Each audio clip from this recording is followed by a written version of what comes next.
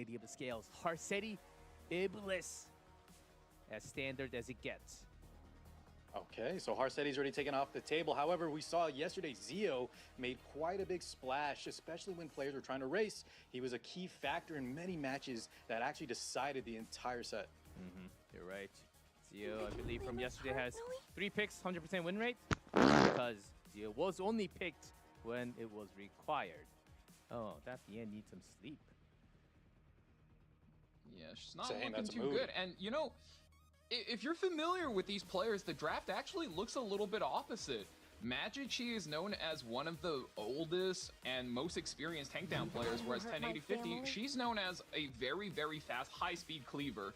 And it's almost looking like Magic Chi is getting ready to cleave, and 1080-50 says, oh, okay, I'm going to cleave, let's defend.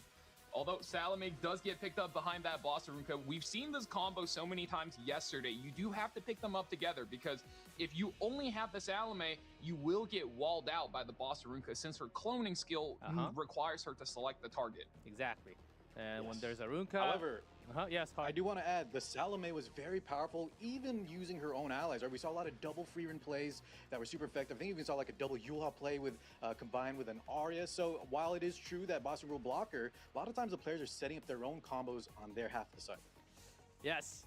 As you see the hover on Arbiter Vildred, 0% win rate so far in the tournament of the knockouts. Only 3 times, but you know, maybe that's the reason why players are not picking him all the time. But here comes Magic Chi. Can he show some We got some damage. We got some aggression coming out from the Chi. Magic's looking a little confident. 2 damage dealers already, hovering that Sea Phantom Politis, which has done him very well through group stages. Has to be on an extremely fast build, but no, locks in the Lidica instead. Magic Chi going with speed and damage. Yeah, stock's going up. The only thing I can count against him, he's not rocking that new skin we saw yesterday. So good. But still, Fire Lidica, one of those standout units, really making a splash in this E7 Masters.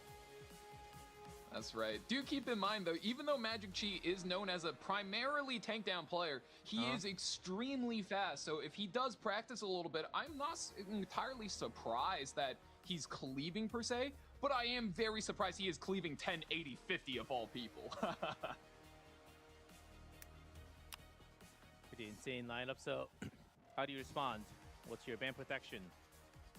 More tank? Do you go with a lot more HP? Or someone else to have Renak? For Salome to copy, there's a lot. There's Yulha, there's Arya. Okay, Renak for now. And this Renak's going to be commencing mission. And Coley! Oh, man. Well, that answers our questions right there on 3 and 4. 2 very fast, 2 very powerful, and also very high win rate units in this tournament. Some of the highest out of the entire tournament. So 1080-50, not backing down. Magic Chi might need a imprint at least, or even 2.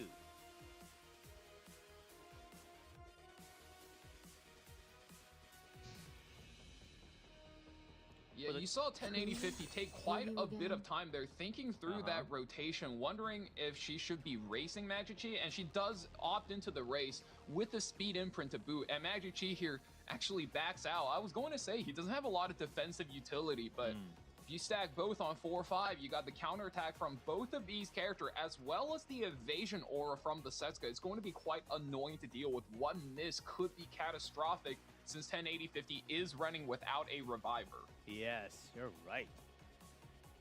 Anti-cleave, go with the counter. That game mode strategy Setsuka locked 2 counters or more available for Magic Chi now. Test fate. Mort has to be picked. That tech pick on 5. Most certainly going to be banned out with the RB in kind. Oh, and an Arbiter Vildred ban. Ya le saben al Larvi God. Feeling confident with the other counters? We will Ya see. le saben al Larvi God. Salome, Renak, Coley. So speed is certainly there on the left side. Se puede ver el chat, boludo. Qué paja. Bien Lidica, Monarch Seria, Setsuka. Both players. Okay. Thinking about the imprint position of the heroes. Oh, taking some time. Todo va a we go. First depender round. de que esa cole Our acierte match los find of round of bufos. 16. Las bombas. With the power of imprint, Bernok will be starting from 1080-50. And I want to bring attention to the fact that the Litica is 93% combat readiness. So even without this imprint, the Renac is going to be going first. So that's the power of the speed badge. And we're going to skip every single pilfer here.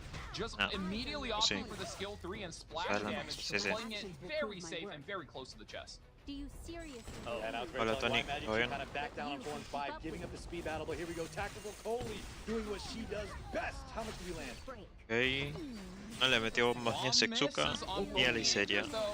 Valió verga. This should take down the Coley. And it stuns at the end, robbing her of the Valió turn. verga. Ah, creo que valió verga, sí. Salome.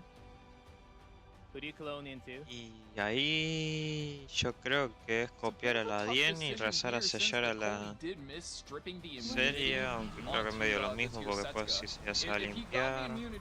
The easiest thing to clone it would just be the DN, so you could seal the entire board. But here we're cloning the ice area. We're just looking to drop down on the injury. Once fracture stack in already coming in.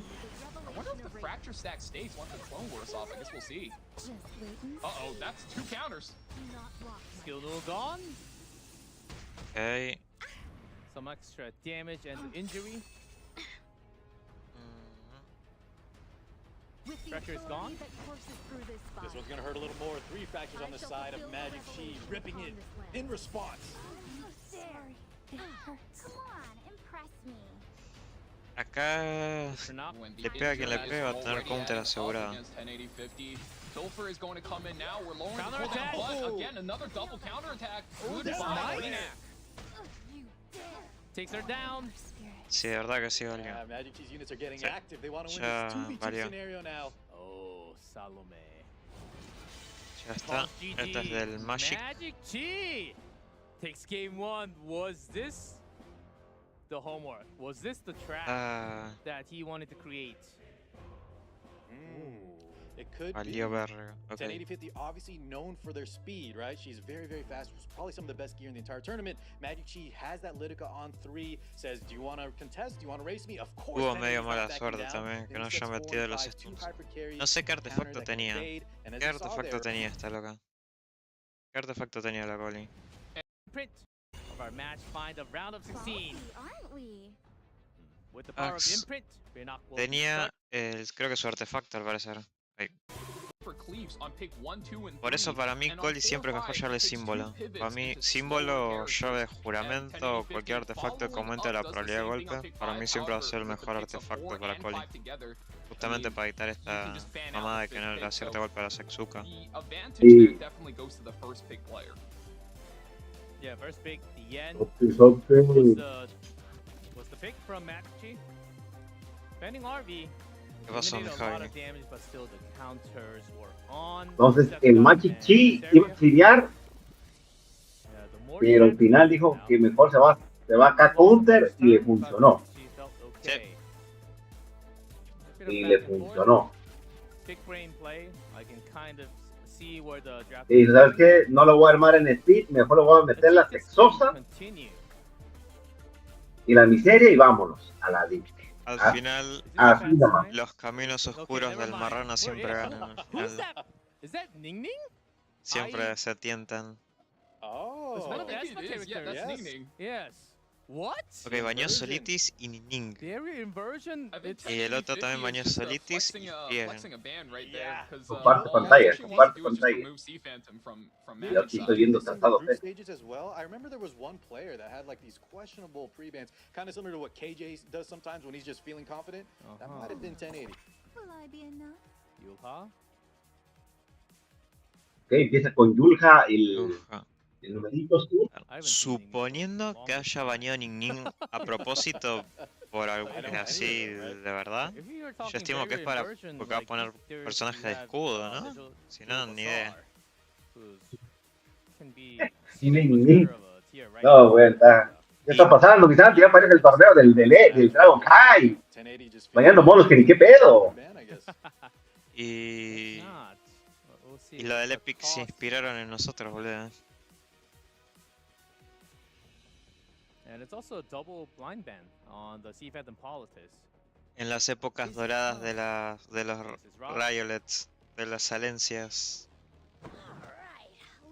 Magic Chi empieza con el Raz y con Secret. Sí. Singret más que nada para que no lo pique el otro. I was just gonna say, Genesis Ross, you know, the immunity debuffs very powerful in round 2. So having that swift Interesante propuesta, on interesante your side with the propuesta. Genesis Ross, very good. But we're saying about being pressured, Val? Yo creo que uno de los dos va a ir con Sia. Y el Magic tiene pinta de ir Sia. Si es que no se lo roba el otro. She needs to overcome in order to Tiene stick the pinta. fears is that Nurse Yolha, because for as much as a lot of people don't think fear is like a real debuff, against Nurse Yolha, it certainly doesn't work. Lo está pensando, You are either picking Hubo el de la that luz. for the skill 2 Ya nos van con los or, caminos de los you're marranos. just looking to El create camino de combat la readiness, and there it is. sucias. 80-50 Fue- just, Fue drops la pro. all in. A ver, Double estoy casi revives seguro que into va a a piquear Tori Sia. hyper carry on 3, so this is where Magic Chi is going to get A ver, tested on piquea whether or Sia. not he has done the homework on how to defend against these hyper carries, and especially when you don't get the debuffs landing against them. Para mí se va a mandar un Sio con el Taeshu y un... ¿Y cómo se llama? Con la Hécate. Hasta le mete una miseria, ¿eh? Muchas veces le viene metiendo una miseria. Tienes ahí ya dos monos que reviven. Pero está así open, acordate. Pero ya no está en medio. Es baneado, sí. Pero bueno, Que, Damage. no sé. aquí cada quien sabe que vamos a ver qué hace. So either you take out the Yulha first, Hécate or de... you can deal Okay. with this way. Maybe a Briar. Sí, fíjate, Gets locked in. Y a mid. casi lo mismo, ¿no? No Casi lo more mismo. Is quite strong, but you do have to go first. You need to create a little bit of initiative with your team in order for her to get her power through. I believe we saw her once. Y Lina these last iba a few poner days, Sia. and she just Oh didn't no. get the power because if you get outsped, you get run Sí. over. It's game over. Empyrean Illinois comes in with the penetration. Y ahí resistance, está and forzado a this bañar a is Leilina, another creo, ¿no? Zio just picked in, and it is gets locked into her no. 1080-50 just to stop the Yo ahí turn 1 pondría, characters from creo, able to una set up the carry. Achates.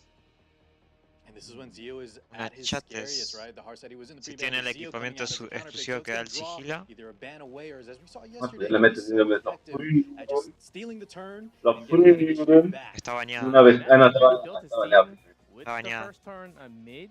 Mucho miedo a la Zio Freedom. has to be Y sí, la Firen jode bastante. Let's see, mid ¿Por qué? ¿Por qué? ¿Por qué? ¿Por qué? Amigo, ¿qué está pasando? ban on fifth.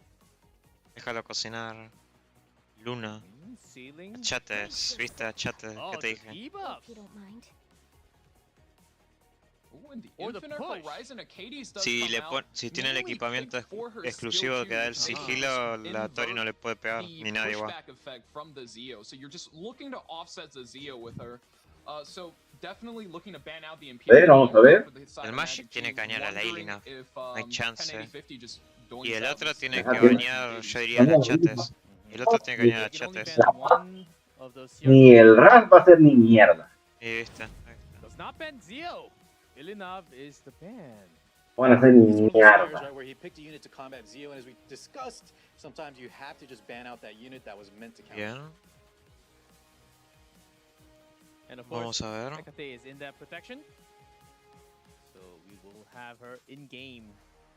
I think the second time in the knockout stage. The other time she was banned, post-banned twice. And she did lose that one game where she actually went in. Again, some last second decisions before we open the gates. Magic Chi, one up. Are you going to Start with provide Zio. some entertainment? ¿Qué es bolsillo? Who do we push back? Una quemada de nalgas a la mí. Por suerte la Singlet es más rápida que esa Shulka. Definitely need to push back the Ahmed, but name of the game here is can Magic Chi take out the Tori before the Tori's Ojo hyper que- carry game plan gets going? ¿Qué pedo? ¿Qué pedo? Porque tenía la Shulka el artefacto de la Singlet, pero no se adelantó lo She suficiente. thought that was enough. Yeah. Yeah, definitely a victorious flag. ¿Qué pasó aquí, mi Santi? ¿Qué está pasando, mi Santi? La Shulka tenía el artefacto de la Singlet de fuego, que te adelanta cuando pegas un básico. Greater buff. Ya, You'll have to see. You don't even have sea, to dijo blink, nice. and you missed the Es que animation. ¿para qué te arriesgas, Santi? You ¿Para qué te blinked and you missed the arriesgas? animation, guys. No le We all calculó ¿Para saw qué it. te la... arriesgas? No le That's a 2-0 calculó, boludo. now. O sea, no friegues, ¿para qué te arriesgas, loco? Oh my. Dale la quemada de nalgas, What is atrás a la de esta, sigue la Tigre Simón, pero tienes a la Yulka que dispeleaba de un debufo, tienes a la Tori Wilson que no le van a meter debufo, o sea, ¿para qué te arriesgas, carnal? ¿Qué está pasando, mi Santi? A mí me dijeron que esto era un gol. ¿Qué está pasando con el 10-80-50? Parece que estoy viendo a la Fácil en el torneo. Magic Key siempre fue el asesino, nunca lo sabíamos. Dios mío, santo. Que veas, Santi, para que no te agüites cuando tú la cajeteas. Hay gentes peores que tú. Yeah, and you can't revive. Yeah. Exactly. When that's So the happens. yield is definitely understandable. Yeah, that's the video that you ¿Qué missed. está pasando, mi Santi? ¿Qué está pasando? ¿Por qué el código no agarra, mi Santi? Thanks for the ¿Por qué el cupón no está agarrando, mi Santi? Now. And that's Ah. Creo que lo escribiste mal. 50 is called the GG. No, fíjate, That puts pone Magic on 2-0 now. el botón It de is not a borrar misclick, guys. It's al calculated inicio by the del, player. And it's de la palabra, porque a lo mejor You get the escribiste point, el the number, está escrito el as you carácter expected. despacio. this is off by A mí me 1%. pasó. I don't actually know why Tori did 3% of the work there, but Tenía razón. again, Viste, pibe. one ban only, really, from 1080-50. Tien? And I don't. Yeah. What's to be the made an name of her? example of. Green Warrior, right? The, Yes, in the circus. with the that's whip, a yeah, Mui. circus. Mui, yes. Yeah, that's Mui, guys. That's Mui.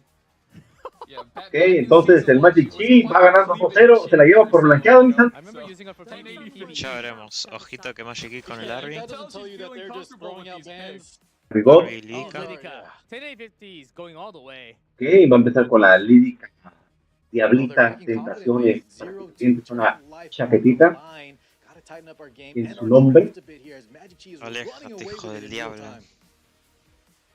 Vamos a ver qué decide aquí Renat el was also- D. And Le you can tell mete these la drafts are going la pretty Helene, fast. no le mete 1080-50 la Helene. actually, you know, shout out to MMZN from group stages. Swinging the Bañela MMZN muy. style with the Lytica opener La with Setsuki that tampoco está Spirit mal. Eye Bañela Celine, muy, so boludo. going to be ¿Qué? quite scary if Alto Magic Anda. disrespect y esa que va But perdiendo, Magic boludo. Key says, hey, you know what? I'm comfortable going second. I'm comfortable taking Si se la this. quiere aventar de Gigachap, no le está funcionando. Setsuka, and the evasion might just Si keep quiere, him chilling. va a salir como el Son Jinwoo.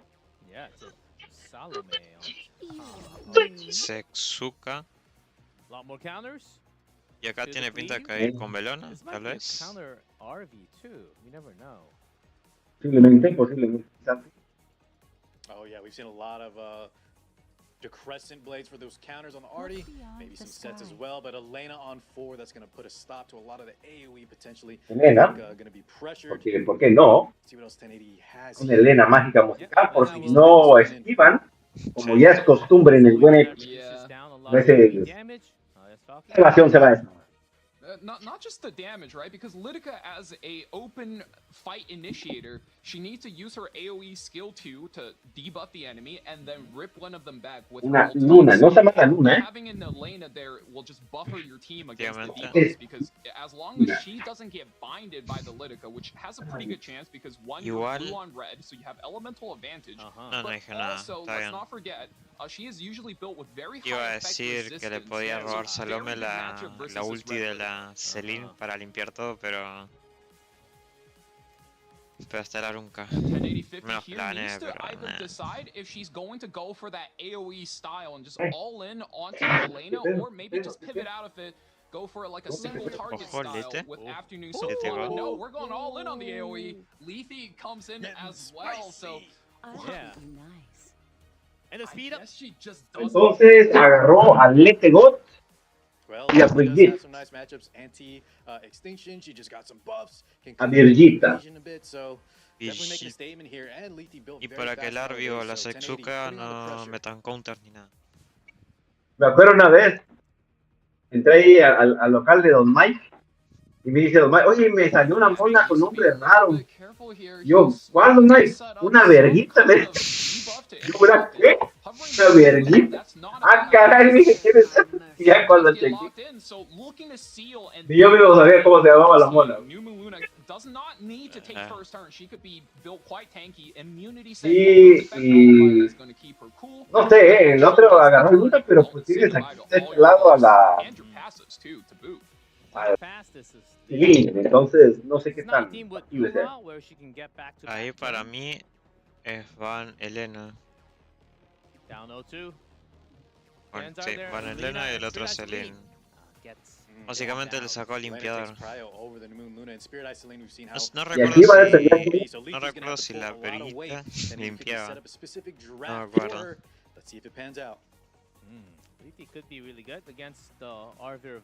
Yo no sabía que ocupaba mola. Yo creo que acá valió un poco verga. Está muy confiado en... Creo que ese 80-50 anda mal, anda mal.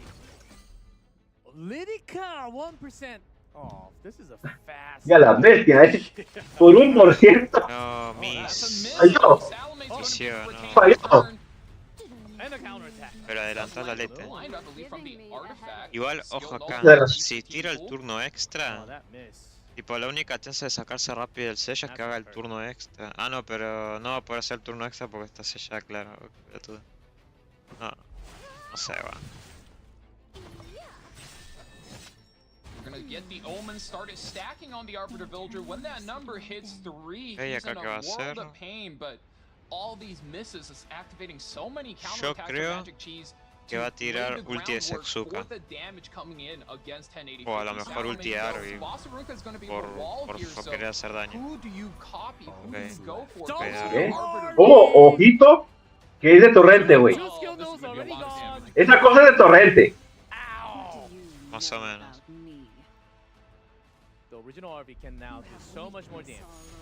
El 80-50 creo que valió pita, El 80-50 vino de sabático. Ojo que se adelanta Lete, supongo. Ahí está. Ahí le pegó ulti a Setsuka. Ojito.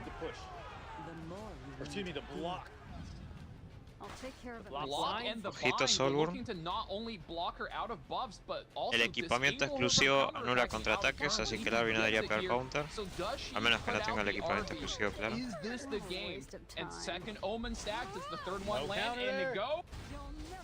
es counter ese Arby, ok.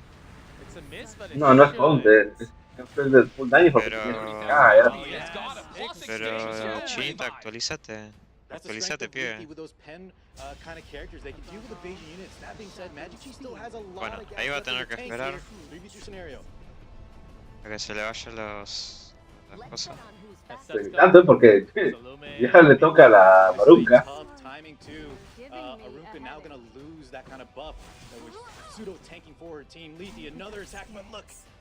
Ojito que le pega la ulti a la... esta.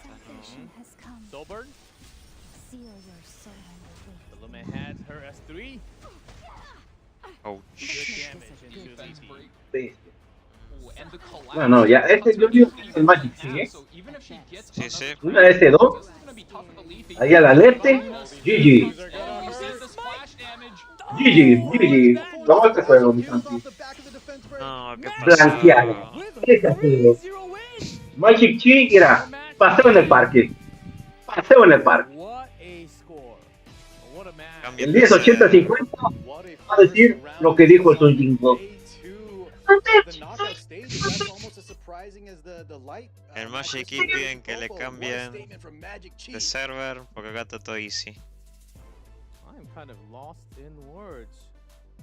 Pues bueno, el Magic Chi nomás vino a hacer acto de presencia, cumplió 3-0, vámonos a la DIC. Facilito, como quitarle un dulce a un niño, y así nos vamos. I mean, 1080-50 is an extremely strong cleaver, a top 10 player, but Magic Chi is known as one of the hardest tank down players to cleave. Even forcing many cleavers in the past to change playstyles whenever they have to play against him. That's Magic Chi. Drafting smart. Always looking for your counterplay action. It worked in game 1 and 3. Seguro que he visto gente usar letra, yo ni tengo la letra armada. Yeah, game 1, having that immunity really helped against Colby. Oh yeah.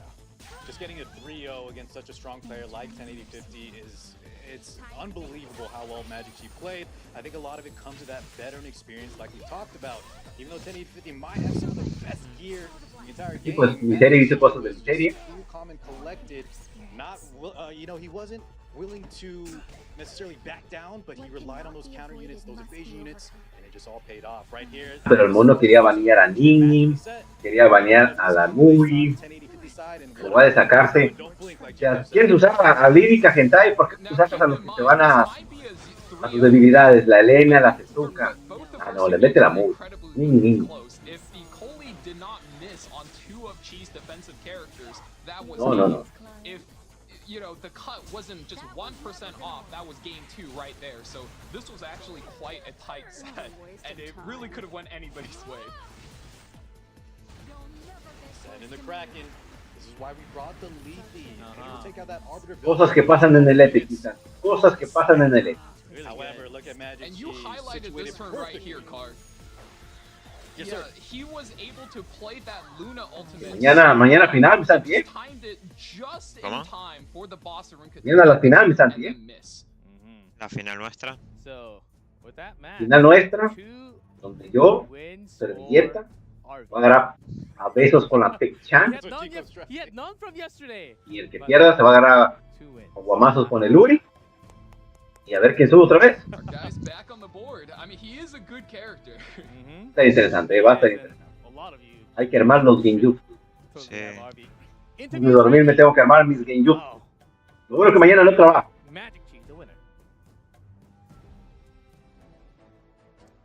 맥치 선수 승리 축하드립니다. 인터뷰 한번 하겠습니다. 자, 일단 3전 전승으로 이번에 또 3대0으로 이기면서 이렇게 8강까지 올라가게 되었는데요. 승리 소감 Mañana vamos a ver cuánto me toca pagar. Lo mínimo que pago, $80. Lo máximo que pago, 150. Hello, congratulations. 3-0 victory and you still hold 100% win rate so far in E7. Yo, Javi, estoy decidido a intentar entrar al mundial. Mínimo, aunque me rompan el orto en la primera ronda preliminaria, patear el marquito. Happy, but I'm also very tired because I have to stay up till very late. No lo sé, mi Santi, con eso de que no le sube las monas. No, ya le subí. Yo me adapto. Yo me adapto como el mejor.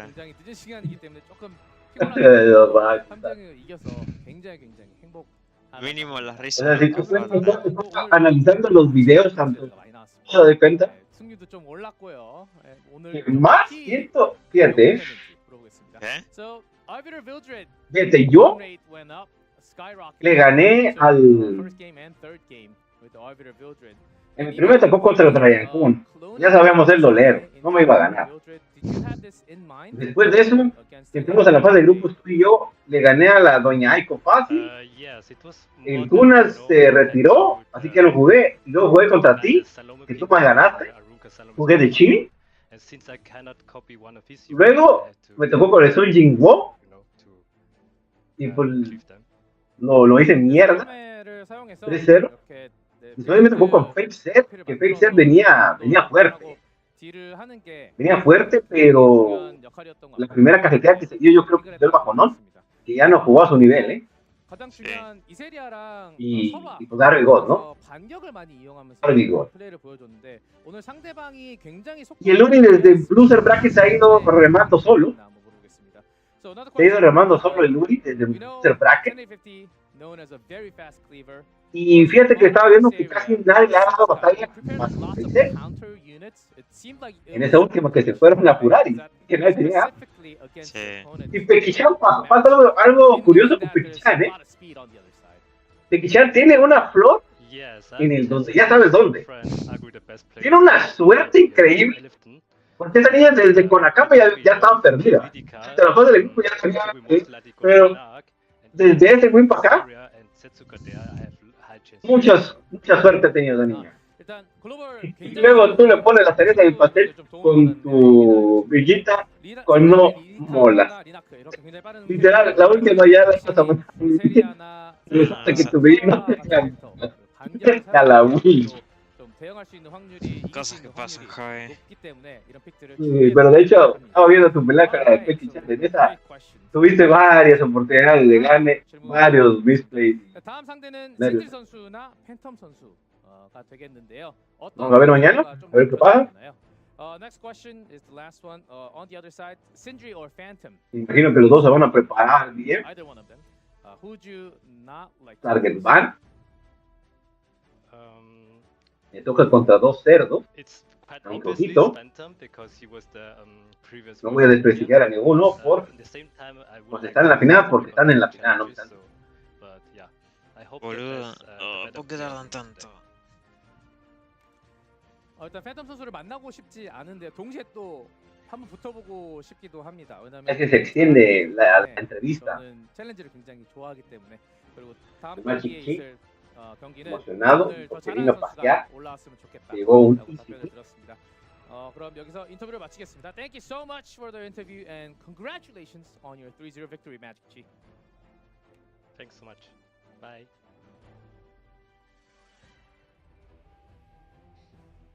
Oh wow. Oh wow. Ojito, My Motocrow. It seemed we got all the answers. We got all the answers to our Ok, tenemos al Good, Sindre, good. que es main motocrow. Me imagino que ha de pensar varias. There's no break. We Sí. go straight to our next match. Right into it. I see a turtle. Es marranito, ¿eh? Es marranito el vato. And don't let Another that fool you. Ranito, Is that what porque- the car says? Win rate. Marranito, ¿eh? Don't let that Exactly, fool Chico. you. Marranito. Yes. Turtle. The real takedown player.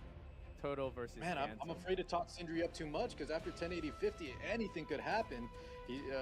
Sindri, though, very, very strong. Beat KJ2O guys in the group stages, as well as Toshi Popo. So, also one of the standout players in my eyes. But man, I can't really make a call on how things are going to go today. It's already insane. It's kind of nuts what already happened. We still have 3 crazy exciting matches. Sí, por parte del Phantom. He did Ojito el Phantom, ¿eh? Me gusta Rinak. That was a big Tú sabes que Rinak no es agresivo. La puedes llevar hasta como tu hipercambio. Ruel para hacer cosas de Ruel y Biblis. O sea, ambos Biblis players. Yes, kind of nuts. What's happening so far in E7 Masters? Very fun. Let's see what happens with this matchup. Phantom is known as one of the best out there. 0 games played against each other. Slightly higher for Phantom, almost 60% to 40. We'll see what happens. Very different in play style. Según aquí, ya no se han enfrentado en la temporada. Yeah, I think Phantom only had 200 matches on the season, La so predicción they dice were que el low porcentaje está likelihood con that they run Phantom. into each other, and Yo siento que especially nomás with the estaban con time Phantom zones por kicking in. But I think the biggest highlight porque here fue was that campeón en un Sindri mundial, was, pero in vamos a fact, ver. probably top 2 to 3 cleanest players throughout all the group stages. Porque se me hace que ese Phantom, Sindre despite having fue como el just a caballo superior negro en el. account Nadie sabía quién era y de la nada fue indicated by that sacándose a todos. record, so, Sí. well, definitely seeing like a David versus Goliath. Sí, a ver qué where, sucede. You know, you got the spirit ¿Qué le hay, and the Santi? on one side. Now, No on the other Gersetti, side, well, you have a no Dien, Goliath no of Notos. account with crazy gear. So Phantom does have that first pick advantage. So let's see how this goes. Hey guys, don't forget, Sindri took down Gomyangmi, one of the Goliath. Your Lady. Oh, Lady of the Skills, not banned in the pre-ban. Y Biblis por parte del. Qué loco que ambos les gustara a Biblis. Vamos a poner los rotitos. Estela está rota, boludo. Y la neta, si Estela si no las sellas, te va a causar muchos problemas. Maybe there's a different game plan going on. Sindri, Biblis, and Estella are going to give him so much tankiness. But on the other side, we talked about La Capitán América está pretty rota. much everything. Tankiness, can cleave, really does it all. Car, to add on to it, the Estelle, 7 games played yesterday, but 1 win. 16.7% win rate so far. Even There's a though lot going she's on. good, but she's not really turning out to be. She's not really that great in the tournament so far. Only one day though, so today might be different. Yeah, it still shows though that these players really value her, right? Because on the ladder as well, with the frenzy effects, the warfare effects, she's extremely strong there. I think it's just a case of we're picking her in scenarios where the other players have a game plan in mind with those thief hyper carries. Oh yeah. And I don't believe we got to see Lady of the Scales Salome. yesterday, right? So Briseria, she's still sitting ojito. pretty at that 92% win rate, and of Se course, lo ve Briseria, prior to ojito, Briseria porque gets aquí se locked viene in, en we are YouTube, looking at a Aquí classic se Lady va a of the venir un Scales kimi. cleave, with Puedo Salome leerlo. now as the second pick, La so seña Phantom doesn't niña. really have a Es que default puesto no me gusta damage Briseria, dealer, but boludo, now porque te young meten a Senya este gets tipo de locked in. cosas que Oh te, man, te Sindri came recontra joden. somewhat prepared, but is this draft enough to stop Lady of the Scales cleave? Is this turtle enough? Can we get more shells? We need extra shells, Pues vamos a ver, or else it's gonna break. An enemy. Oh man, well if we're tanking down, we saw ¿Estoy Magic serio? G with this Monarch of the Sword Eye series. She's just ¿Y acá qué such vas a a meter? strong hyper carry unit. When those Yo acá la counters are única active, chance que when veo she's es una awake, flan, ¿no? you better believe she's putting in the work. Una flan. Y no sé qué más. Some interactions. Sindri. trying to Aquí le tiene que survive meter algo couple turns. que diga el fin de pez. Going all the way with more damage, or Porque también, balance this out now with the 4-5. Y yo Pero creo vamos a ver que qué Flan y mete, ¿no? Strays. Flan y Strays tal vez, no sé. Ah, Luna también puede ser. El tema es que boludo del daño. ¿Dónde está el daño? Acordate que la Bibli se limpia los dufos con el artefacto And I'm suyo. going to point out here, Phantom is going for a more debuff, ¿Qué less está pasando, mi damage Santi? approach to this, and especially after he locked in this Luna. So, oh, Gala Lilius gets locked in here. That is a specialist ¿Qué está pasando, mi Santi? in killing high HP characters. Good versus good amount of Sí, Cinder's ya. characters. So, this is going to be Barunca. quite an Ok, interesting aquí draft. Not quite sure how this quitas a will la play out. Phantom is definitely cooking. Estela, ¿no? To find out. ¿Cómo? Quitas, Yeah, just a typical aquí quitas a la Estela si quieres ver la style. Briseria. Monsterunka actually taking on fifth. That's a rare scenario. No, sería la... Seria. Sí, seria. And not a lot of cleanse available, so let's see if she draws out the ban, and she does indeed. Ok. And taking out some heals. And overall, everything does it all. That's Biblis. Gets taken out along with that New Moon Luna. Yo sé que Phantom tiene Still dos a ultis, very tanky team, but de are we okay on damage de source? la puerta esta, ¿cómo se llama? Gala. Area counters. Arunca. ¿Cómo? Defense breaks. Digo que tiene la ulti Gala y toda la puede copiar con la Salomé. O también lo que puede hacer es tirar la ulti de Briseria. La otra va a mitigar el daño. Y copias otra vez a Miseria. Ojo que la seña niña se manda la troleada. Seña Es que niña. eso es cuando pasa. Oh, and look at the dual attack already. Activating one counter. ¿Qué está pasando, Pisanti? ¿Qué está pasando, Pisanti? Explícame. ¿Qué es esta jugada? No sé. Ahí no le convenía tirar ulti a la Briseria. Ojito. Ojito. This is a full counter team. A las lilias. Y viene. Ojo. Ah, no, igual. Through. Ahora one shotea. Necesitamos una buena shotea. Fight's not enough. Averiguaremos. Oh no. Y mouse. When the full tank boss Ruka goes down in a single hit. Gala God. And they increase the Ahí viene el original. Me imagino que aquí solamente está llevando la Estela, ¿no? different. Ojito que tiene herida, significa que va a meter más daño. The boss Ruka being down means every character now is free pickings for this Gala Lilius. Let's see how much damage it takes out. Oh my goodness, the young Senya had no chance. Y acá qué vas a hacer. Back one shots for the side of Phantom now in a dominating position. Any fears? No, es Gala con eficacia. Es Lady con eficacia. Yes, Yeah, for the Yep, AoE. yeah. Over the comes AoE. in and it lands both. Ooh, that can't be good. I dedicate my body. And the S3 comes along. ¿Ojito? Oh, what counter attack? Ojo. Me imagino que aquí tira la ulti, ¿no? Supongo. Me imagino que aquí tira la ulti, ¿no? Yeah, Stella's still holding on, trying to give Sindri a fighting chance here, but oh man, the defense break is going to come through, and once this happens, the Gala Lilius is free to just cleanse Estelle self-cleanse, really keeping herself in there. O sea, aquí esta mona puede hacer todo el daño que quiera, los counters que quiera, pero ya no te vas a bajar a la Gala, te lo vas a bajar. Even though the opponent, you know, they have lady scales, just a lot of the damage is not doing enough. RGV, 1 versus 4. We'll get some cooldown reduction there on the S3 with that Ya está pataleando el Sindri. Fíjate que ha pasado que se queda muchas veces esta mona al último y no se riten, le tiene mucha fe a sus counters. Y bueno, en la primera es el Phantom. Guys, is this already a... La primera es el Phantom, ¿eh? A turtle player. The shell has been ripped into 1,000 pieces.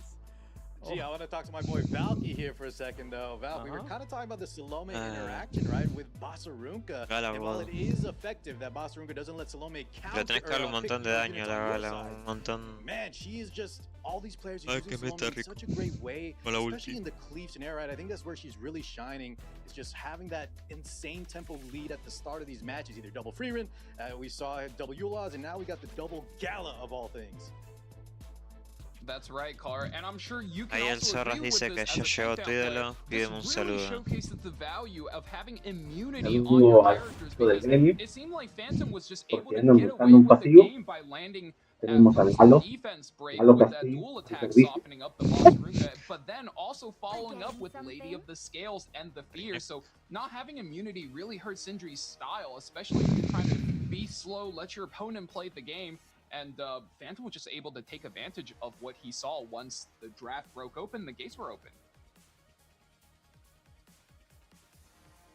Adding to the bans, Zio, C Phantom Politis, Yulha, ML Payra. Those are gone. Sindri starts with Rinok first. Pig. Got some speed.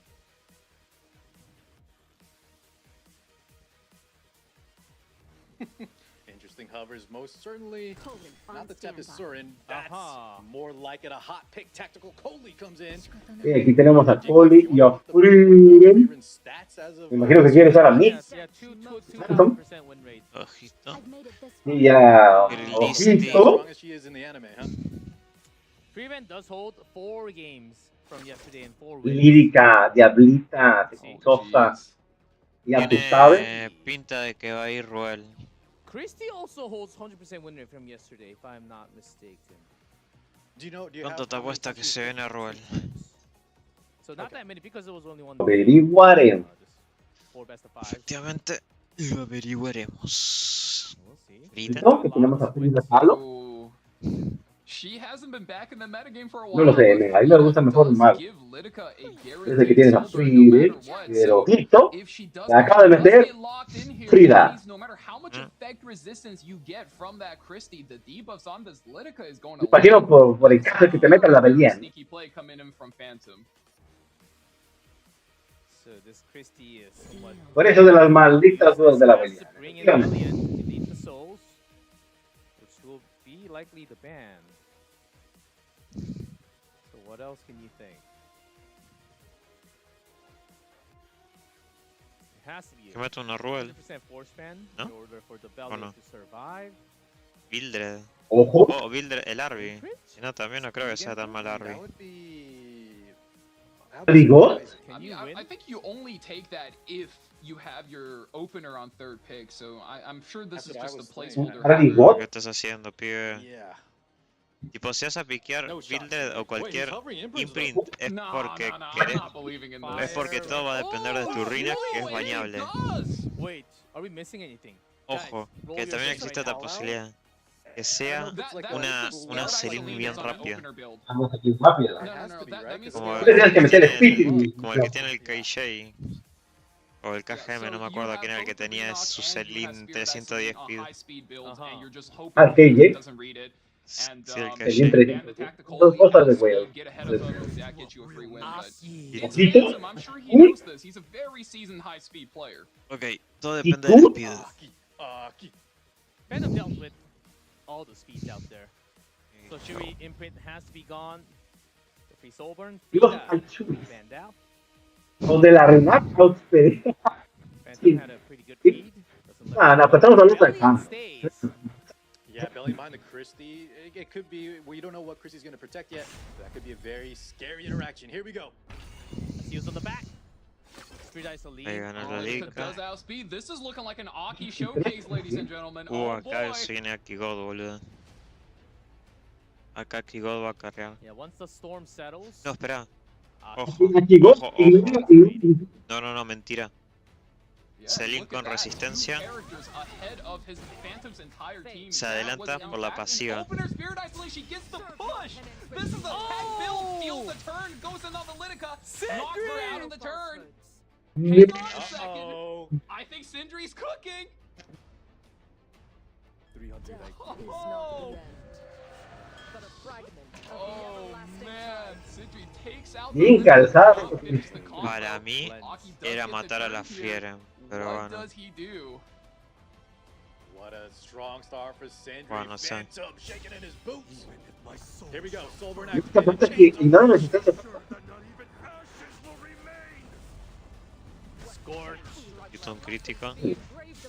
Uh-oh, and that's a Igual lo crit mata, too, so we'll be losing Pero one mínimo lo Soulburn's que va a worth of hacer HP on es that que character. pegue un Soulburn menos el Aki. Con ese counter. Y ya está. No va a poder matar a nadie más. Ok, Burn. Immortal. ahora Taking todo the acá Renata 1 HP. va a depender de que si mete toda la Coli. Your attack tag. Here's Goldie. Ya vamos a ver, Coli. Coli God. Damage is Big turn certainly here is there. ¿De Coli? on the Bellion. Ok. Oh my god. Oh my lord. Es que para mí era matar a Fiera, boludo. Whole lot of damage on the right. Era ¿Te iban a matar? Es que era, en vez de tirar la ulti, era matar a dos. A dos monos, boludo. Si total el Aki te quita los buffos, la Coli te quita los buffos, ¿para qué quieres tener los buffos? It's looking a little bit over, guys. Se lleva la segunda. Pero aquí no- más. Sindri, even though that amazing start, the lockdown, that tactical Coley, plus that insane Aki. Y le Frieren. Vámonos a dormir. And a win for Phantom. Sí, no sé por qué no mató a Frieden. I can't believe it, guys. Freerun stays 100% Tomás, win rate. mató a Frieden. Yes. De hecho, Y aquí God, ¿no? sí. Aquí God. Para mí era matar a Fiera y a la Coli, boludo. Really was a strong game. Y... No sé. Phantom seems Yeah, to that- be on a different level. A team. Bueno, parece ser que Sindre no trajo su... Yeah, it was a very tough game for Bueno, Sindri. pero que rankeada, mi Santi. I think for an opponent Pero Sí. rankeado, por eso. Sindri was able to cook a little Se bit, viene but with otra... Phantom, I mean, he's otra just going rompida for de the kill, orto. you know, he goes for the throw. He says, I'm going first. ¿Qué está pasando el día de hoy, mi Santi? Ojo, los jugadores no están así. Ya es domingo. O sábado. Es sábado domingo. No, ya es Un domingo. saludo al Reino Cares. Guys, I don't Reino want to say Karen. it, but could this be another 3-0? Oh Reino my goodness.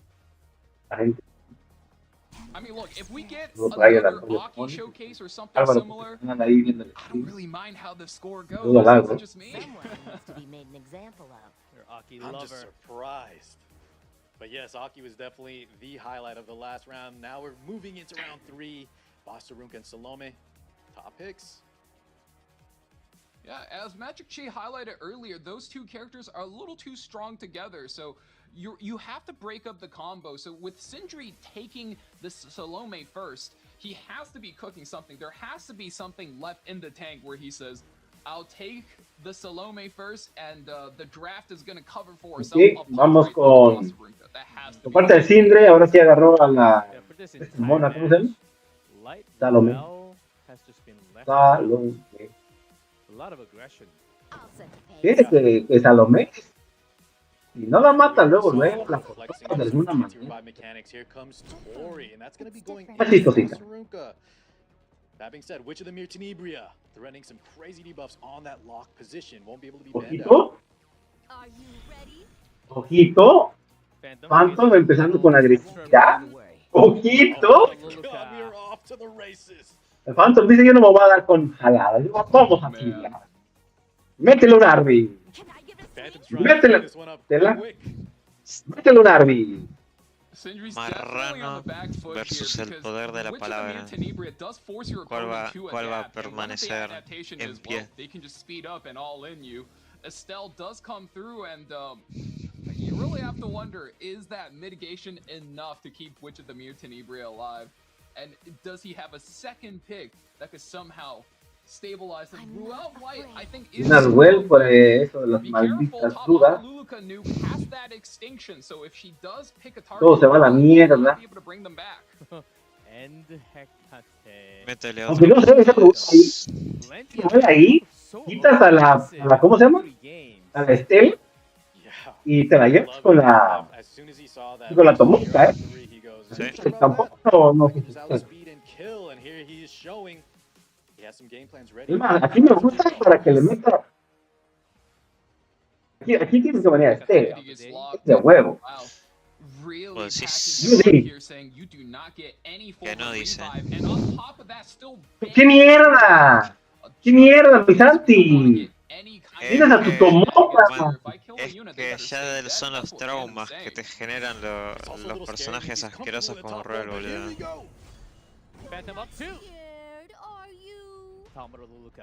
A ver qué va a hacer acá. No sé, la neta. O sea, bro, quitas a Estela, S2, si de Tomoka a la. A lo mejor no confía en su daño, que es puro speed, pero poco daño. Tal vez, no sé. A lo mejor hay mucho speed, daño, vamos a averiguarlo. ¿A cuánto pega? Nah, si te llevabas una ruleta. Nah. Bueno, igual la gana fácil, boludo. Hay una S2. Para mí era Stelle, pero iba a la otra, ¿cómo se llama? A la Tori. Bueno, igual la gana. Ojito. Ojito. Facilito.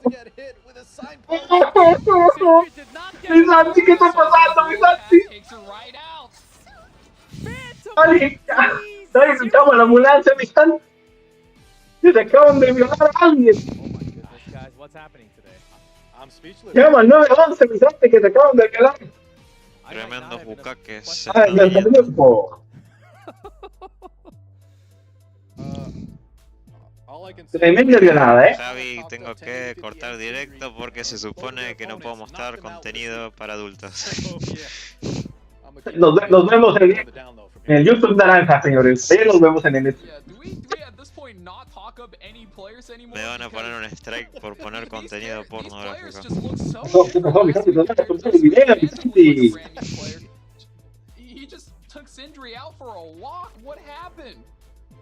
Al bestia, vamos por la tercera. Como que todos los games eran 3-0, ahí vamos a dormir temprano, vamos a dormir temprano. Nah, no te preocupes que van a poner los descansitos de 2 horas. Pasan de choriqueras, como ya ni supe si el Omega ganó o no.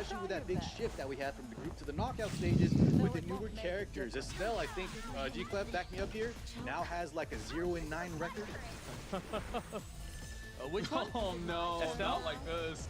Estelle, yeah. 1-8 now. Oh, 1-8. Okay, so she got a win on the board. Yeah, 1-8. It was 1-6. So. You should feel But honored. honestly, like what can you tank? Like what hero can tank against this type of comp from Phantom? Can anything survive? Fate cannot be altered. I don't know. Ahí la cago. Either Yulha, Superhumanized. Era matar a la Coli y a la Firen, boludo. Y ahí, ¿qué hacía? Lucky te mataba uno nomás. Solo te mataba uno y los otros tenían la inmortalidad. Ahí la Rina mataba con el daño fijo. GG, boludo. Ahí la cagó el Syndra. Igual tampoco voy a juzgar tanto porque perfectamente yo podría hacerla igual o peor. Así que Efectivamente, cualquiera Vicente, puede pasar. efectivamente. No sweat off his back as that ignore yell. Los nervios, los nervios. Very key in interrupting that game plan from Sindri, because Sindri wasn't just trying to tank down here. He had a good game plan. I think he even caught Phantom by surprise within the draft. But that Aki showcase, man, plus that stun, tactical Coley with the support. Belling was the only way he was going to climb his way back into that. Ya la bestia, el daño que le hizo la Estela, And looking at this match with Yo creo que ese hubiera you sido have to think the guys who were not super clean week one. I think they had that Más dialed o in. menos. They really came Debe into ser this una week and they're 240 like, okay, speed. I gotta look way better than I did. So Los they, 50 it's era possible mucho. they went harder, but I mean, this is a very major tournament for Epic 7. Sí, ese es You have correcto. to assume every Boludo, single ya player tenía came su into this artefacto prepared con un montón de practice. copias y hace ya como hace años y las había vendido. ¿De qué? ¿Del Aro? ¿Del Builder? El de Builder, sí. Yo fíjate que no sé cómo pasó. Kind of crazy what Phantom was able to do. Phantom was locked A 30. and ready.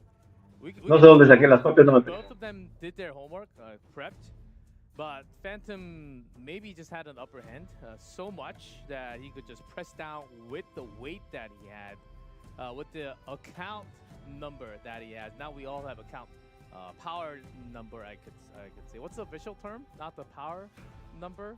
The glory index, I believe. The glory index, yes. This arrow thing you see on the next to your level on the top. Now you have the numbers officially from Epic 7, which I think is pretty cool. So, without the interview, it's a really quick interview with Phantom. Let's get to hear from our winner. Hello, Phantom. Are you there? Lo están entrevistando a Phantom, diciéndole que es el héroe de los niños, que se violó, pasó de lanza, violó completamente el timbre. ¿Qué se sentirá estar en directo en el YouTube oficial, en un torneo así como este, y que te violen? Que ni metan las manitas. Otra vez el chinito hablando, no sé si jugar una partida de RTA de mientras. 感觉心情非常的激动吧，为这个比赛也做了很多的准备，针对对手做了不同卡的调整。 일단 우승을 해서 정말 기분이 좋습니다. 그리고 저는 이번 대회를 위해서 정말 많은 준비를 했는데 그 많은 준비를 했는 거에서 좋은 결과를 얻은 것 같습니다. So it feels really good to have a win today. I did prepare a lot for today's matchup and also the tournament, and it feels really good to actually come out with the win with the amount of preparations. Oh, good to hear from you. We could tell. So let's talk about the preparations that we thought what we saw. Gala Lilias and Salome that copy broke through the defense of that shell of the turtle. Was that all prepared specifically against Sindri today? 오늘 연애 릴리아스랑 살로메가 이렇게 카피까지 하면서 방어를 완전 뚫어버렸습니다. 그 뱀픽이 오늘 신드리 상대로 정확하게 준비가 된 픽들이었나요? 那今天你选择的英雄有夜宴莉莉亚斯跟莎洛美，那请问一下，这是特别为了跟 Sindri 相对有做准备的吗？ 是的，是的，我专门做了一个非常高速度的莉莉亚斯，配合萨洛美，就是应对一些乌龟阵容嘛。 네, 저는 신드리 선수 상대로 이 두 영웅을 선택을 해가지고 스피드 방면에서도 그렇고 이런 거를 이제 토대로 이제 저는 준비를 했습니다. Yeah, I prepared my strategy against Sindri, especially in this way of having maybe Gala Lilias and also Salome to copy, to have some speed and also to find out the way to actually break through. That was the strategy. Was Gala especially for the damage? Yeah, we could tell. You know, Sindri was very well known as a slower player, very heavy tank down, and we've had some answers from you, Phantom. What's your recommendations to, if you don't have as much speed, what would you recommend playing against this turtle type of player? 저희 이렇게 신드리 선수가 굉장히 체력 많고 이렇게 좀 천천히 느리게 가는 영어로는 터틀 플레이, 어그로 플레이라고 하는데 이런 스타일을 가진 선수를 상대할 때 꼭 촉대기 아니더라도 이런 좀 네, 팬텀 선수의 뭔가 키 이런 좀 네, 뭐 어떤 다양하게 조합을 가져갈 수 있는 그런 답들이 있을까요? 좋은 조합을 어떤 조합을 가져가면은 이렇게 터틀 선수를 상대로 할 때 예, 좋은 결과를 가지고 있는 뱀픽이 있을지 궁금합니다. 那像先局选手的话，他是以比较慢为攻击的选手。那请问一下，那对于这种相对的选手，请问一下，你有推荐的什么 BP 吗？或是有推荐的一些技巧或是策略吗？我想一下，我觉得还是以控制和爆杀为主吧，要不就灌伤害，要不就控塔。 일단 제 생각에는 이런 상대 선수를 상대했을 때는 컨트롤 부분이 조금 더 전략적으로 좀 맞지 않나 싶습니다. Yeah, I think controlling the opponent is, I think, the better strategical way of solving against the turtle players. Was the answer. And the last question, of course, you're also the previous champion, and Hazama yesterday. So, do you think you can go all the way and become the champion again? 일단 전 우승자로서 반대편에 또 하자마레이 선수가 올라갔습니다. 네. 어디일까요? 어디까지 가요? 那像你会跟哈萨马尔选手相对，那请问一下，你的最终目标是到哪里呢？目标肯定还是冠军，因为我想证明一下自己，从22年以来就是一直也没有取得什么成就，在国内一直被说成他在软小虾嘛，然后最近状态也是回暖了一些，想证明一下自己吧。 일단 당연히 저의 저의 목표는 우승입니다. 그리고 제가 계속 더 노력을 해가지고 계속해서 우승으로 달려가겠습니다. Justo el Arby tenía que tener el artefacto del gato, boludo. And I will continue to strive to show better performance until the last until Yo siento que ama May. in this tournament. Thank you so much for No sé por qué, pero siento que ama May. And best of luck next week. 팬텀 선수 인터뷰 정말 감사합니다.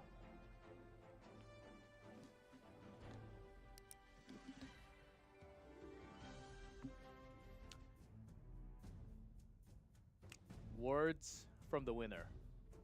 Solid. Solid plays. And another 3-0, guys. We knew today was going to be very speedy in terms of gameplay, like in-game speed and the in-game character speed as well. But not like a match score of 3-0. I wish we get to see more. Too bad it was just 3-0, 3-0, right? I want to see like at least it just shows how scary these guys are when they're completely locked in. Even at this level, there's what, like a weight difference. I guess that's a way of putting it. But so far, Phantom 3-0, Magic G 3-0, and we could totally tell the Phantom was ready. With another level, that Frida really gave us a sense, like he really prepped hard for this matchup. He knew that we was coming with Gala, Christie. he did the homework. He did extra homework. He gets A+ from all teachers, man. He's the teacher's. Don't want to say it, but really, he was. Estás baneando a Barunca. A ver, consiga. Like, oh, that's right. Hazamura is on the other side. So if Phantom wins all the way from here, we might have like the battle of the champions at the end. Yeah, we can have a champion bowl potentially, for sure. Oh, wow. There's a potential, but we have a lot of strong contestants. We do take a break. Once we come back, 2 more matches. Ojito. Tiene que darle, ¿sabes qué? Tiene que meter rico, We will be back after the break.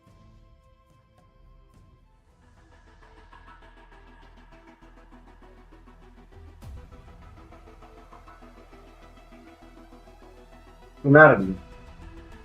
Sí, no,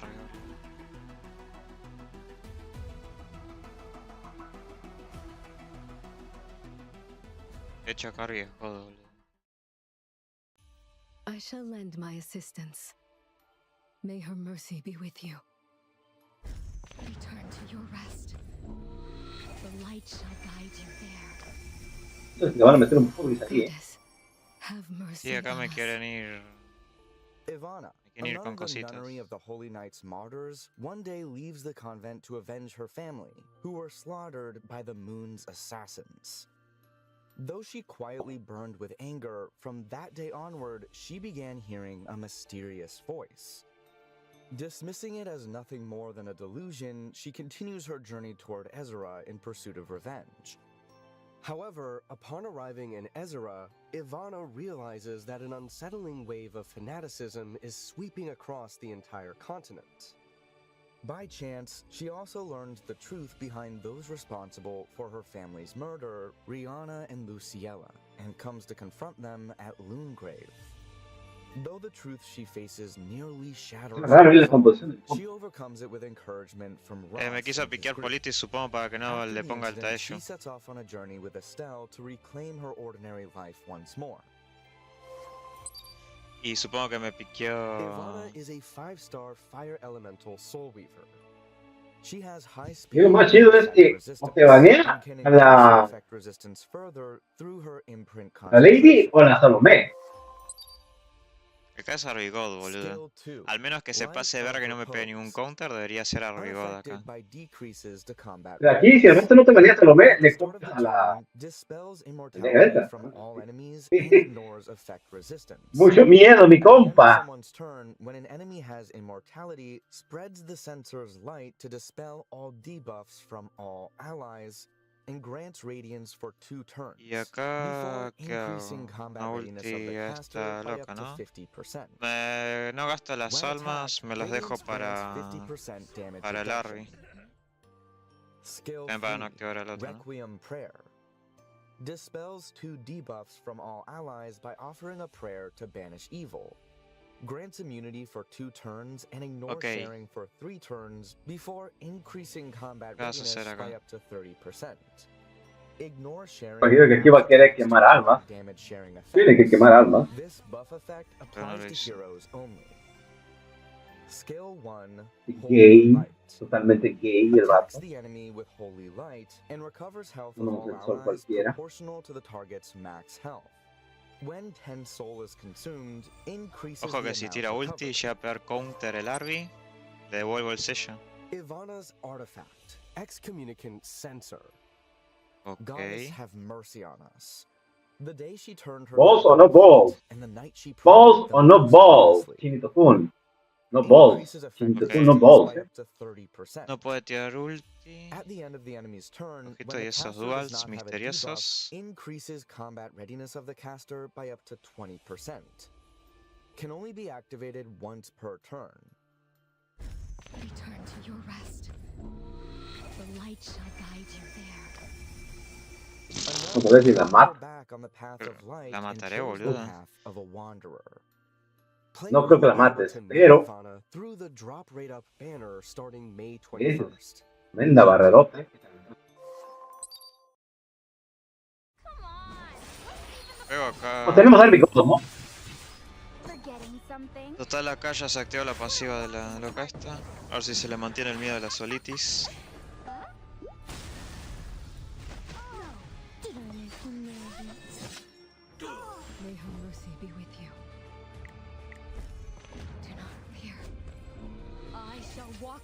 ¿Qué cosa se va a setear ulti?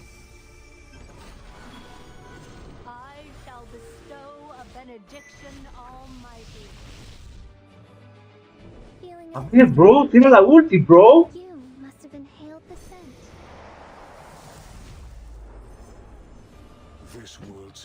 El miedo.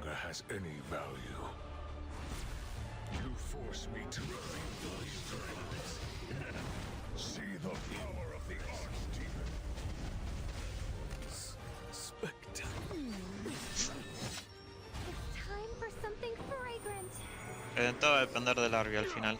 You're getting in my way. I'll make you useful.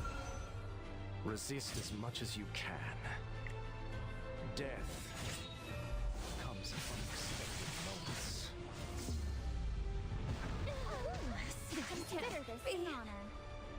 Voy a hacer que bloquee la pasiva esta a propósito, así me mata rápido esta. Y ya empiezan los counters del Arby.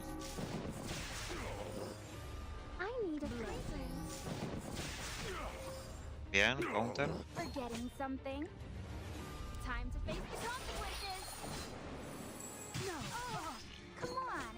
Vamos.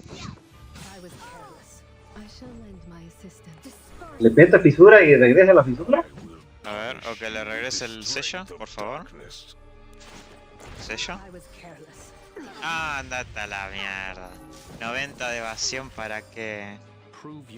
¿Sobrevivirá, boludo? No creo. Andate a la mierda. ¿Qué pasó, Santi? ¿Y esa escalada? ¿Y esa escalada? Nah. Hey. Nah. Ve con lo que tengo que lidiar todos los días, Javi.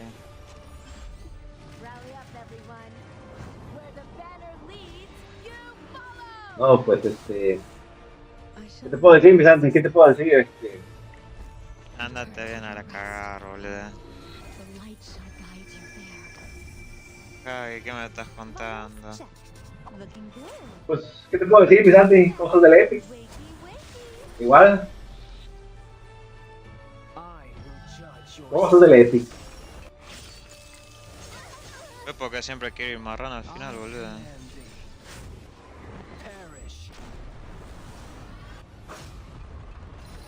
¿Después?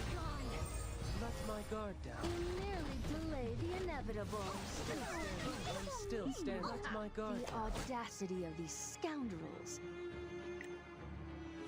Become like the autumn leaves and scatter upon the ground. You'll be dealt with by the law.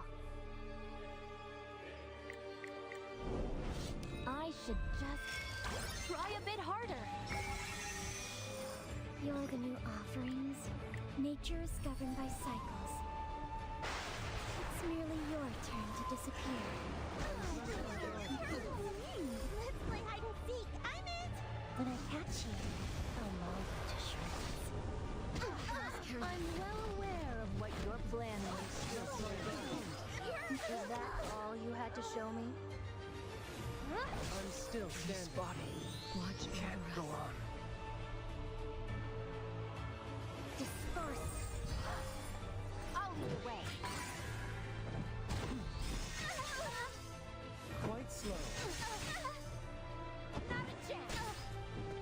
Listen when I ask nicely. Help! Oh, do you need me? Foolish weapon. Cheap tricks won't work on me. Let my guard down. I'll wrap things up momentarily. Just...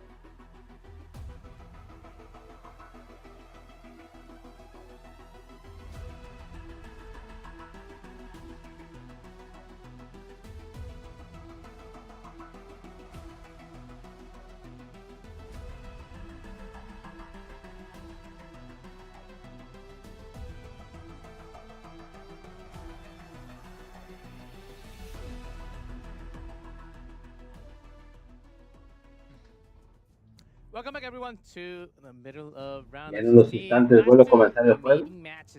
Sí. Estás empezando con tus drafts, dale con tus drafts. Are the waiting ones? Oh, okay. I'll put the first. Coupon. While we have the coupon, 05. ¿Tiene un draft? Epic 17 E7M. What that means? Valky, first one. Tetsu versus Meow Mix. Who wins? I'm so scared to talk about it. Tattoo. I like him. Okay. Okay. Very biased. Nice commentator. ¿Y esa Rubén? Keith versus Rojin. Who wins? Keith. Va a depender de que No, la single meta los miedos. Lo voy a hablar. So far, 3-0. 3-0. That's been the score. And it's for the lower bracket. no It's from the mames. people that came out of the losers bracket. Something very important to note. And I'll say. No pasa nada porque tengo la pasiva de la loca I esta. actually already have that marked. Really? Yeah, since yesterday. This paper stayed since yesterday on the desk. We'll see. So, half and half from you guys and myself. Oh, you guys have been waiting for this matchup? Oh, yes. Oh, yes. We have a, let's take a updated look at the tournament tree. Magic Chief Phantom will be a match too that you cannot, every single match, to be honest. Oh, ¿y si pasó el Omega? Cannot miss. Alivai Toshipopo, Hazama Ray Omega, Magic Chief Phantom, it just gets better and better. These names cannot be ignored at any Se le second. fue el miedo al Nata. Looking Andate a at the cagar, last, boludo. 2 matches, Tetsu versus Miamix. Son mamadas. Rojin. Let's see who comes out on top. Son mamadas. We're facing against each other in the quarterfinals. Yeah, that's a tournament tree. We have some predictions from the ¿Qué hago acá? commentators as well. Here he is, Tetsu. 4-1. 1 win against Slowly, and another from CYY. Free And Ren we can love. see from his most banned protected slot, he does have that free Ren. And I like to remind us, he is the originator of picking a hyper carry on 3. All of these other playstyles that we've seen with Spirit Eye, Celine, Tori, Malona on 3 are all spin-offs of something Tetsu did as a very low spending player. And he figured out, okay, all you have to do is pull for one really strong character, pick them 3rd pick every single time, and just take your opponent to town. And I think in a tournament setting, it's going to be very hard to pull off, but, you know, I still think he's a very good player. We'll be able to get around his matchups. Yeah, you can only play a few times. It is a lunatic format for a reason. Meow Mixed in top 16. Wants to go further. Hey, Car, you already know this player. Chat, we're looking to see this player play for a long time. I like this guy. He's very, very smart drafter, very similar to Light. Just a strong player. I think very versatile too. Flexibility, in my opinion, is one of the most important parts of the draft. And even if Tetsu put his name on whatever Valky just said, Meow Mixed, I think can overcome that. Did have a rockier start though for El pan era revuelo, ¿no? Hey man, the También, ¿no? side has been coming out on top as of Es que era mantener a todos controlados con Singret, pero a mi Singret siempre se le da el miedo a todos. Pero el rival siempre los mantiene. Did pull out through the losers bracket. That is Meow Mixed. Prediction, another very close prediction. Pero 7-7. tenemos a Bromix con Tetsu. Parecer los dos se pelean bastante, se encuentran bastante. Similar to the last Ya que both in the tienen un 7-7 en el final de la temporada. We're moving in. Yes, Pues, ¿qué tal? 7-7 on the season. So you know these guys are very Tienen experienced. unas cuantas And marcas. I'm really hoping, you know, make it a longer night, guys. Take us the distance. Programa We'll local. see you guys at game 5.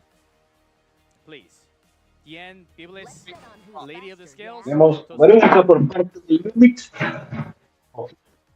Falsa Runka. Junto a ellos. First pick. Runka, that's a powerhouse pick. Really locked in, and that's something Meow Mix is very well known for. He's going to break up that combo with Salome, though, not letting him have both pieces.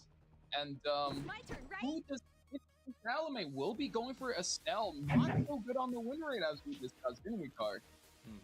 Yeah, exactly. I think the players just are kind of taking their experience from the ladder, and as we've seen, it's very different in these formats. That being said, Tetsu with the Salome, Estelle, I know that Meow Mix has also been practicing both of those characters. I think Salome is just such a good pick for anyone that's really strong, then can flex into more aggro as well. You can always have better chances against Arunka, though. We've talked about her. Not the weakest, but some limits that you can have. Free Ren Lock. It is Meow. Bromix va con el la pura. Superhuman elf in the form of Free Ren for Meow Mixed. Once again, that's the advantage of being first pick coming in. You do have the initiative on getting dibs on the third pick ban protect slot, so we'll be stealing away the free run hyper carry against Tetsu. Renak gets locked in as a way to splash the additional damage into the free run. So who is her follow-up? And are we looking to drop a speed imprint being hover right now? Surely it's not that. Aquí a Freeding Goat. Cigarette on hover. Very strong pick. I did see a Last Rider Crow hover as well. Also could be kind of a free run counter, but it looks like, oh, hold up. I thought it was going to be Cigarette. I mean, we do have the Eula, so definitely not the best play. Instead, we're going for Ruel, having some reliability. Tetsu down does have that opener and that initiative in the form of Renak, but the rest of his team very tanky. A ver qué le mete aquí el. En New Mix tiene la miseria. From a pure data perspective, you would imagine Tetsu has an absolute advantage here, but with so many Pensando seriamente se le mete la miseria. Skill on his side, the Renog with target selection, Ruel needs target selection. Of course, Salome herself requires target selection. He's seizing control. He's seizing initiative and agency here. And Malmix is sort of going with a lot of counterattackers are going, oh, you want to go ya aseguró la miseria. Yeah, I'm just going to sit back, lean back, and just hit you with counterattacks. Fallen Cecilia. Not the very first pick of the tournament. I think this is the second. Yeah, just really wants to mitigate that extra damage, possibly from the Renak. What was Tetsu going to pick on 5, though? As Valky was outlining, I think Meowmix is kind of setting up. He does have very strong and opening Meowmix fue bien protegido, nada más con DPS ahí la Freedom. Especially the Renak that attacks, could be lights out. Get Tenebria to finish. You really need more damage for Tetsu, I wonder. There's a lot of counters. Some revives on the line. Tenebria and Fallen Cecilia. 5th picks out of the way. Yeah, we got the classic handshake here. Both players very on point with their drafts, especially countering their opponent on 5, not letting either pick through. La Fallen Cecilia para que los daños del splash de su Nat hagan cositas. Aunque ojito, porque tenemos a la Miseria y la Miseria sabemos que hace cosas. Here we go. Tetsu versus Meowmix. Match Que, 7. ojito ahí. Round 1. Renak on the left. Small but 50. Ya empezamos, mi Santi. Ya empezamos, mi Santi. Ojo, y es Rocket Punch esa cosa, ¿eh? No, pero que Rocket Punch.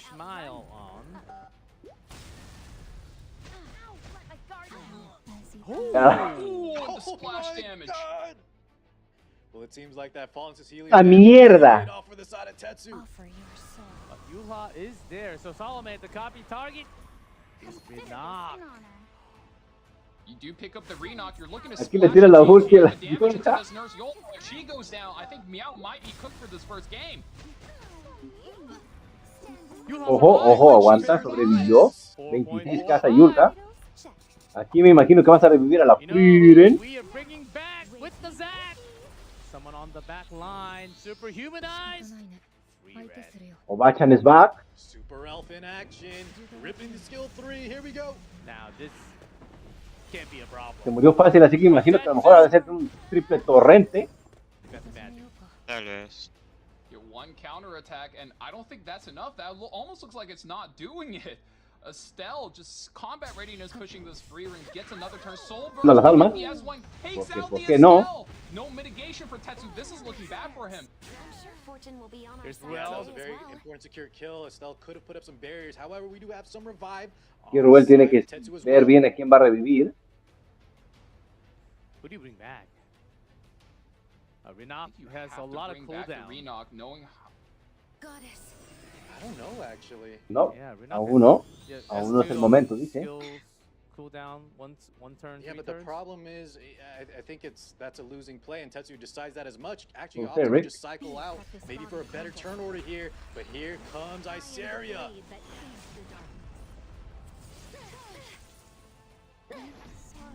I don't hear. Stacks, not going to be a whole lot of splash damage going there. Tetsu did opt to protect the Salome. We still have S3 on hand. Does he use this to close out any of the characters? Frieren is running rampant in this game already. I think I saw a hit on that Eula. Hit is right. Splash Ahí does se fue la luz hit allá.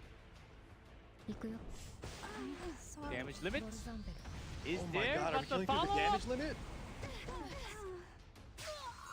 Barely lives. What a play from Tetsu. Y aquí me imagino que vas a intentar revivir a la reina. Yeah, most certainly. But what is the right target? Who do you revive? Rinok has to be the one, right? Tienes que revivir a Reina. Doesn't look like there's a lot of different options here. We're gonna drop in the revive. Rinok should be the right one, but I believe actually 2 turns away from the ultimate. No, Oh, we bring back ¿Estela? Estelle. Wow. ¿Santi? ¿Hiciera la jugada? He's going for the long No lo game sé. here. Maybe with that mitigation, Oh, he and can that's kind a of stall tough out a turn. bit. No sé, yo quiero que la Going Reina. up, Creo 4 que la mil Reina mixed. Estelle, full skills available. del Slash Dame se va a llevar a Gonna reduce that cooldown in S3. Frieren. Doesn't need the heal, but wants to make sure we have S3 ready again.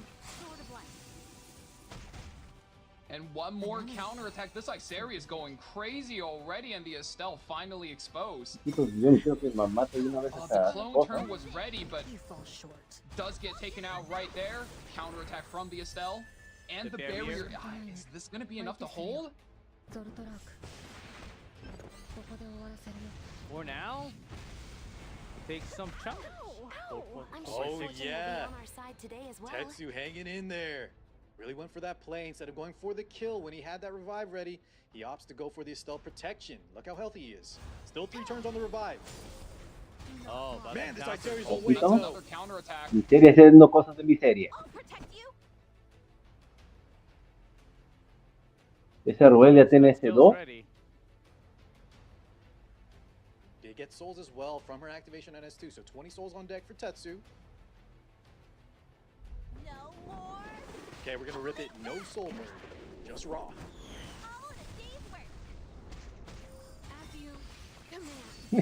Miseria anda on fire, Miseria, Quite hard, but Isaria, with her built-in penetration resistance on the passive, will just be able to phase tank the damage at any amount of Ese a little bit of dual attack. Ese dual Estelle is in místico. so much pain already. Pero Oh man. que no pone pánico, tenemos ese 2. Pero también Frieren ya tiene la ulti.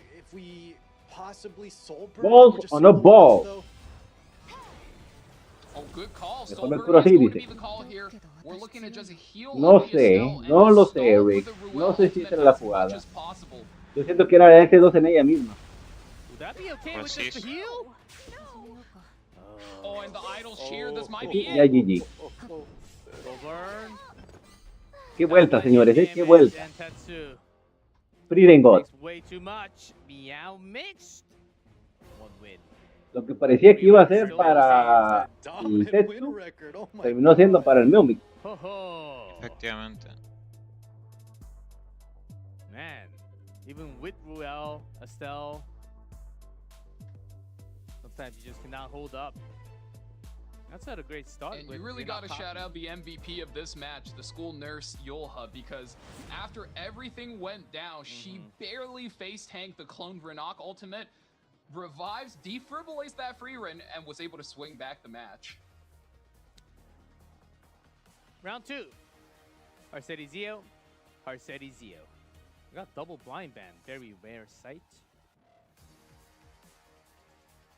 Cito, Arbigod. First pick, Arbiter Vildred. Arbigod, This is de the una. world that we're living De una, in, boludo. ladies and gents. And I love it. Happy. Yeah, Tetsu going for a very different draft scheme here. Game 1, he went I was with a about to say, high Spirit skill Iceland is character in the available. Salome. That is one scary Yeah, will prospect be a here. little That bit early tough. Arby.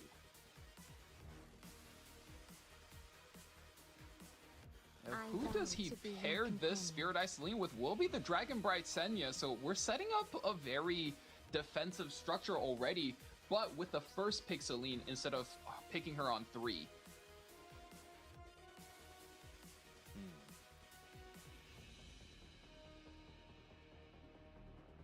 Koli. Tactical. My actions will Speed. prove my worth. Bomb. So Tito cool. Coli, el otro y Yeah, with the Solidity. amount of Poder de despido.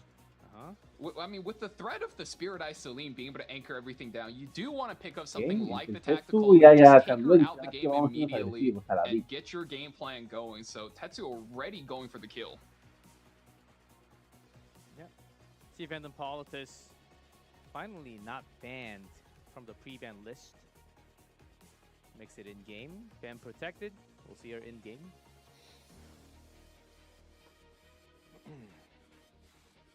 Also her skin. Very cool.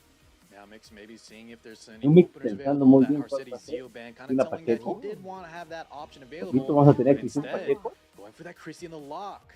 So he's going to want one more hyper carry just in case, you know, the Spirit Eye Celine isn't available. Can't we talk this out? Y acá.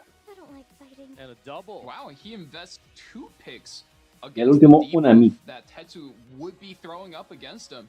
So this is something you do end up seeing a lot, where a player will pick a character on first pick with an obvious weakness. In this case, it would be Viene Spirit Eye aquí Celine and quiere her repetir lo que aversion to hizo el being debuffed. otro compa. And now he's investing heavily on anti-debuffs once he's baited out the picks from Tetsu. But we already seen Aki today. With the soul burns, he does punch right through any amount of effect resistance you might have. Does get locked in here. Are we going to see another Aki showcase, ladies and gentlemen? Ooh, I'm excited. What if you The ban Celine Slayer. That's what I was saying. So he does need to have that option ready because he on 3 and or especially on 4, right? Tetsu does have that option. Just take out that Celine. So I think on 5, he's going to want another unit that can be protected by that Christie. But now he has to consider this unit also has to deal with what's on 4 and 5. Tetsu coming out of the gates hot with that Aki, and now Esto te ayudó, ¿no? Te ayudó. More Se viene single target Tetsu, damage. Heavy damage on one. Or control. Ojito. Araminta. La primera vez que escogen Araminta en el torneo. ¿Qué está pasando, mi Santi? Que nadie conoce a mi waifu.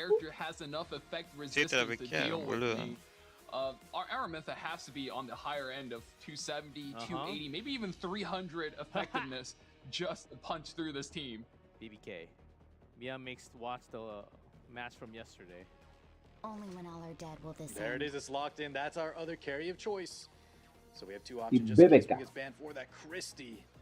Uf. That Silverblade, though, really threatening. Uf. Will Y Meta Mix recontra. respect Uf. that? 2 high ER units meant to shrug off debuffs. We had a moment Sí, o where baneas a BBK. Yo digo que baneas a BBK. Christie. Bueno, también tienes aquella loca, ¿no? So that might be A the la case Seni. for Tetsu's Araminta. Wasn't it? I think it was a witch. Pero es BBK o Celine. Yeah, it's yeah, Tenebria. Yeah. Ok, tenemos a Celine, ¿no? On a Kara BBK. So we're going straight in. Meow mixed Celine. Plus the Dragon Bright Senya can Y also aquí va a depender si have si este Solitis tiene el artefacto de Staria but very protected. para adelantar al Not the double Aki patty, this is the double bun. y para que le queme las nalguitas ahí a la Celine. Tetsu's got plenty. Donde le queme las nalguitas se acabó. Tetsu's got plenty of damage. Oh, see Meow mix Vamos a up ver. one. Here to dance with See me. Phantom Politis ready to dance. Averiguaremos si tiene el artefacto de Staria. Yeah, quick read on the combat readiness bar. Looks like this is oh man, might be a tight cut. I don't see where Infinite Horizon Acades is. As long as you can push the Aki above, I think this might be a dub for Tetsu, but really depends on where these En characters efecto, are tiene el artefacto de positioned. Staria. Y sí le ganó. And that's the cut. Le ganó la Kate. Aki comes. Entonces aquí imagino que tiene la ulti, ¿no, mi Santi? Sí, ulti a Celine. Y puro Soulburn a la Senya, chao. Unleash the fire. Flames. First hit goes into the Celine. One more hit. Ahí sí le lleva la pasiva. GG. Well, GG, mi Santi. GG. finally we have Ok, al menos no es un 3-0. in our hands, gentlemen. 1-1. Ok, ya alguien metió las manos, mi Santi. Alguien ya está metiendo las manos. And sometimes what happens when you trust a little too much on that Spirit Eye Celine. Yeah, just in hindsight, maybe should have believed a little more in our ER. We've seen what Aki can do if he gets a turn, and indeed, Tetsu got that cut in. Silverblade, Araminta, and imagínate, Santi, donde ese ataque de la Cole hubiera activado la serie, se le caga todo. I don't know, maybe could have been a different story, but man, was that convincing. Quick yield. I don't think the Dragon Bride Senya could really take out the side. All 4 healthy units for Tetsu. And one thing we're seeing across this tournament is that as players develop their playstyle, you know, we're seeing different kinds of hyper carries. And the more we see Spirit Eye Celine, players are starting to realize, hey, wait, this Aki character, even without souls, can just run her pockets. So very interesting to see how these picks are developing and how players are adapting around each other's strategies. Someone needs to be made an example. Yeah, really, we're seeing more picks as we go through the days of the tournament. Rinak, Monoglyceria, Ilinav, and Brigitte in the band slot.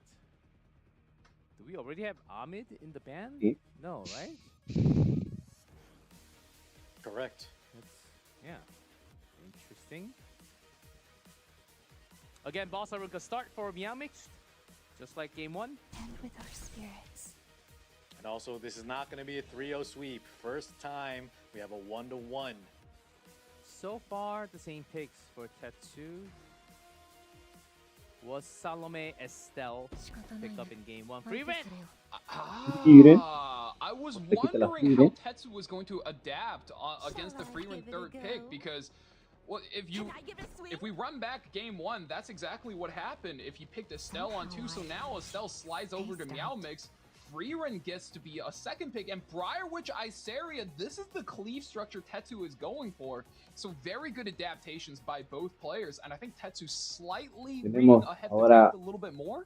Está yendo marrano el mío, Vic. Well, we've seen just how effective Freeran is alone. Agro es el Freerans, and Meow Mix has been, I know he also plays that kind of style as well, especially on the ladder. So you got to assume he's got some game plan, either an interruption, because I don't think this is very tankable. We've seen it is so hard to take down against this. We're going to have to interrupt Tetsu's game plan. Lo que parece ser que, no, justamente perdió el eliminado. Ya sabía lo que iba a hacer el Tetsu. Y iba a ver totalmente agresivo. Double strays. Meow Mix has 2 picks here in order to break up this cleave. Yolha on Damage Reflect in lieu of Biblis is going to be the pick here. And one more pick. Does Meow Mix lock it in? He needs to be able to lock it down and make sure his team cannot be cleaved, especially through this Briarwitch Ice area. Landing that defense break, going to be a lot of damage no matter how tanky your team is. Green Yulha. No lo sé, Rick. She can como que se entregó con esos 4 picks ya, Yo siento que ya se entregó ahí. That's the key factor here. He needs to have some damage coming through, because Tetsu right now kind of just has everything Yo si fuera el Tetsu le meto un cable. Speed as well as just the turn order and the damage. So Meow Mix gonna operate instead with a blue Elena. I think that Yula Elena could definitely throw a wrench in Tetsu's play. Es que el vato, en lugar de Yulha, hubiera puesto a Senia Niña. Tetsu's got to really think about his speed tuning.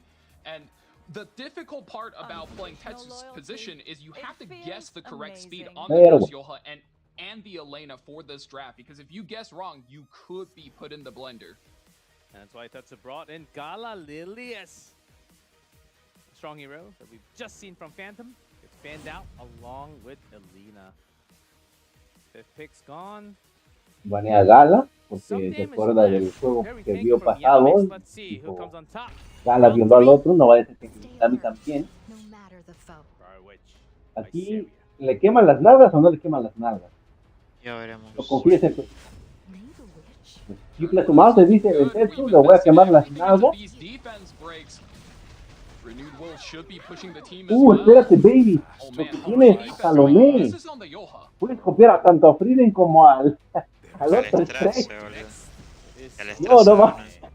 Va a ser mierda. Javi. Javi. ¿Qué pasa? ¿Dónde? Can't copy strays, but instead we copy a free. Does give her the turn. Might be a little late.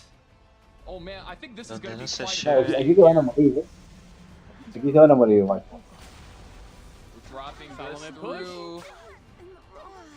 ¿Qué te dije, mi Santi?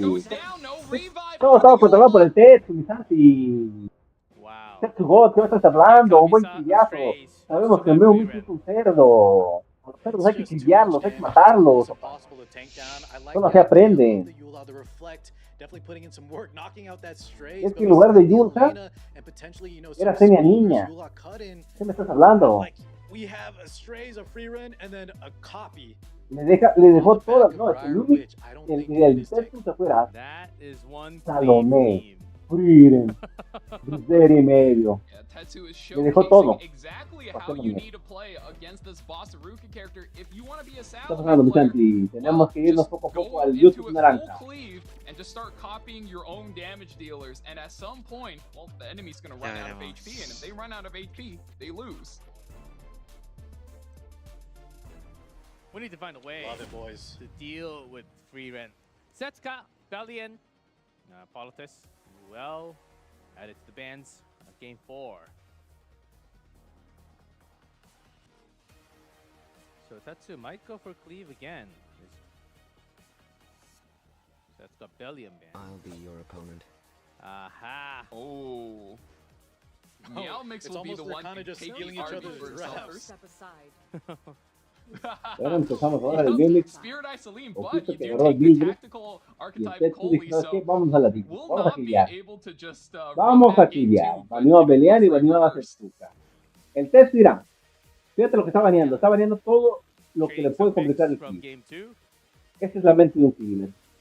Yo te voy a quitar todo lo que me molesta para mi clip. At a time like this, fellas, all I'm thinking about is how chat Ojo que el Mimix va a correr. this is the set they're ¿En looking serio? forward to. The ¿Vamos a correr, Mimix? I can't agree more. Oh, Sí, and we're vamos a in the correr. race.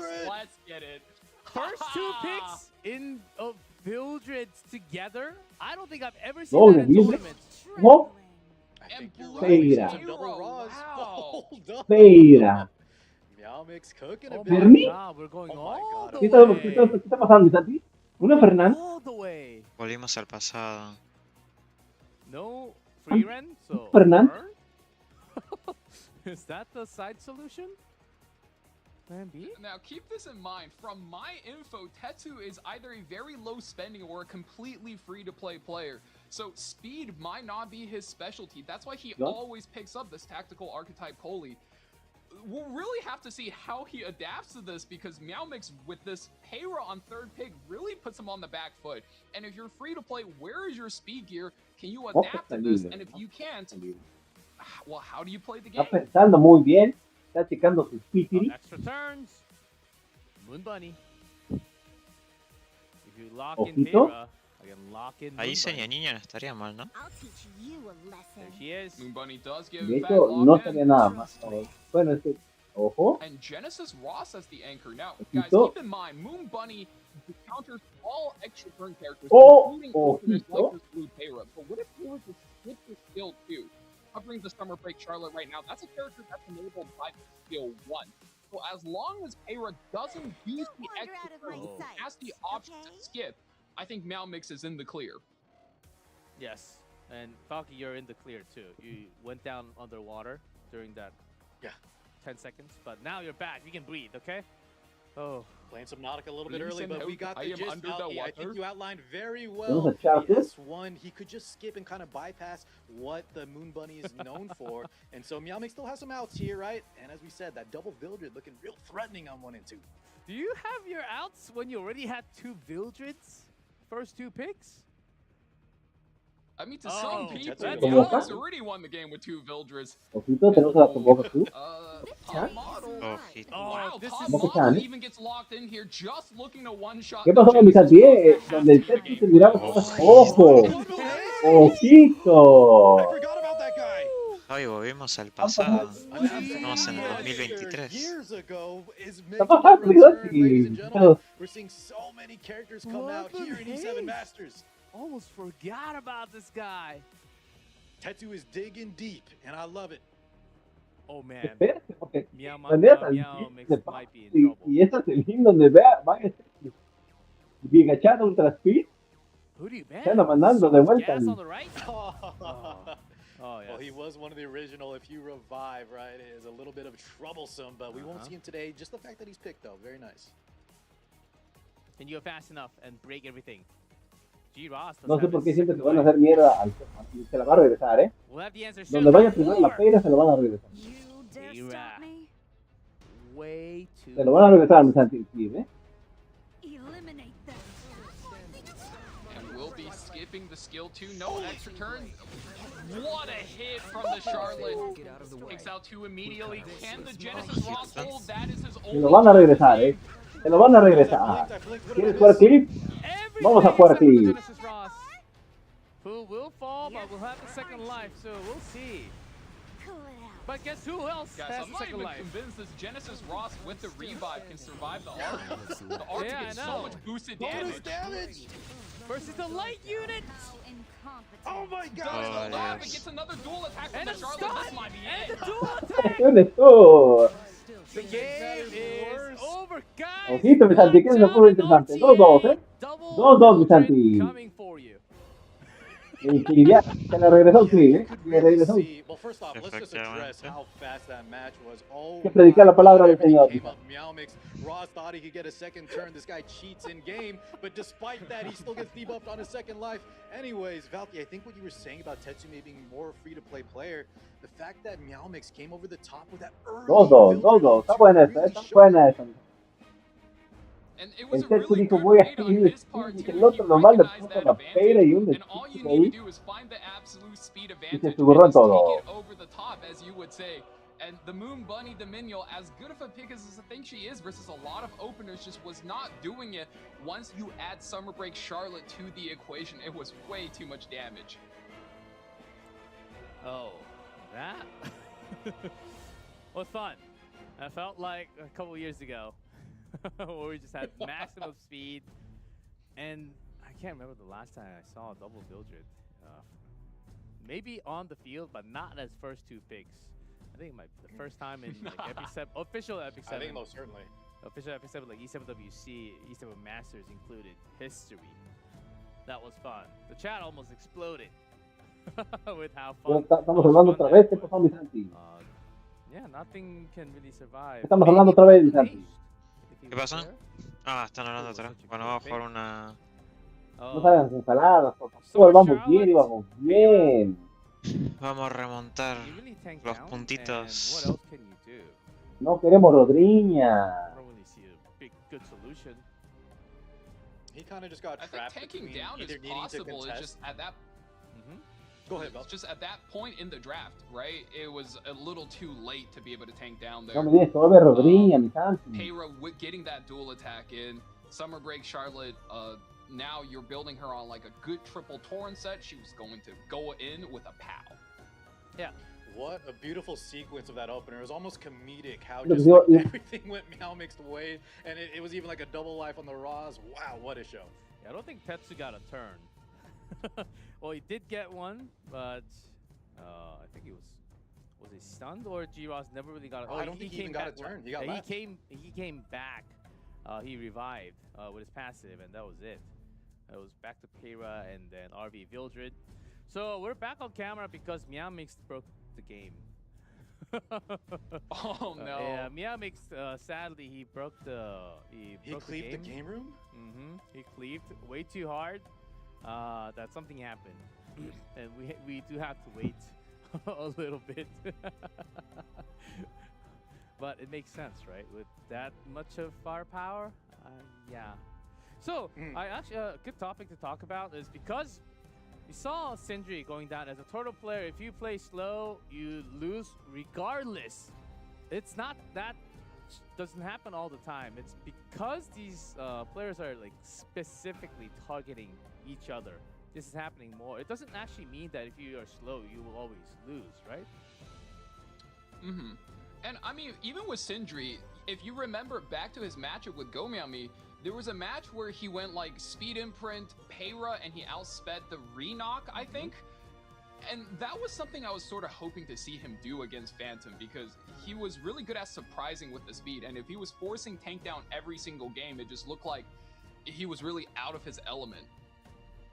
Yeah, I'll say it really depends on what round it is, especially in Lunatic format. But I think there are some matches that you cannot tank down. No, ¿qué está pasando, Vicente? ¿Rodriña? You need to be flexible, either have a game plan. We kind of saw Meow Mix in game 2 try and interrupt that with the blue Elena. Unfortunately, that's the only one he had, and you just saw how much damage comes through, especially now with Salome being able to copy these hyper carry, these huge damage characters like Strays and Freeman. Yeah, Salome, I think, has a really good win rate, including all the games played today. Was already having plus win rate from yesterday. Hold up. It was 4-3 yesterday, so about 57% win rate, so slightly plus. And then adding a couple more wins on top, so it should be around 60% win rate for Salome. It's mostly from Cleave, if I remember correctly. So no, not much from the takedown. So that's why Salome is having a great time. But on the other side, the love of Car 6's life, 9 feet tall, very nature-loving hero. I said yesterday, Blue Luna is the love of my life, G-Clevs. But yes, Yo, Estelle, I can't. Portal was looking Estelle, very nice. But you were about to say the win rate maybe not too good. G-Clev really hit him with the mind control magic. Getting a married man to say that on live, that is crazy. Oh, waifu. what about the waifu on the back on your back of the camera? That I see another box. Well, I mean that's another form of Luna. Another form of Luna. But congratulations, guys. Those figurines it looks beautiful. And right now, trying to see what exactly happened. Okay, the officially things happened after game 4, and then they're resetting up everything so we can get into the final game. And I imagine it won't take too long, but because it was game 4, one of the things already played, it will take a couple of minutes. Pura de terror, We'll try to get it as soon as possible. Pura de terror, mi gente. It's the 2-2. There's only one more game to be played for Tetsu versus Meow Mix, and I know there's a lot of fans for both players. Just to elaborate, right, G-Clef, the reason it takes so long, like you said, game 5, they have to recreate the exact game state, make sure everything's in order. So, of course, you know, if the game crashes, it is what it is. Sí, crashó el juego. If they press one los del torneo. Instead of Notos, you can one something else. También que iban 2-2, funcionando todo bien. They do have to be Mucho falta que le falle el internet. You have to be careful. Bueno. Game 4 already ended. It is 2-2 score. I do have to tell you, it's not a spoiler because we are live. You will see that score in a minute anyhow. So, we will go into game 5 as soon as possible. That G-Ross, Celine Coley, Moon Bunny was a cool idea. Very fast. And again, I'm not going to play RTA for the next 2 days because RV Vildred. I think we're going to be seeing. And I'm pretty sure there are some Asian players out there who's like, oh, that was in the tournament. Boop, boop. And then let's think about the other picks later on. Yeah, bueno, que nos den el ML5 de compensación. To be honest, so that's a scary comp. And I don't think I have a solution against it. What's a good solution? I think it's only extremely scary there because Tetsu already committed to a speed type playstyle, right? He's down 2 characters, so he was playing way on the back foot. But if you start from pick 1 and you know, dedicate the tank down, I think you would be in a better spot against RB Vildred. If you had 250 speed, you could win. Oh. Lots of theories from chat, but we will see. So since we have like a couple more minutes, I know we didn't talk about this topic yesterday. I know it's one really hot topic all the time. And I think it's about time when we might be seeing one at the end of the year or next year. The next collab. What do we want? Oh no. What do we want for the collab? I saw some chat saying Atomic. I am Atomic. A little Eminence. That's actually probably one of my top picks too. I've been asking for that one for a while. I mean, I think I would scratch the backs of all the new players out there. Give us a free run rerun, you know? Val, rerun? He's offering into this dream world we could have any collab, and you want a rerun? Yeah, I want a rerun. I want the 100% win rate character. Are you kidding me? I like winning. How about Attack on Titan's skin on Notos?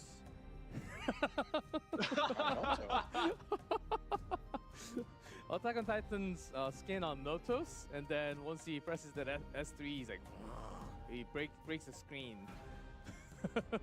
I could think of a couple of other collabs where the domain expands and Notos is hitting people with hollow domain expands. Little JJK, another top pick. Lots of cool things. Guilty Gear rerun again? If you don't have the heroes, of course, yes. I wish we actually had a lot more reruns, yeah. Yeah, but collab is, is always, it's working with another IP, so there can be limitations. Berserker? Oh my god. We're going all the way back. They said Berserk? Oh yeah. Drop chat. Berserk? Yeah, Berserk. Oh. Chains. A lot of hot, very popular animes right now. Maybe not with another similar type of game. Hunter x Hunter? No similar type of game. I was gonna say something controversial. I was gonna say, give us Chaos Zero Nightmare characters, Chaos Zero Nightmare? Give me Hyamari in RTA. I mean, we have if they bring 9 out. We have Tenebria in CCN, so maybe have like Yuki in Epic 7.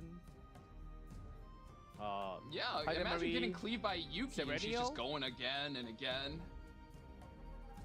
When they come in, your turn skills turned into card, and then you have to like physically drag it up. That'd be cool. I'm super down for that. Like a new skin in game when you have those CCN characters. Lo malo es que me juegas papel, boludo. Ahí no tiene el artefacto, Yuki Cleave, Vale, lo baño. Everything's coming up. Oh yeah, Yuki would finally be good at AoE. Serenio. Oh no! We just have to go there. Chizuru, lots of love from the CZN. Okay. And it's not as common still, but there are some like game with another game collaborations these days. So that can also be a thing. Like it doesn't just have to be anime. Of course, E7 was a fabulous job bringing the original characters into the game. I actually have some of the IP who I think it looks better in E7 in terms of modeling and the art. It's for really, sure. Really cool. E7 just has some of the best looking art team, the best designs. So when you bring those characters over, of course they're gonna look great. Otra vez. Spider-Man? Llegaré a matarlo, boludo. Can have enough characters? With Spider-Man and we're gonna open the Spider-Verse. Venom? Okay, I'd kind of be down for Venom though. Lástima que no tengo el mito. Jane? I mean, it could just be the Spider-Verse. No, es prueba de valor. Qué mala suerte, boludo. You can have infinite characters. Whoa! Pasando, mi Santi, ando manqueando, Marvel Rivals collab. Habrá que confiar en Sexuka. Oh, actually a lot of chat for the Shadow. Eminence Shadow. I think that's a top pick. It's just it is. You got so many good characters. It's a great show. The waifus on point.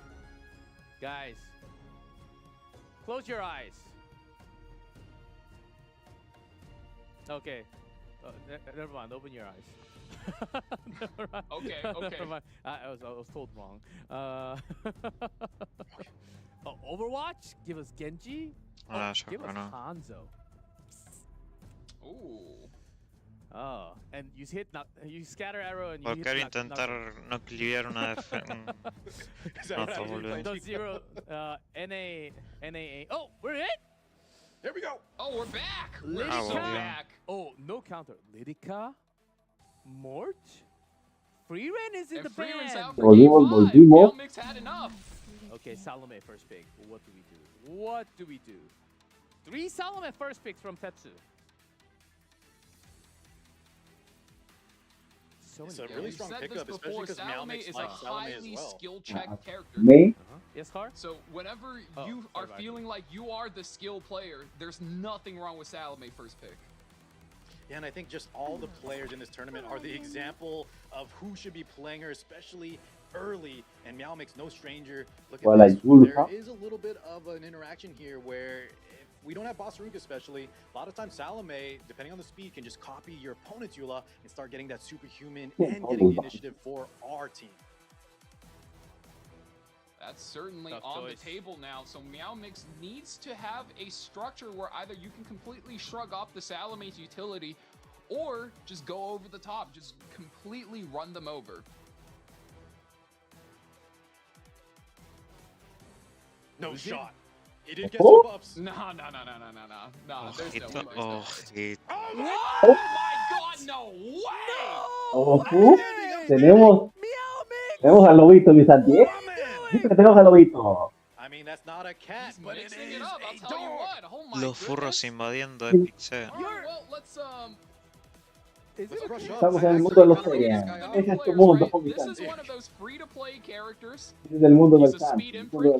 Sabe lo que hace. Sabe lo que hace. Déjalo cocinar. One of your opponents really damn hard. So Meow Mix once again looking to go over the top, run Tetsu over, have a repeat. God, and he's just such. We were talking about specialty changes. What a cool looking character. I remember when he was first introduced, and also I believe, guys, correct me if I'm wrong, on the Japanese VA, he's voiced by Ichigo from Bleach. Ojo, una mid. Speaking of collabs. A mid. Won't back down with the speed. Ese Rosita speed. Oh. Meow Mix. Last time Ruzit was played in tournament, I don't think we've ever had Ruzit in tournament at all. So cool. Yeah, mostly especially a PvE when it is character. 2-2. He has to have a game plan here because that is a unit to throw up, man. From Vildred on 2, now to Ruzit. We have a lone wolf pair. A lot of wolves coming out right now. Don't come any closer. I bite. And the Gala Lilius, we already seen her in action versus the Estelle draft. That's very strong. Tetsu here in a little bit of trouble, I think, but we'll hand the advantage over to him. Ahmed, in terms of base speed, is slightly faster than Lone Wolf Payra. So if he goes for 2 more imprints here, he could still go over and run them over, but is it going to be enough? That's always the concern, is it doesn't have, you're just not fast enough against your opponent.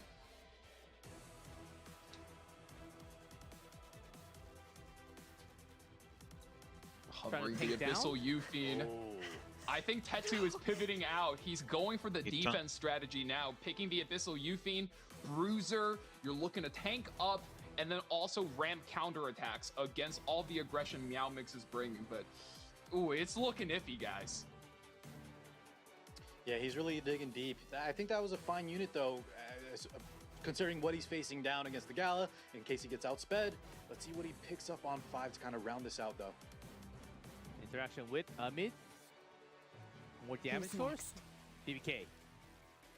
Good anchor. Bloodblade Corinne, this is a really good way to anchor down his strategy, but to also give Ahmed a good character to combo into. If the Ahmed survives, because the BBK will survive all sorts of damage, right? 2 immortalities to her name. Ahmed can just give her greater attack buff as well as crit damage buff and just absolutely let her go crazy and clap back.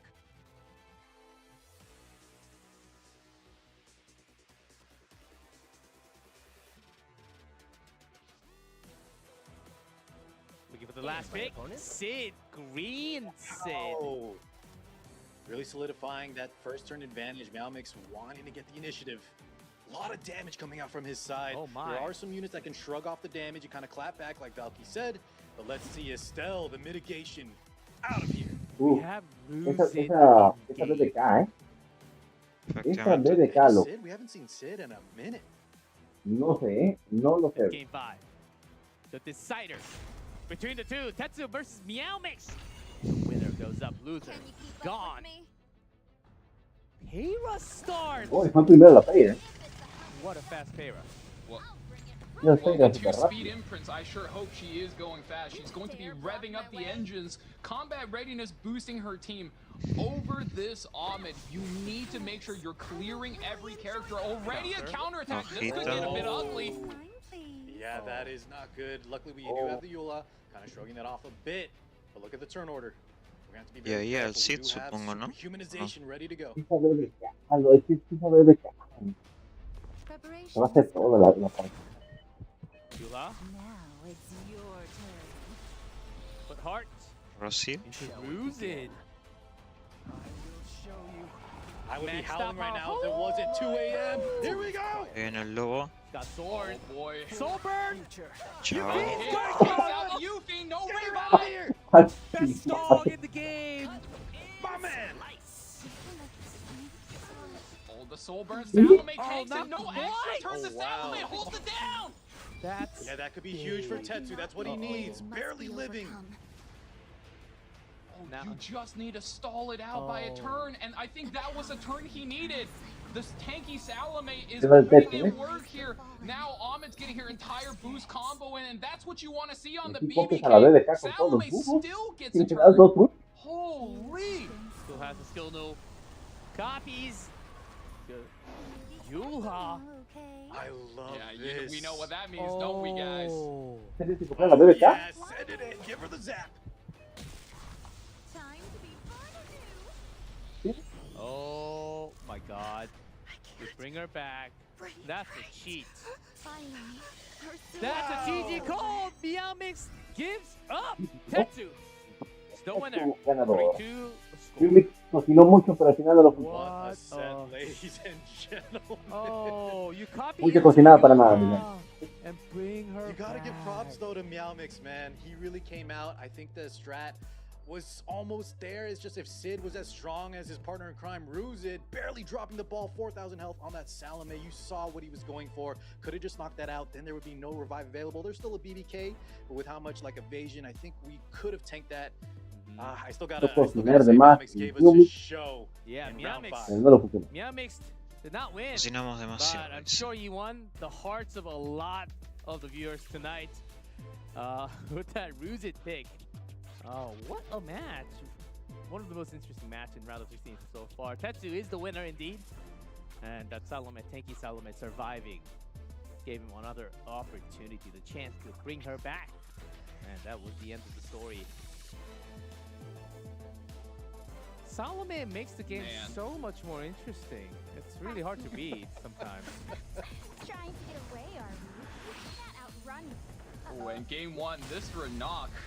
Normally, Renok can't do this to the current meta build of Boss Arunka, but because Meow Mix likes to play that counter-attack build so much, you do unfortunately lose your Arunka here, but at the end of the day, Freerin is going to do Freerin things. We were talking about how they did a really good job remaking the collab, and I think they did a little bit too good of a job. She's a little bit too strong in her original story, and she's a little too strong here, continuing that narrative, just absolutely chewing through every opponent in her way.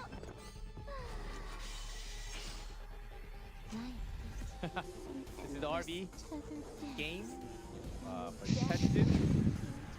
RB was present, but the real star of the show is this man right now, the Strat Gauntlet wielder, Aki. And we've seen multiple times he can counter the likes of Spirit Iceline, who is one of the problem units in E7 Masters. And that was almost very dangerous because it could have activated Dragon Brysenia. That would have las traiciones matan aquí.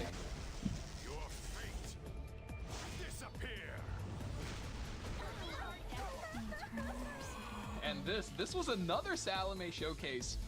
Just showcasing that not only can she defend, but I mean, once she gets the turn, you copy your best damage dealer, you send it right into the enemy team. If any defense breaks our present, man, she is money. Eliminate them. Oh my god, well, look at Money Match Meow Mix here, trying to take his opponent out in 10 seconds flat. G-Raw is not going to get a single turn. Moon Buddy not long for this world either. The double Vildred, the brothers, although maybe more like same clone? Don't even know how we would describe that, but look at this. A lap and a stun. Hurry! Yeah, that speed buff does go crazy, and oh man, just immediately GG called. And you really got to hand it to the series, guys. It was my most anticipated series, and it was chat's most anticipated series. Not only did we go the distance, we hit some of the niche picks we've never seen, and this set delivers. Yeah. You ever lose it on the main stage? Don't look here though. A little bit of a whiff. And it wasn't even Sid's fault. 21,000 damage is a lot. Salome having more than that is crazy to me. So not only can she hit as hard as a free run or a strays, and also face tank a cleave. That's a banger character. Bring out Luzid in Game game 5. Single elimination. Ando manqueando mucho Santi. No, esta la gano, boludo. ¿De qué estás hablando? Si esta la gano. We have the interview ready. Dios, Creo que te están delando. No, pie largo y carrera. Mira, acá ya mato al. Solo va a quedar varón caca. On your win. Hello. Chau. Hello. Hello. All right, we have you connected first. Pero sí, en general me andan cogiendo una rata, boludo. In English question. 태주 선수 이렇게 8강 진출 축하드립니다. 지금 소감이 어떨까요? So Tatsu, congratulations on your win again. How does it feel to defeat a very popular name, Meow Mixed, with a 3-2 score on Nail Biter until the end? It feels great. I think he's one of the smartest players in the game.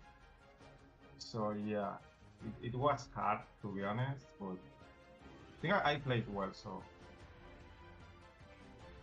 일단 굉장히 미어믹스 선수 상대로 굉장히 유명하고 굉장히 똑똑한 스마트한 선수인 걸 알기 때문에 일단 굉장히 어려운 경기였고요. 하지만 저도 굉장히 오늘 잘했다고 생각했기 때문에 그래서 이긴 것 같습니다. 오늘 물어볼 게 많습니다. 뭐 아키도 물어보고 싶고 뭐 물어보고 싶은 게 많은데 일단 마지막 게임 의적 루지드 좀 아무도 몰랐거든요. 이 픽이 나왔을 때 어떤 생각이 들었는지 여쭤보겠습니다. So I have a lot of questions to ask, but last round when Meowmix picked Ruzid, out of all the characters, did you even dream about fighting against the Ruzid today? Or what were some of the things going through your head when you saw that pick? It was mental damage for sure. I don't even know what Ruzid does. So yeah, I just knew he's a nuker, so I just play around that. 네, 잘 말하자면은 뭐 그냥 보고서 잘 몰랐습니다. 루지드 사실 정확하게 어떤 스킬 구성인지도 모르고요. 잘 뭐 일단 누커 데미지 많이 주는 것만 알고 있었기 때문에 네, 그 정도로 생각하고 뱀픽을 계속 이어갔다고 합니다. 그리고 마지막에 또 시드 상대로 살로메가 살아남아가지고 또 기회를 잡을 수 있었는데 맞고 충분히 버틸 수 있을 거라고 생각했을지도 여쭤보겠습니다. So and then again the same round, the last round, your Salome was tanky enough to take the hit from Sid and survive.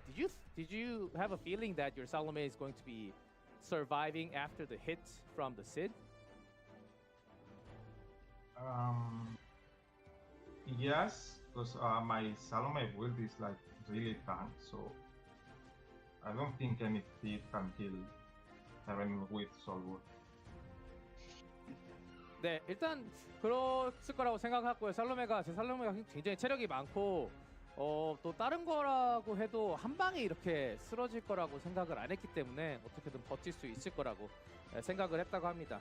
네, 그리고 이제 프리랜을 굉장히 좋아하는 걸로 알고 있는데 태투 선수 오늘도 프리랜을 몇 번 사용했습니다.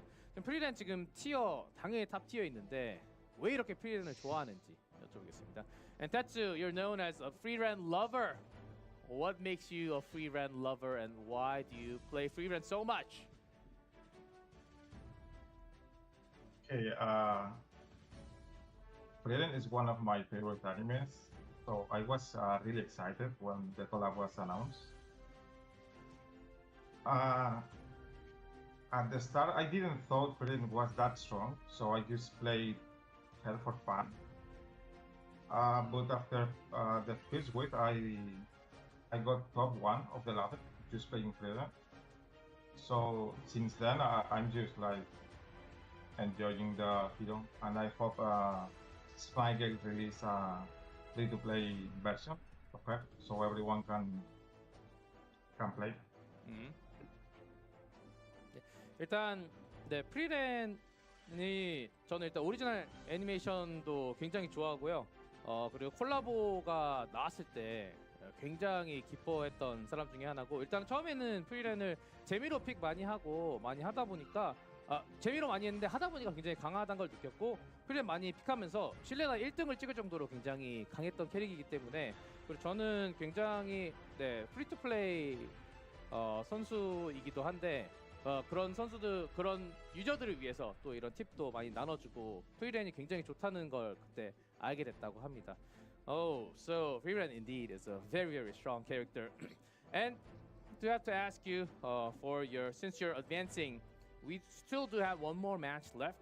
Keith, Ryojin. Who do you think is going to come up and fight against you next week? I think it's gonna be Keith. I think the background difference is like too much.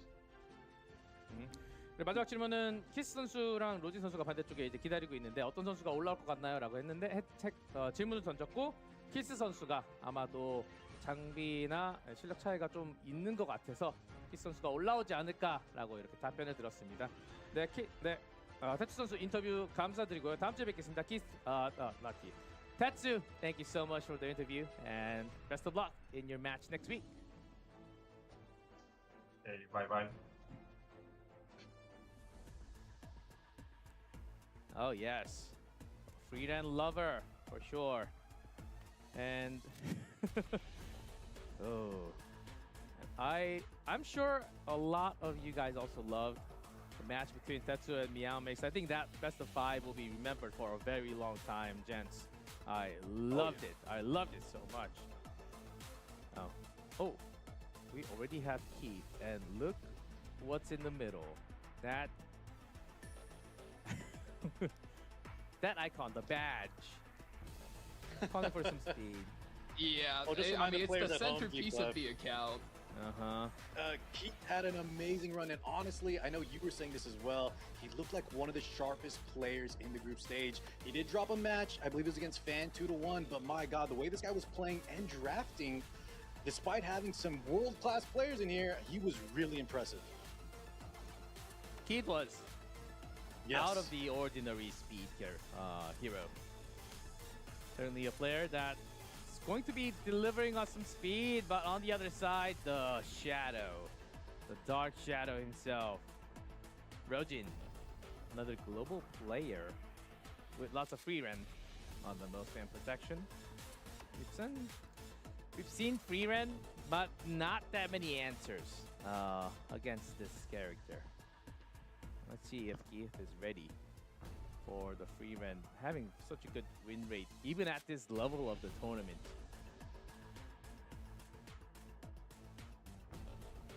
Ryojin versus Keith, last match of the night. Oh, the win prediction. Heavy towards Keith. Yeah, and I would say it's pretty accurate as well. Keith is known to be one of those overwhelmingly fast players.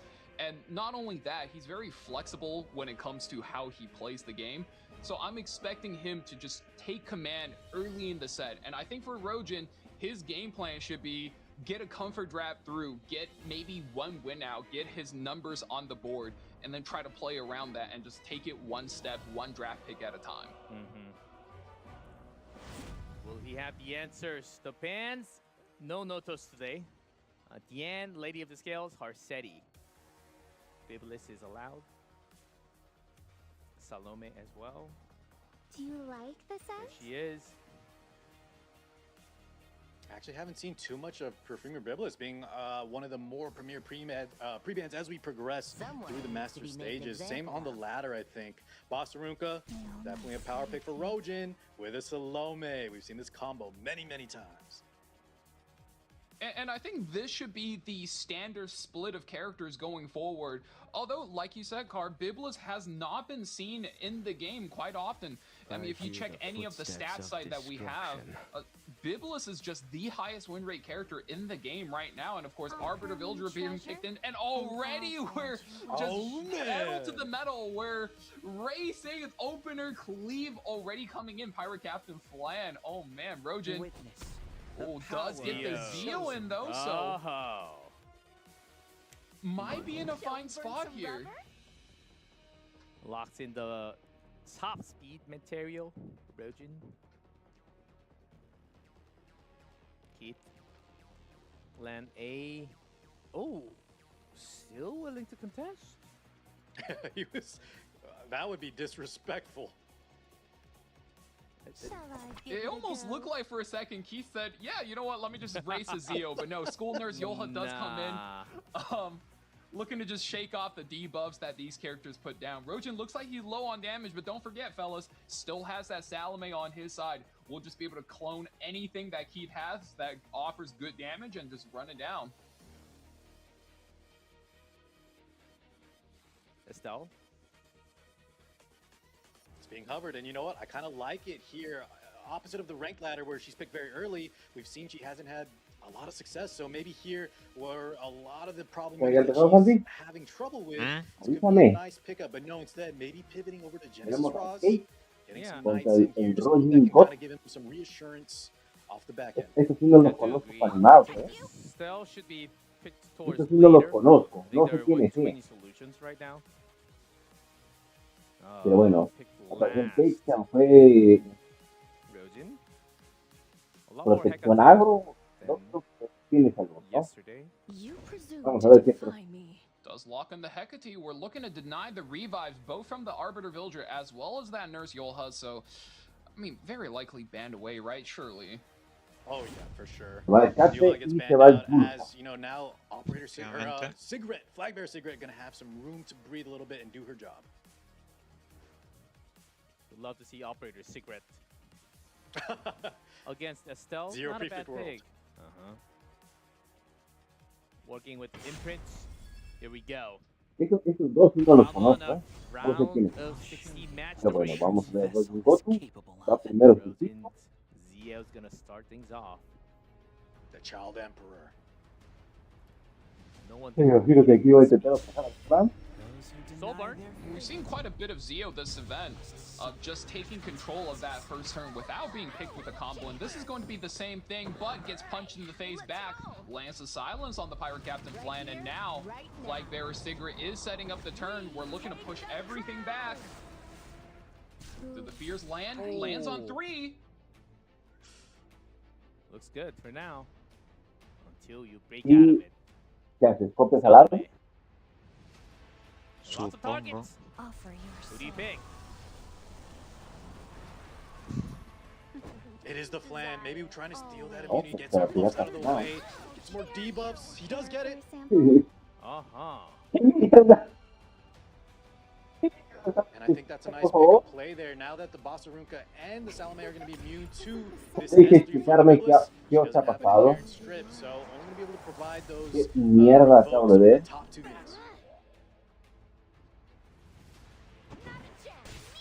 With that steal? Okay, Rojin does have. Ouch! And that horrid stench. Yeah, Fear may or may not be a debuff you like, but it's good at one thing, it stops counterattacks. So all of those hits going into Estelle, no response there. Going to be getting a lot of good free damage on Keith, but you're going to need to be doing a lot more against Biblis Estelle. Of these streets. You know me. Some extra chip into Estelle. The time of salvation has come. Soulburn activated. Soul awaits the night. Getting them debuffs on deck. More counter. She's awake.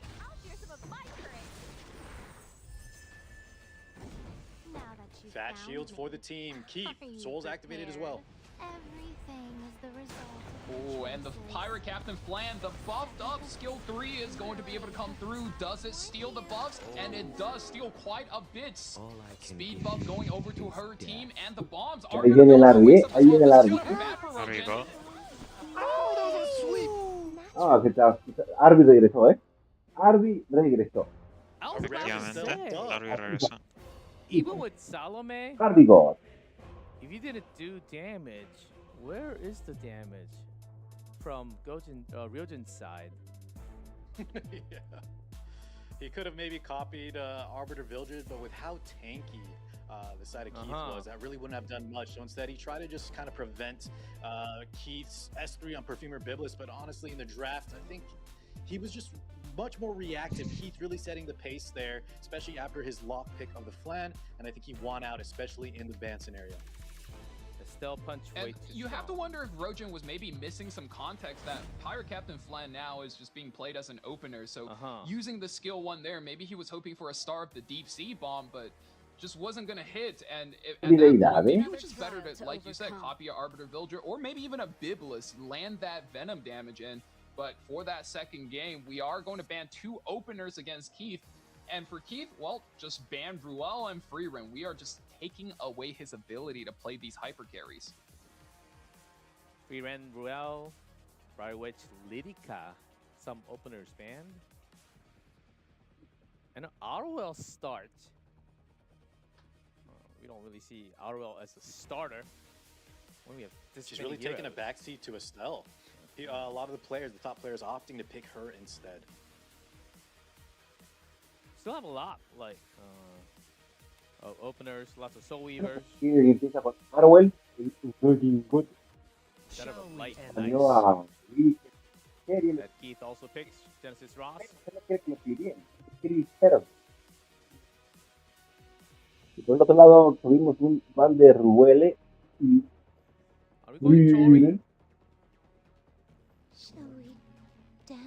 More likely from Rojin. At this point in the draft, I think any structure is still possible. Sea Phantom Politis does get locked in for Keith, so he definitely still wants to maintain his aerial superiority, his ability to just run high-speed, mid-speed unit above Rojin. And Rojin, wow, you would think he's giving up that, but locks in the re-knock on 3, no Zeo to stop her, might be feeling confident with his top speed character. Keith, does he go all in on this, or does he maybe pivot down to turn 2 again? Well, what he's hovering is pretty indicative of what might come to pass. No. Perhaps going for a safer play. He is up 1. Keith has some room to kind of just play it a little safer here. I'm telling you guys. Novi y Rina. Por parte del otro tenemos a Solís. RV and Dildred. No, then you leave up Lady of the Scales and Está pensando seriamente si meter o no a la miseria. Maybe in the future?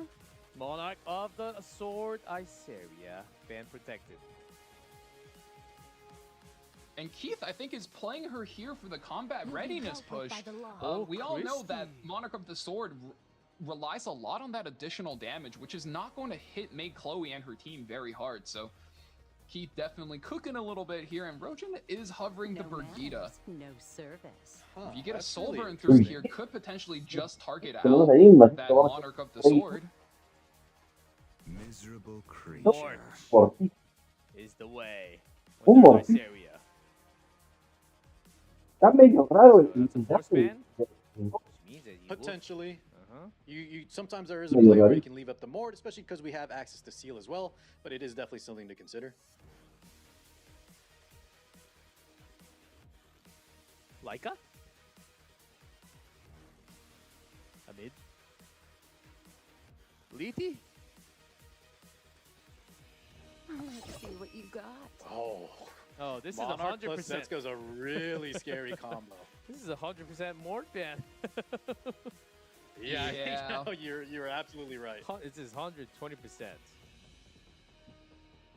Yeah, so Rojin at the end here does have maybe that first turn control. Re-knock, hyper carry team. The entire team goes over to protect the Re-knock, and the Mort will be taken out. I just don't know if Re-knock plus Brigade is going to be enough. Keith, very, very tanky. There's Re-knock. And Arwell's punch can deliver some, but it's not like constant damage. He's more utility, has no damage. He ain't no Estelle.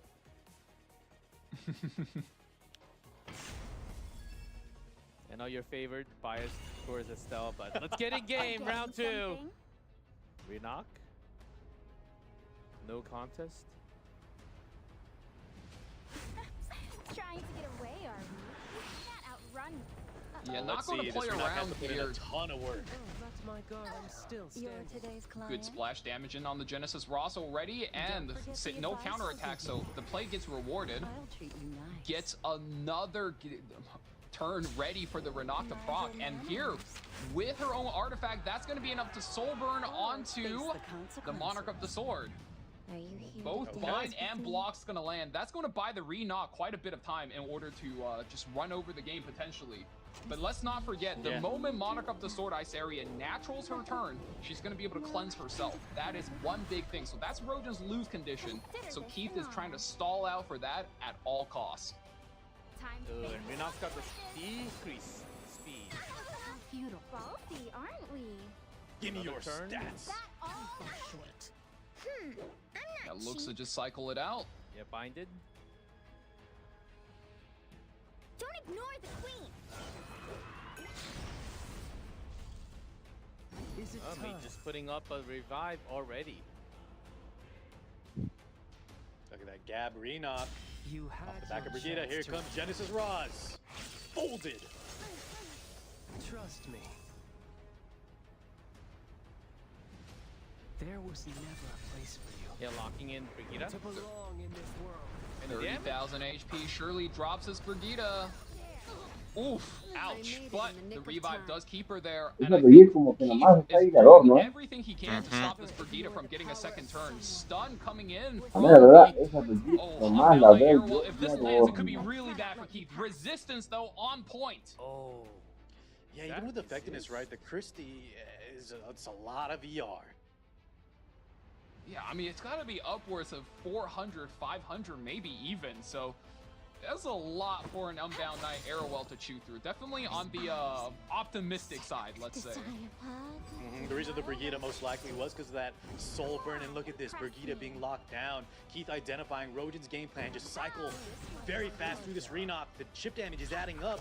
Iceria being effectively locked down, but he still has a lot to chew through. Genesis Ross still 2 lives. All those counters not happening. Our first. Because of the debuff? But our last. Together now. And this is really unfortunate. With the Iceria being bound, that means the dual attacks are not going to be coming in from Sea Phantom Politis turns. That dual attack, you're losing so much damage dragging the Christie instead of the Ross or the Iceria, which I'm sure is the intended target. And Renok, once again, we have S3 ready and the Pilfer. Yeah, Rojan's Brigitte came about a lack of damage, but you just take turns over and over. Iceria still hard off the back of Brigitte. Figured down and Ross together. And this time, the penetration resistance built in is holding on, but oh my god, they're really working down this Iceria. And I think Keith made it, like she naturals her turn right here. Does it give him enough of a chance to come back though? That's the question. I guess this is what we're here to find out. I bestow upon you the revelation of radiance. Not as much. But she's free to act now. Chloe passes her tags, but the counterattack surely takes out the Brigitte. I think Keith has made it. No! Doesn't! Survives by 1 HP, but the Ross surely finishes her off. This is such a tight game. Another trial to overcome. Yeah, Rojan's game plan was really working. Keith barely living there to get that Iceria turn. You saw what the game plan was. I think weathered the storm, and from here on out, Rojan now on the back foot. I don't know if he can land a kill anymore on the Iceria. This is certainly going to be tight. If he makes it to another Renok ultimate, this surely could be bad, but oh man, this is actually a really tight game. Very tough to call one way or another. Well, now he's got to watch out for the landmines that are the counters. You saw how many counters were blocking or just mitigated by the bind. Here we go. Oh, and that's another double counter. You hate seeing that. Here's the damage. Shall we end this? Oh, and guys, Roz is locked and loaded. Soul burn, S2, extra turn, S3. Is it time? Locked in Nate still has that revive buff though. One cooldown, 1 turn cooldown for that VIP treatment from Chloe. Claro, pues sobreviviendo para que But he has the soul burn. It should be able to. No, just shy of knocking out the May Chloe. Oh my goodness. Se quedó a nada. Marvel does have skill 3. Rogen might be able to get a May Chloe turn. Has the souls. Esa May Chloe se quedó a un pixel de vida. Tiene paso al burnear, así que prácticamente ya tiene el review. 20 souls will let May Chloe cycle back into the skill 3. Reknock. Has S2, S3. Try a bit harder. I'll show you what I can do. Will be opting for the ultimate, putting up a suite of buffs, but May Chloe does make it to the turn. But that's a counterattack. This could go poorly. Uh-oh. I think she's okay. I think she holds the defense buff doing its job. Oh my god. Nail for the win. Team back in action. A little bit far back on the bar though for Rogen. And you're about to be pushed back even farther in line. Speed down on the whole team. A simple task. That soul burn was so deadly. One more hit, you take out the Reknock. Oh.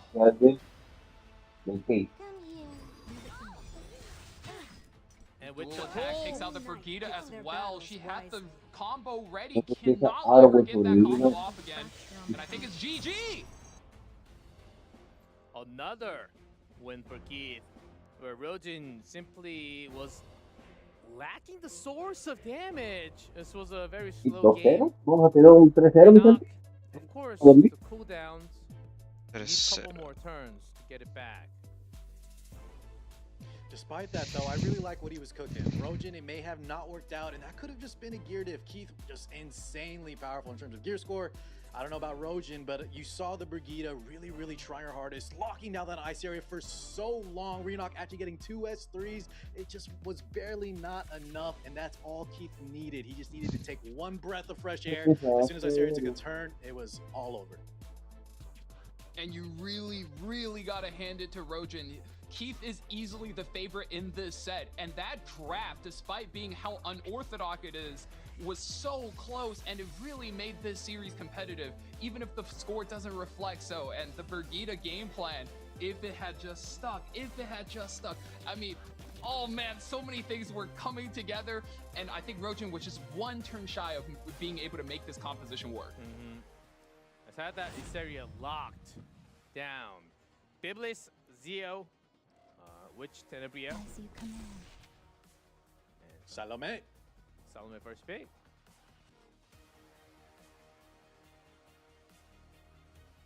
And Keith naturally just takes Bossa Ruka. The one who hurt my family. Repito, RB God. RB God, mi Santi. RB again.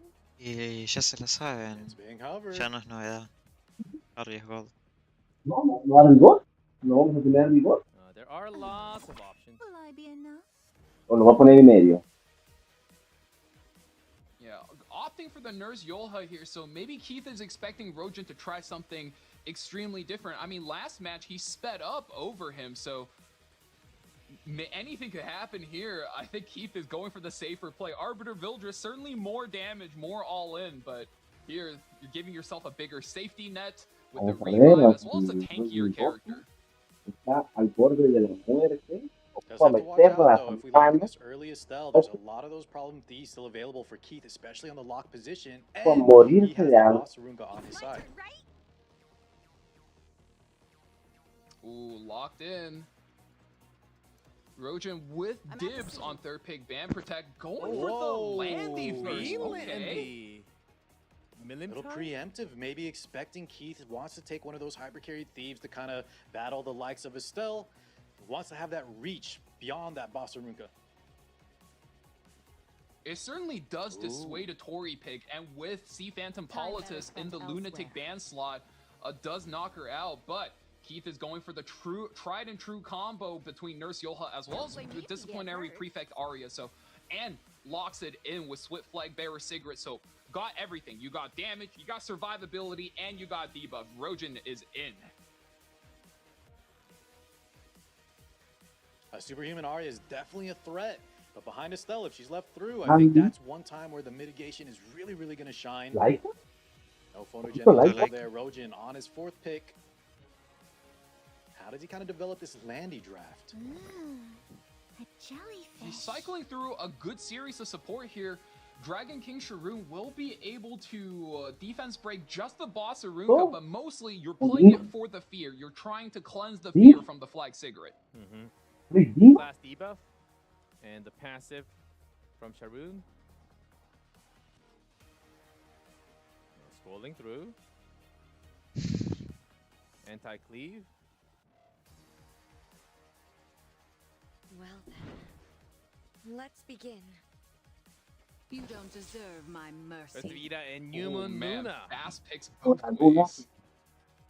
I think that New Moon Luna is a little too deadly here, sealing away every single passive that Rojin needs. Well, that just ends the game plan right away. I don't know if we've ever seen a New Moon Luna come out on like 4 or 5 and usually just gets banned out outright. Festivita, Sharoon, kind of a little bit of a pinch against the debuffers like Cigarette. New Moon Luna needs to go, and Salome is the ban. Everything else stays. So no more copying into Yulha or anything else. The Ruka was still there though, so the Salome, a little interesting. Okay.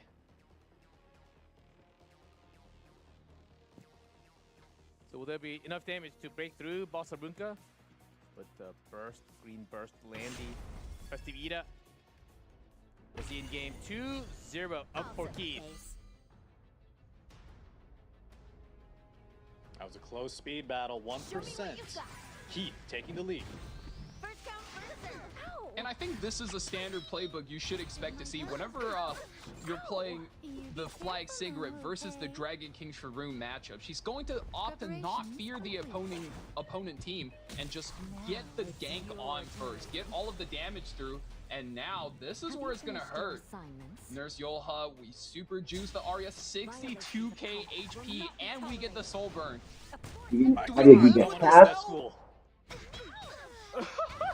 Oh, he takes out the Dragon King Sharoon. That's looking bad. Ojo, vamos a ver. No creo que meta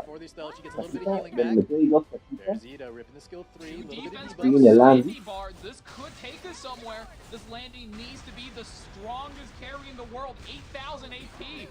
Daring today, aren't we? Oh, it lands all crits, but will not be able to send home those 2 characters. Pretty good in damage. Counter attack. That's the activation. Can I give it a swing? Don't you dare! This is Estelle looking for another win. Gonna get some healing here, but unfortunately we have to hit into this boss Arunka. It's, yeah, Boss Arunka is just too good at walling out these single targets, but the counterattack takes out the Flag Cigarette, so we still have a fight game on our hands, but this is going to... Another shield in? The injury is on. Do you survive, though? That defense break is threatening so much. 23,000 damage! The Estelle is barely hanging on to dear life. Yeah, and as soon as she falls, the 2 squishies holy back, shit!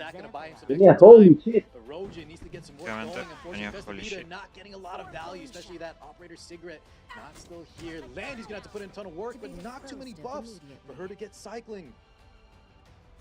One who perpetuates disorder shall face my iron fist. Comes Arya Speaking again. Of cycling, Arya, her second S3 and surely is enough. 2 stealth units now primed and ready to get beaten up. And the ML, rather the green Landy play was good. You're going to be able to get another S3 right here, but I just don't think there was enough buffs on Key's side to really get her ramp going. Oh, the full squish, 4,000 HP left. Not going to be able to close this out. And with 2 characters in stealth, this Landy is kind of free pickings. GG is called. 3-0. We have the winner for the last match. Team Keith. We'll be going up to fight. Otra partida gráfica, boludo. Another 3-0 to finish. Hoy fueron puras heladas. La de Yumi, que fueron los únicos.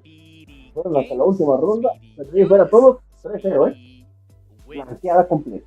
So guys, Landy can actually work in this meta. I know we don't see her a lot these days, but it was a little bit too preemptive. I think Rojin was really afraid of what Keith might pick, especially on his third ban protection slot. Bueno, con eso concluye not activate something like Ida. We saw him not activate the Shroon, and the Landy just doesn't have enough buffs to really cycle. She wants units that give her a lot of buffs to get her fighting spirit up and just rip those S3s back to back to back. Y estén atentos. Hoy que están en el chat, que mañana es la final del gremio, final del gremio, donde la gloria, that first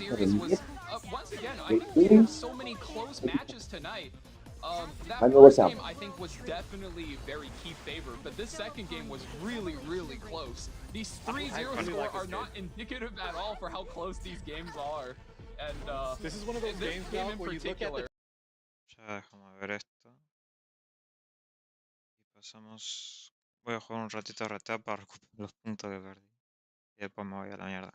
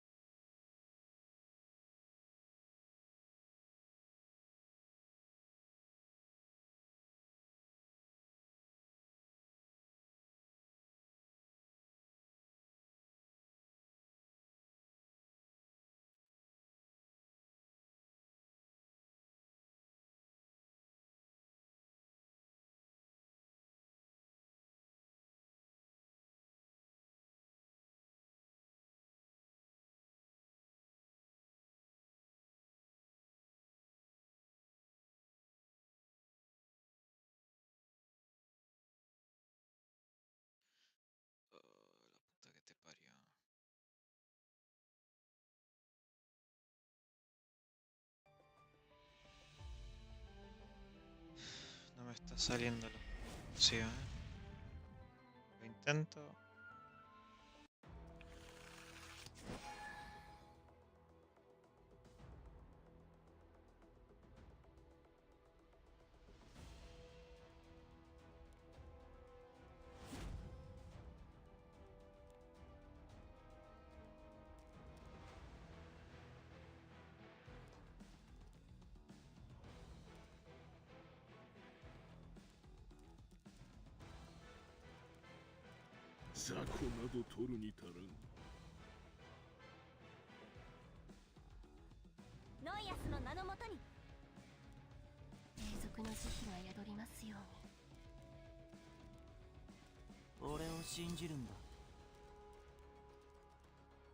選ばれし者の力見せてやろう。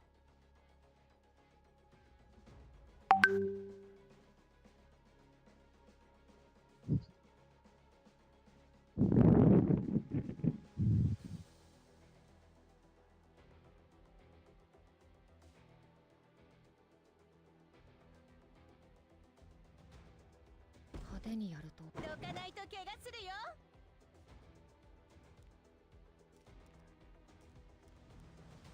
私を訪ねたからには覚悟はいいのね。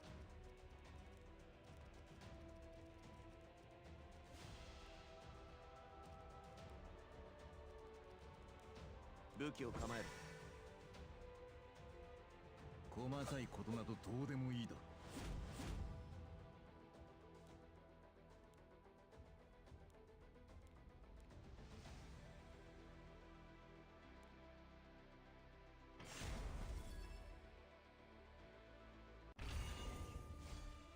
世に歯向かうつもりか。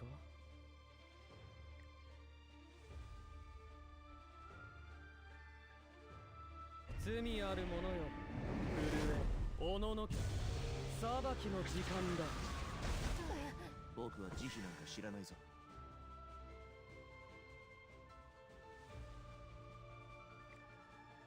こんなところで使う。Por favor, quítale elevaciones. Por favor, quítale elevaciones. Por fin. そんなに血が見たいの。格の違いがわかる。エンジンが止まった。嫌なことは早めに終わらせないと。大丈夫。封印ごと復活する。私うまくできるかな。鬼ごっこしよう。捕まえたら噛み砕いていく。たかがその程度。命令に従います。お願いします。手伝う。やるではないか。Puta que te parió.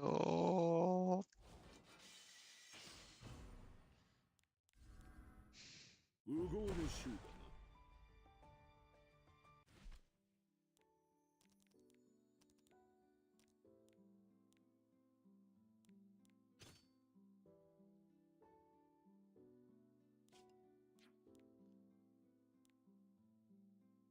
よく見て。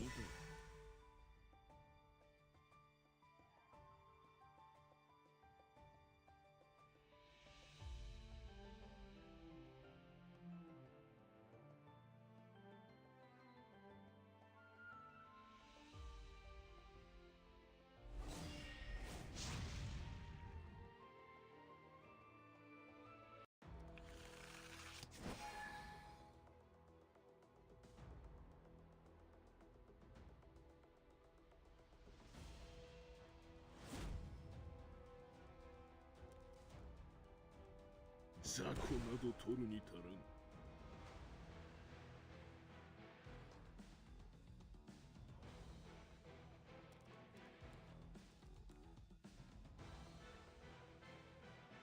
守ってあげます。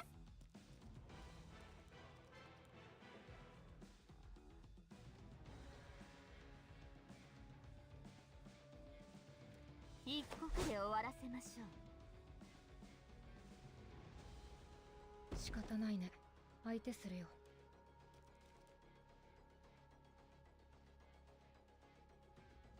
己の強量さを悔やむがいい。あなたの欲望丸見えよ。ノイアスの名のもとに。上っ面だけの正義ですね。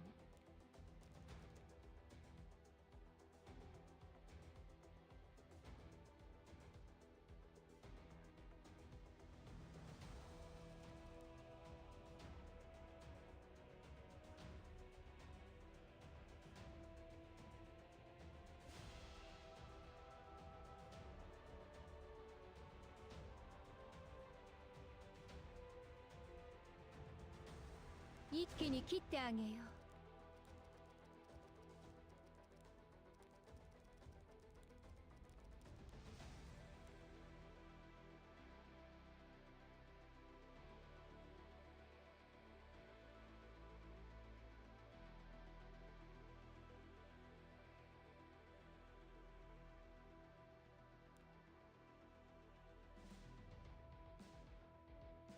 この叫びが聞こえるか。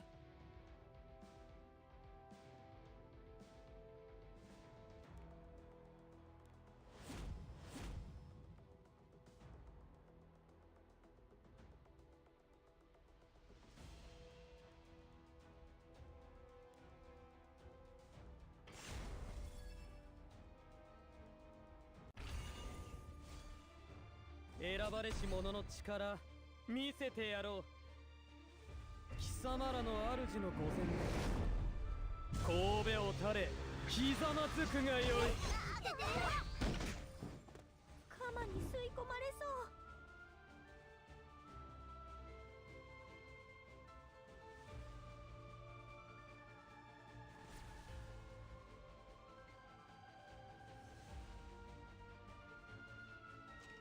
行こう。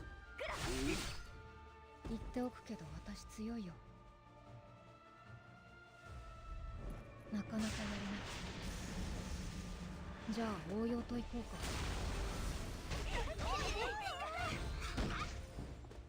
元気を届けます。期待してね。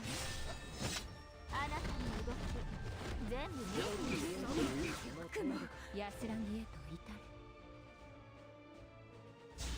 循環を拒む者に慈悲なき消滅を命ずる。常識ということだ。くも緊張していいな。私がみんなを助ける。私の番ですよね。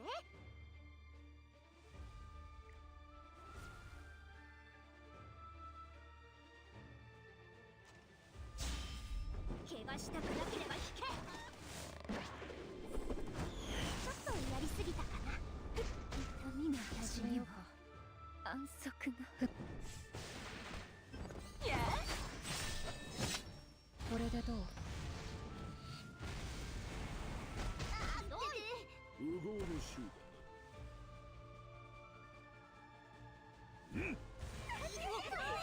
だ。座標だ。存分に楽しめ。光栄に思え。腕見せてくれる。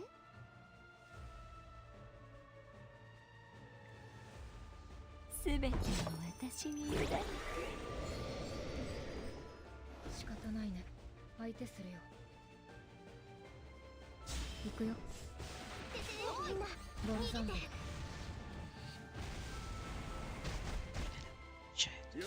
選ばれし者の力見せてやろう。期待してね。雑魚など取るに足る。見えない。闘争の聖域へ来い。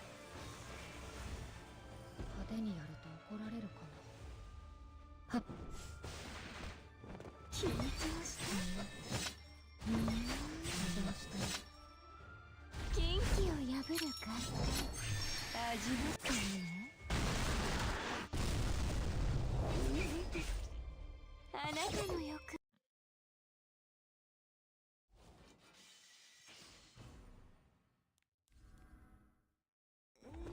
緊張しちゃう。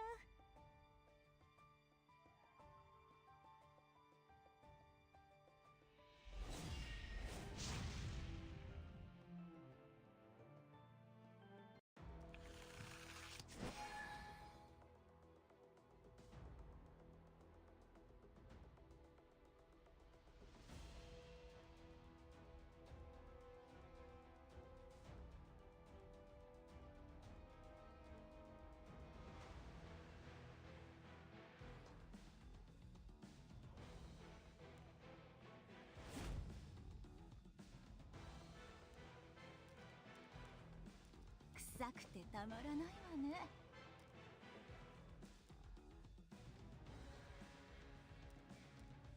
お母さん、お父さん、どこ？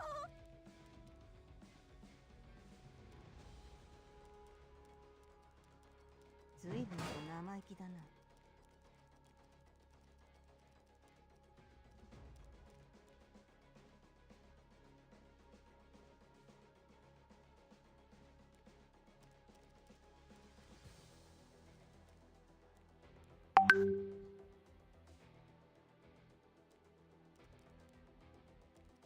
守ってあげます。愚かだな。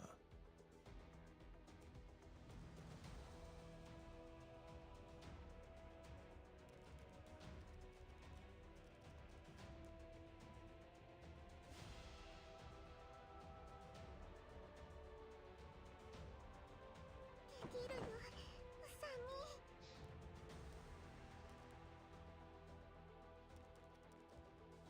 み。ひとっ走りしてみるか。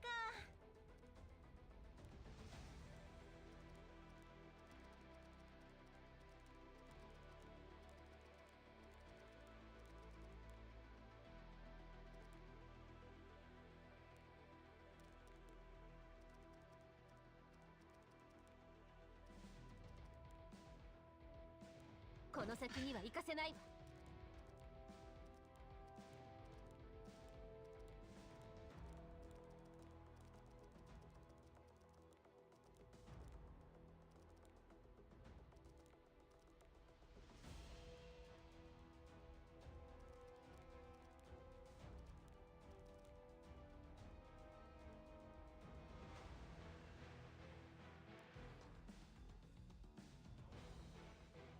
演奏を始めましょう。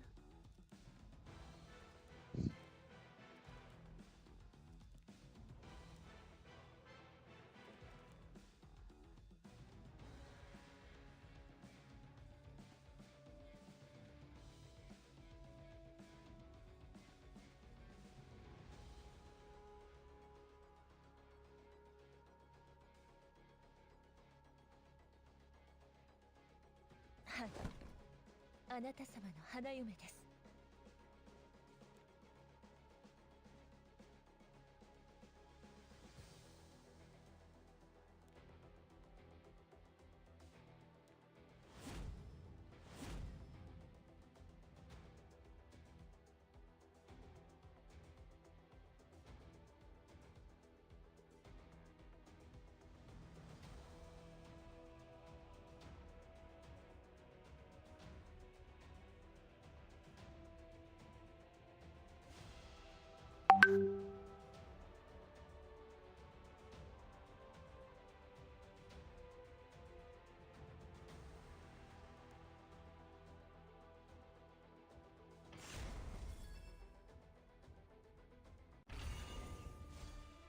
先陣はこの私が切る。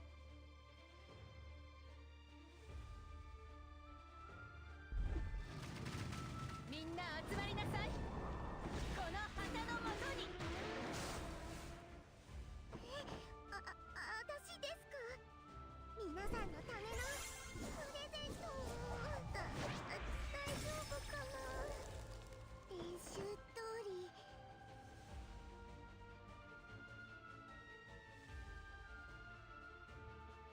私だって何でもできるわ。ひどい。永遠に約束します。誓いの言葉通り添い遂げましょう。死が二人に分かつ。派手に暴れてやろうか。あなたたちの番よ。ぶっ飛べ。せい。羅針の力。お前も破滅を望むか。地上のすべて別れを告げろ。どっちが早いかかけてみるか。光よりも早く飛ばす準備はいいか。やったわね。私は警告したから。努力絶対に。こ私を裏切らないの。天国の扉を開く時です。あなたの子供なん愛おしいのです。砕け散った名前の上に。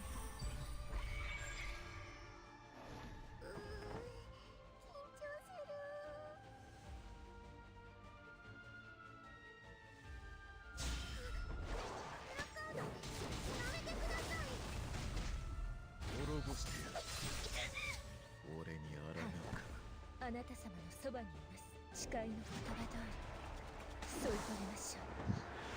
死が二人に分かつのそういうないのかとこの程度理解できないのか。ビシッと可愛く縛ってあげますね。想定内のことの式は間違っていない。高顔無知な輩ですわね。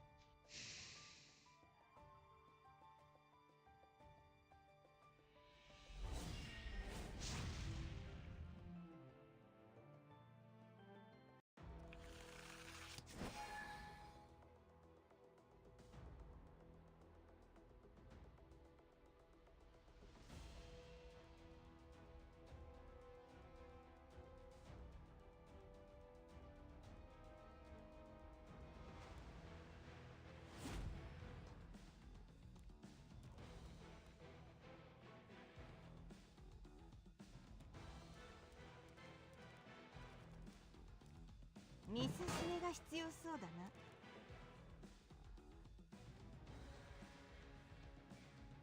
嗅いでみる？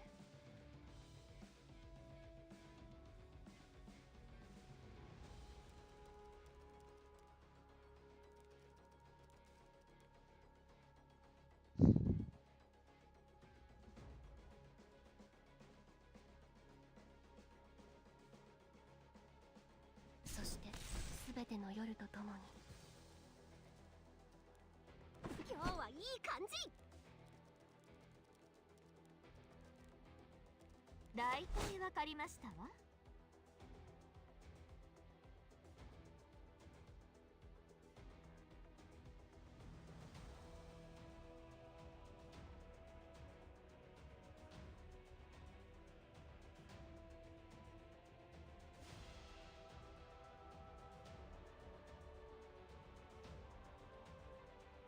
仕方ないね。相手するよ。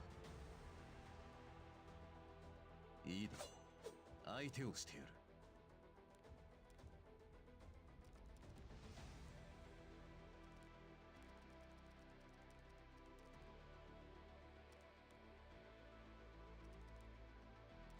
宿題はもう終わりましたか？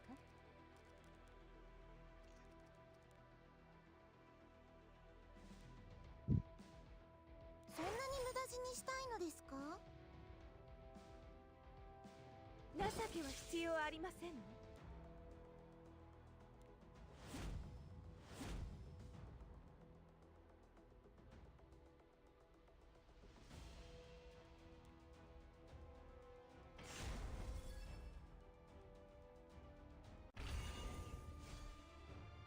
騒ぎは許さない。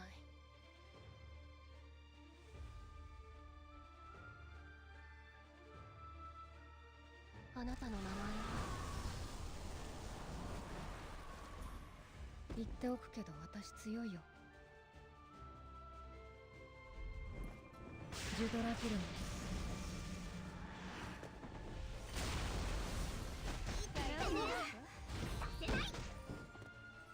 始めようか。嫌なことは早めに終わらせないと。小ざとしい真似は通じなくてよ。細かいことなどどうでもいいだろ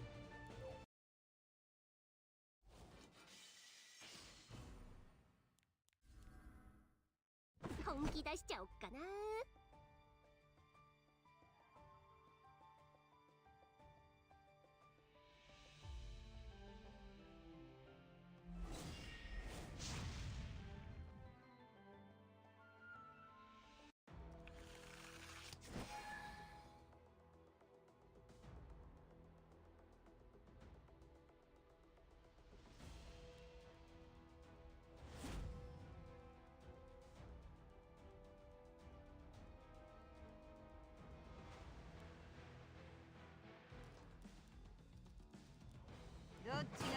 かかけてみるか。今日はいい感じ。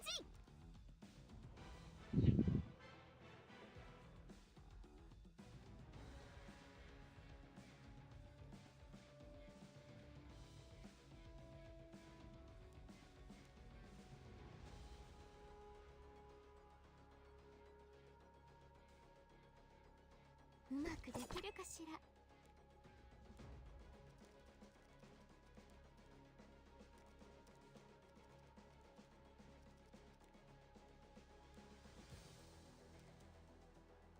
ひとっ走りしてみるか。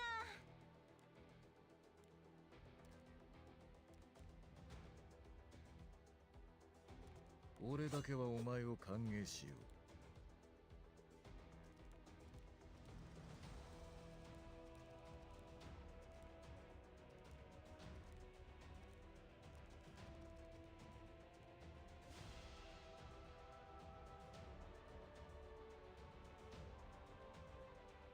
悪縁を断ち切る時です。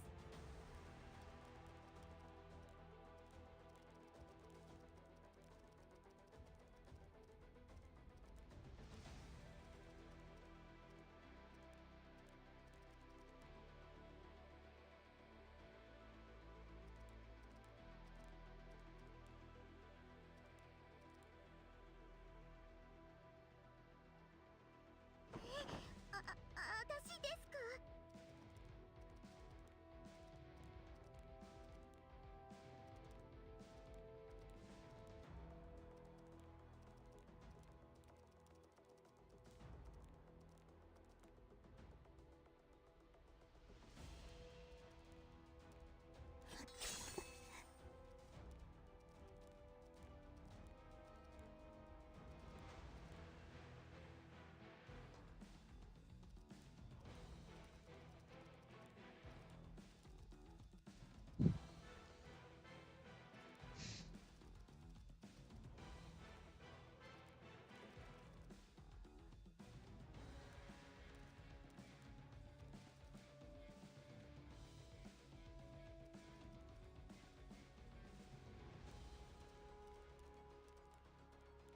勝率が必要ですね。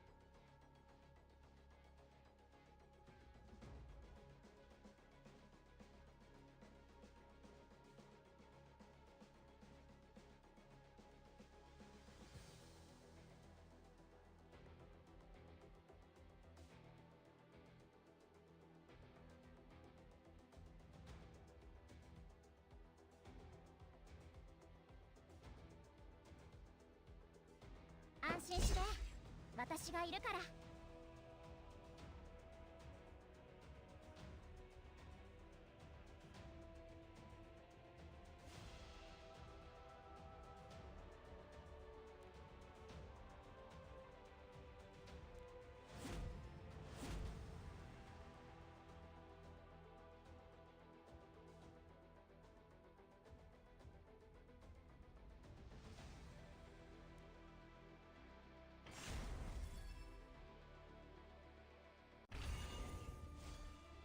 あなたに私の何がわかる。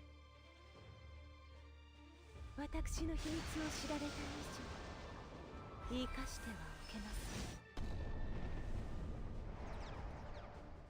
せん。守るべきものがある限り、負けるわけにはいかない。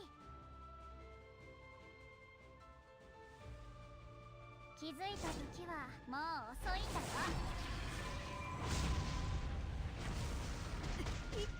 練習通り甘い気持ちをいっぱい込めて送るつもりだったけど、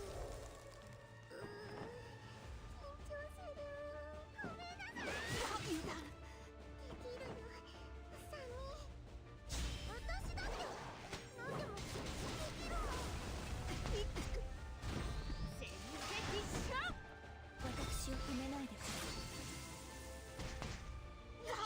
身内に手出したのはお前か。この町のヘッドは誰？思い知らせている。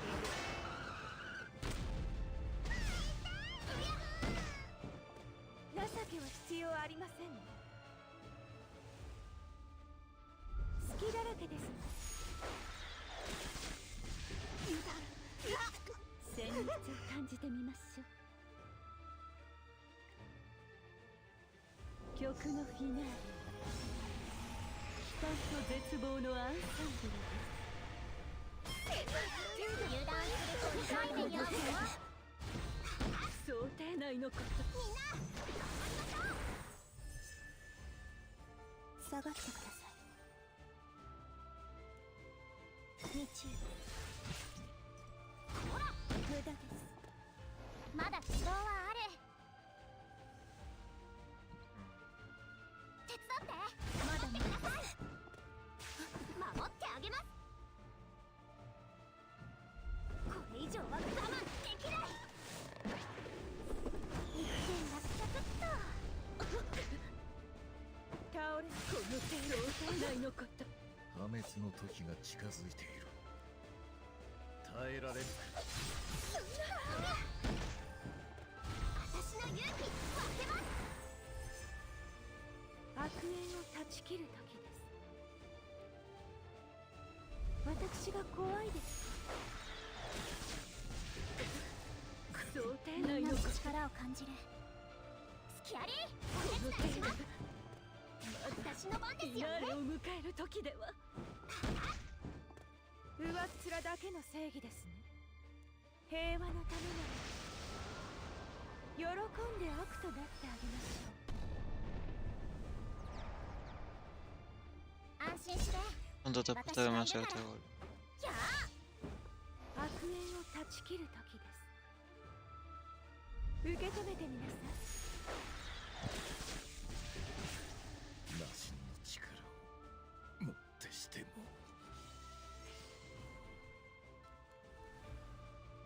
敵なら排除します。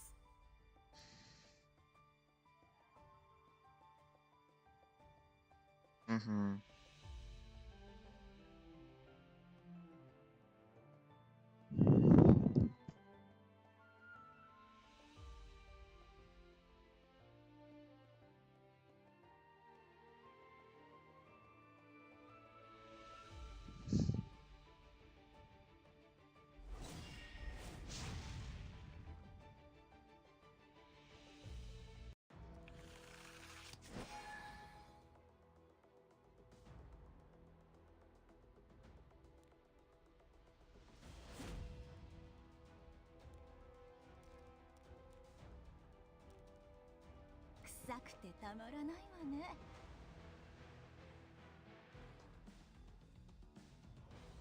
ずいぶんと生意気だな。本気出しちゃおっかな。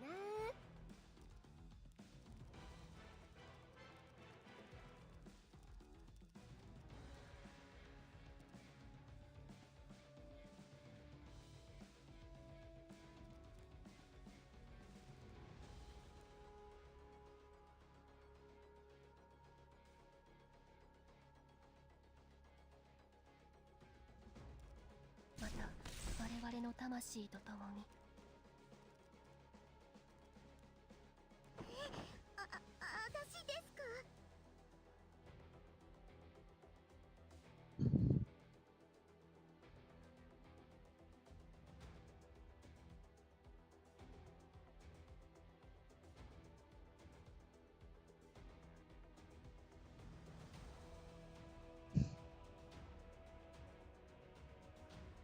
腕見せてもらうよ。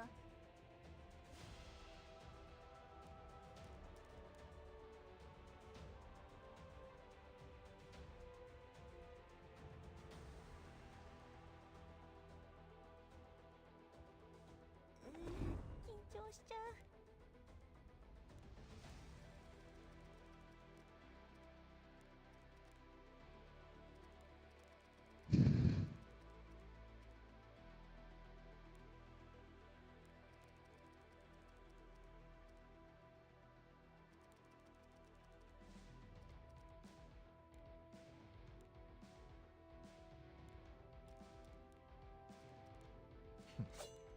愚かだな。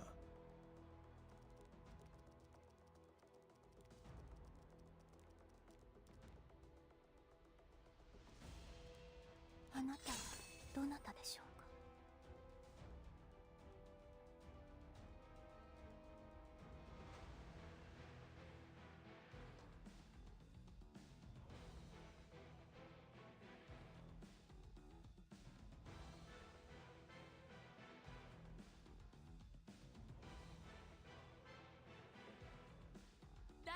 のために。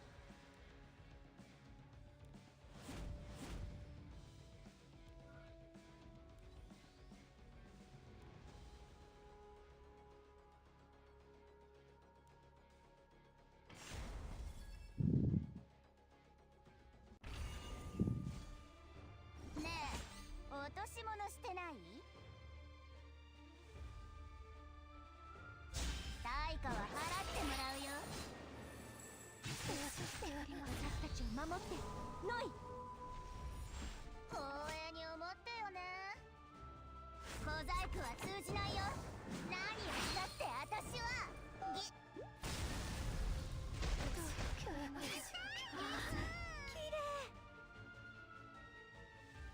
遠くまで逃げちゃえ。怖い狼はすぐに見つけてしまう。まだまだ世界中の手先のくせに。今行く。まだ無駄です。俺だけはお前を歓迎しよう。永続の慈悲が宿りますように。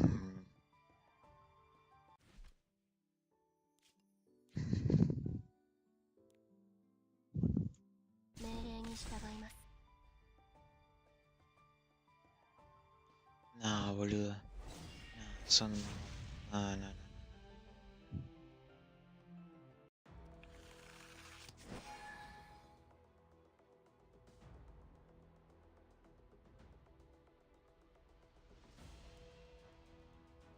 Váyanse bien a la concha de la cara.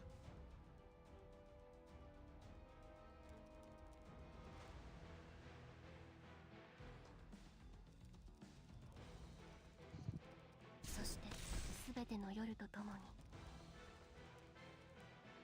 どっちが早いかかけてみるか。どかないと怪我するよ。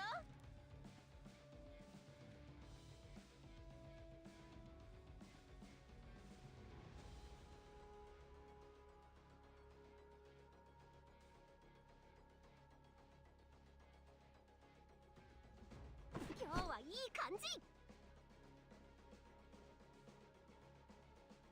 できるの、うさ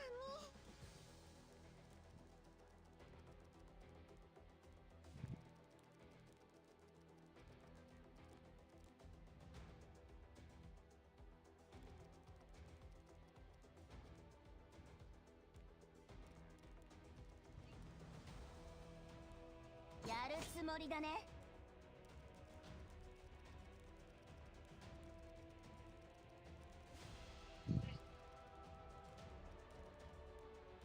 ロイ、私うまくできるかな。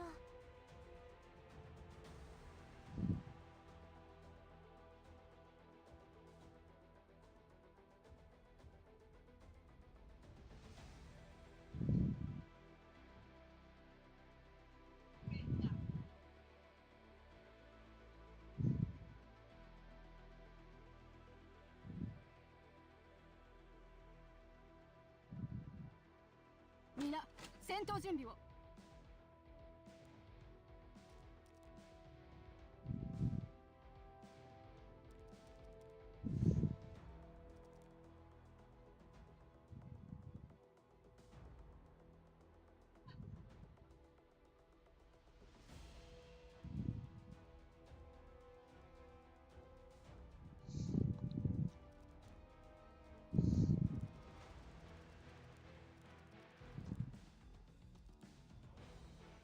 愚の骨頂であるな。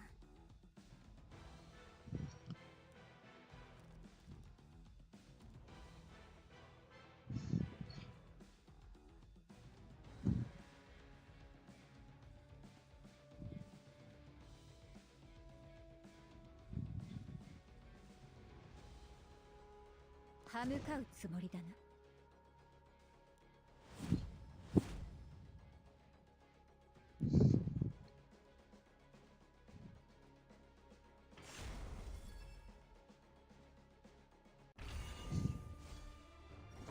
え、落とし物してない？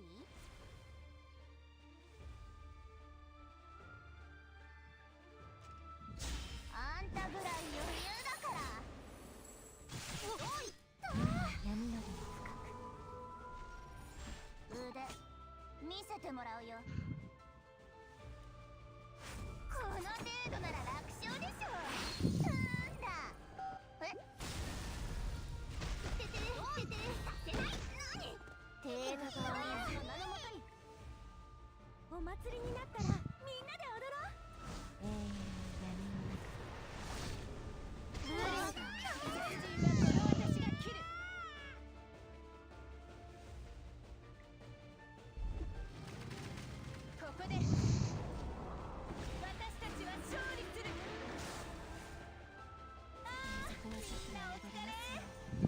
Por fin una puta victoria, ¿no? お母さん、お父さん、どこ？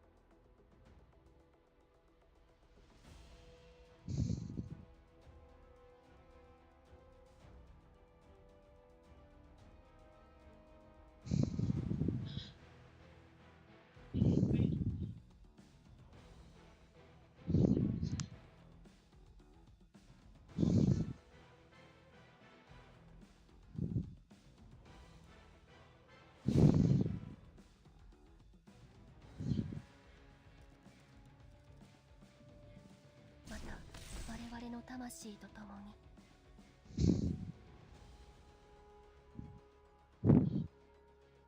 私の出番かしら。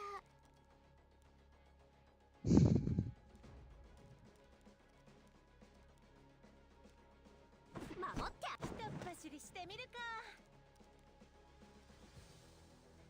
世に歯向かうつもりか。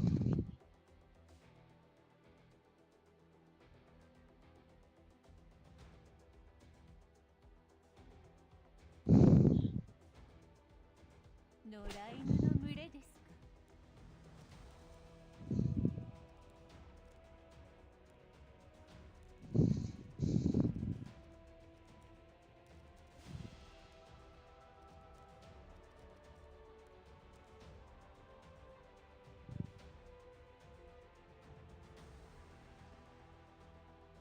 時が来たか。死神の鎌は避けられない。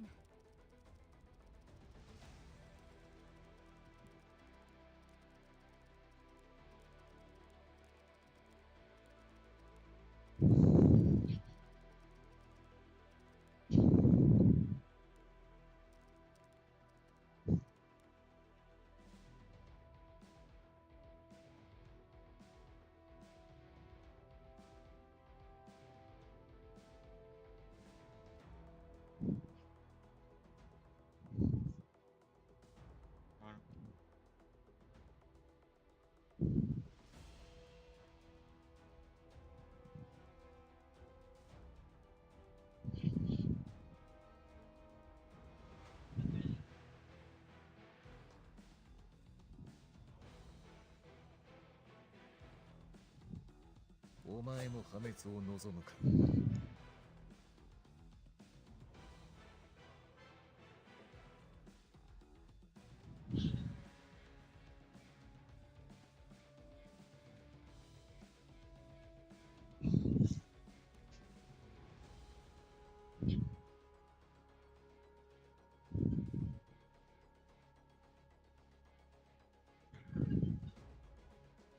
幸運がついてます。大丈夫ですよ。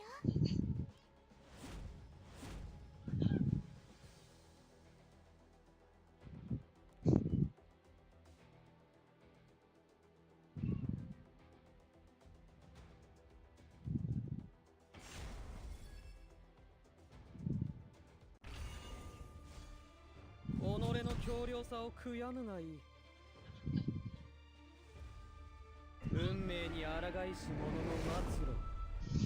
とくと思い知れ。私を知って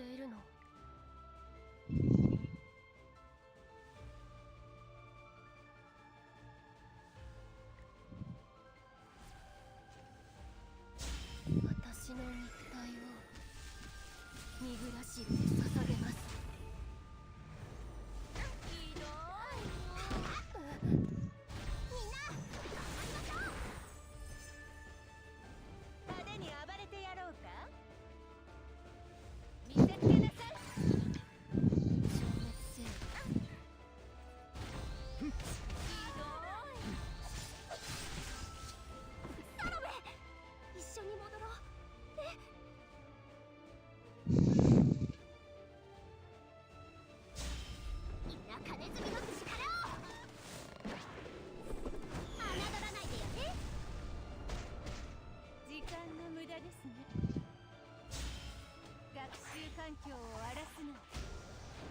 強制退去を命じます。慈悲はない。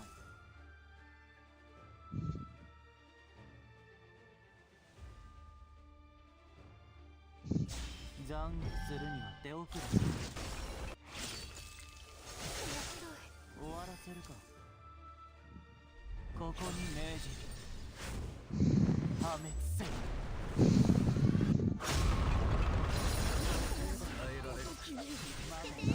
俺だけはお前を歓迎しよう。無駄だ。直罰を課します。その成績でよく平然といられます。本気出しちゃおっかな。これ以上は我慢できない。一点落着っと。滅ぼしてやる。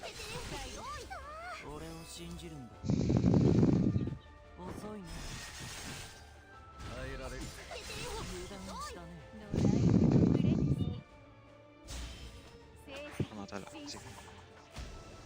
無駄にできる時間などありません。破滅の敵が近づいている。ここに光があるのは石爆と未練だけ。慈悲はない。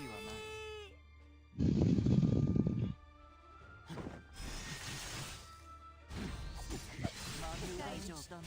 宿題はもう終わりましたか。体罰が必要かもしれません。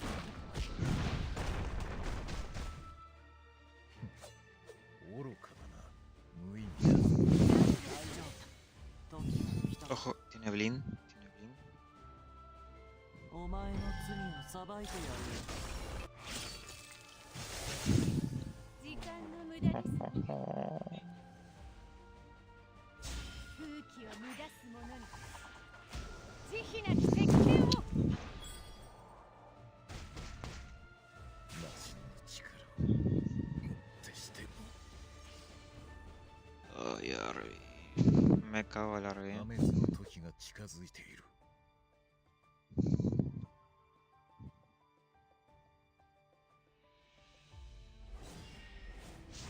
Me cago en la Arby.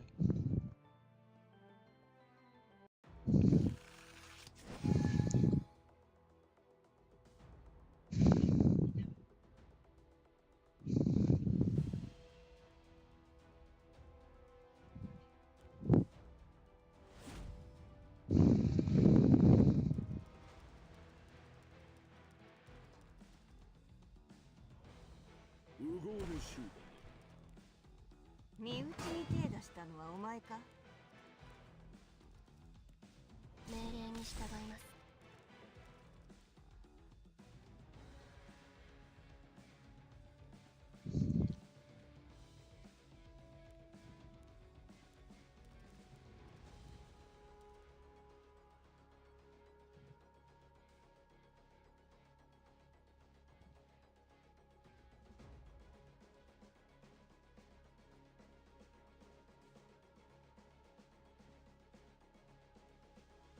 私の番ですよね。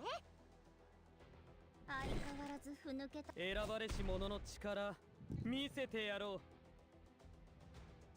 う。欲望に対価はつきものなの。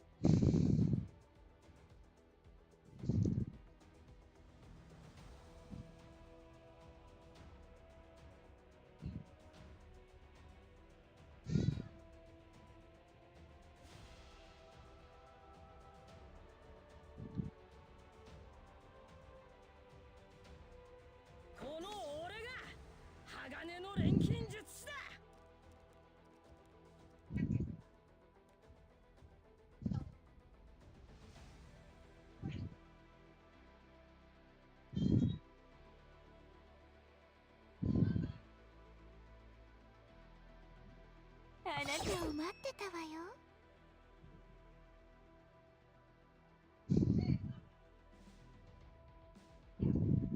武器を構える。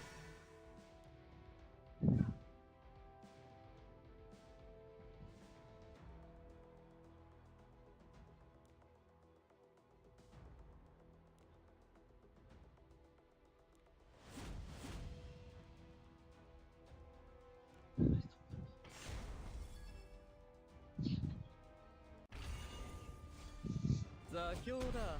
存分に楽しめ。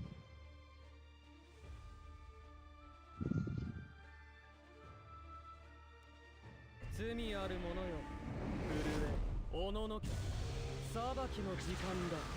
貴様、抵抗しても無駄。あなたは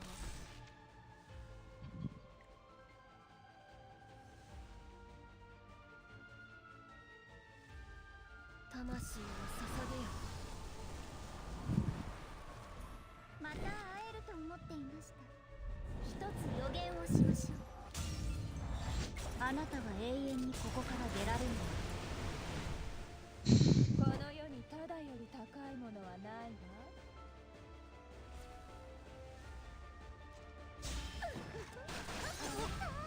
お宝を捧げたら願いを叶えてあげる。忘れてないよね。私にあれを捧げるって約束。いらないわ。世に歯向かうつもりか。つまらん。おい、させない。元気を届けます。騒ぎは許さない。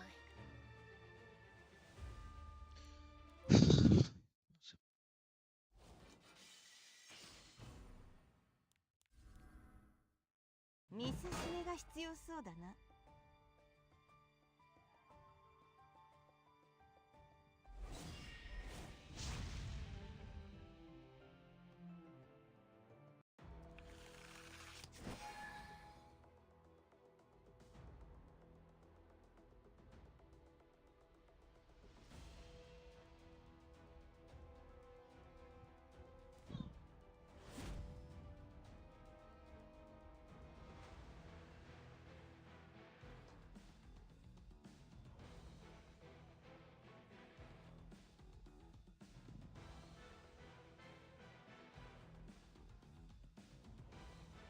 香りは気に入った？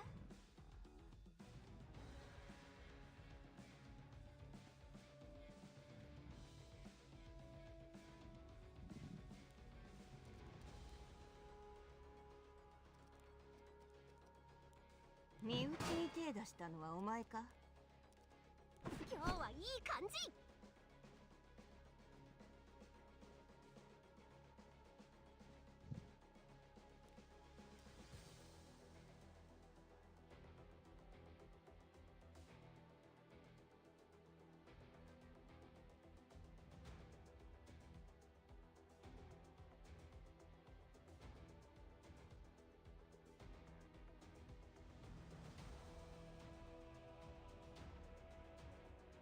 また我々の魂と共に。派手にやると怒られるかな。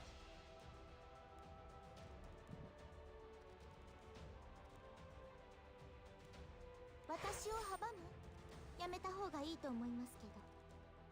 録音がついてますよ。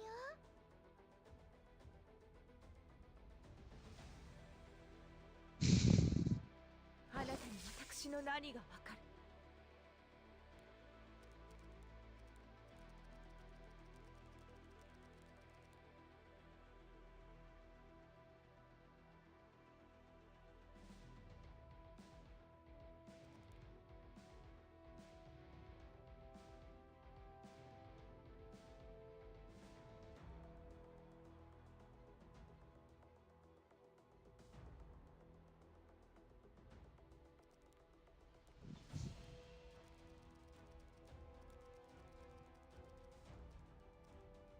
魔女の手下か。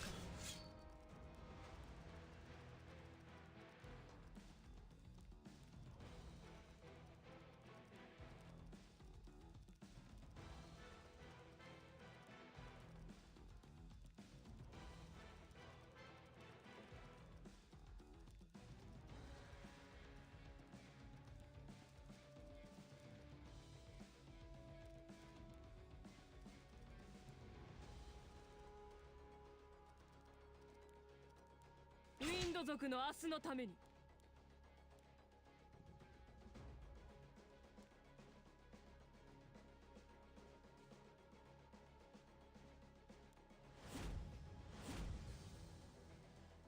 Busco resistencia. Ah, pero ya.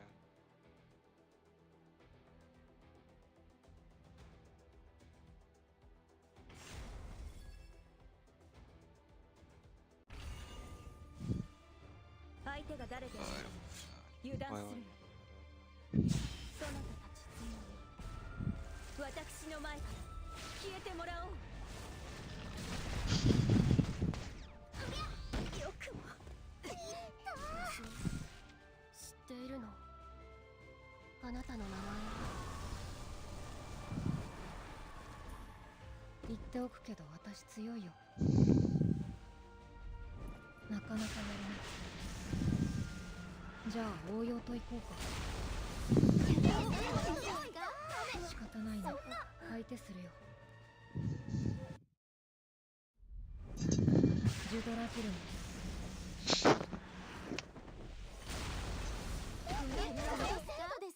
私が止めるか。あの程度のものに。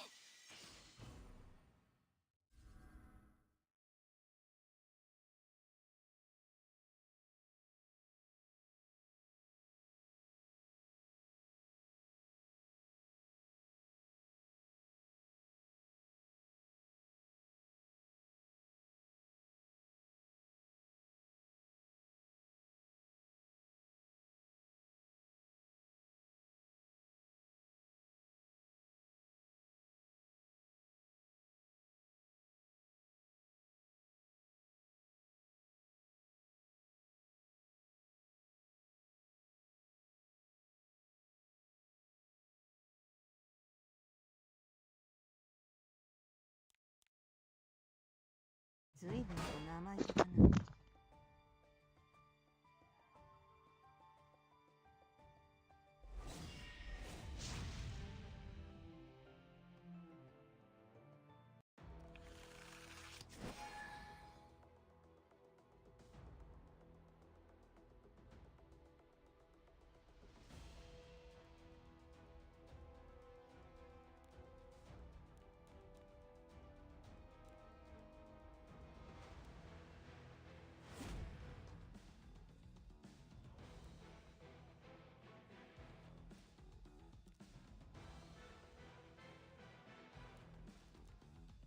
どっちが早いかかけてみるか。そなたの反抗は無意味。私、手伝いましょうか。そして全ての夜とともに光栄に思ってよね。秩序は保たれる。下がった方がいいぞ。かわいそうに震えておるな。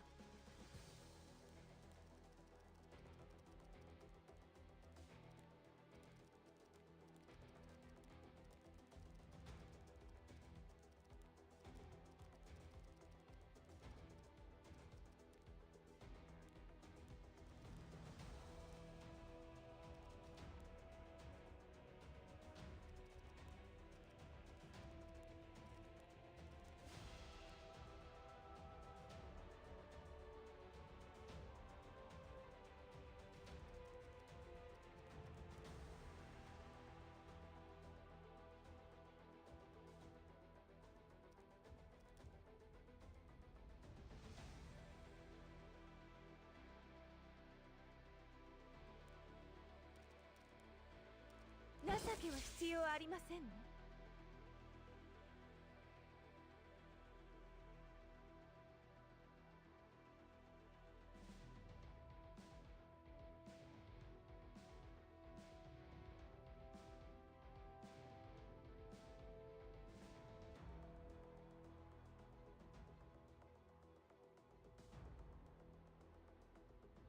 私の矢はどの敵を撃てばよいのでしょうか。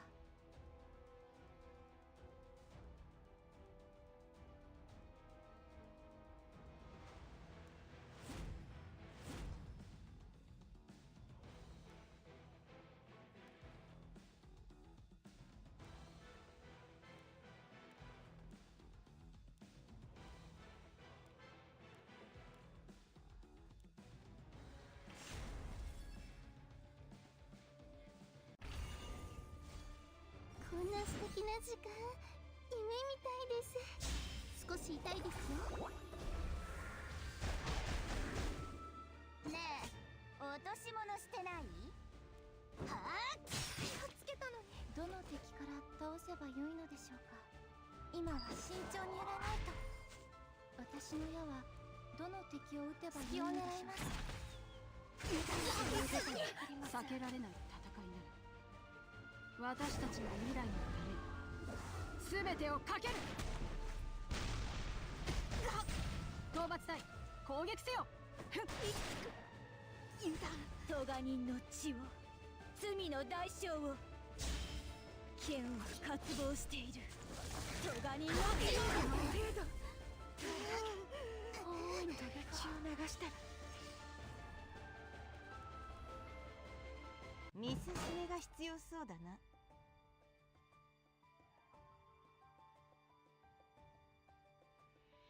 身内に手出したのはお前か？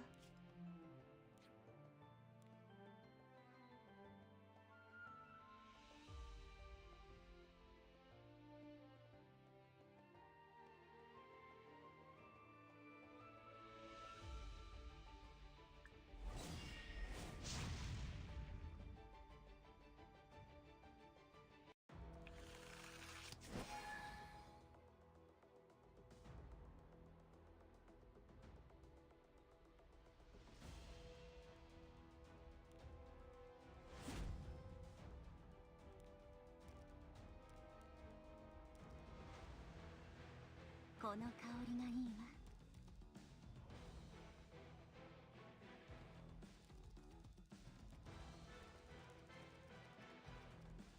ずいぶんと生意気だな。緊張しちゃう。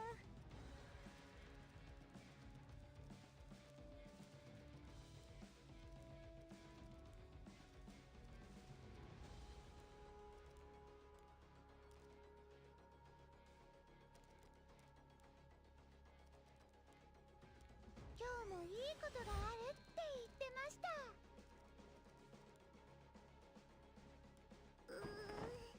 緊張する。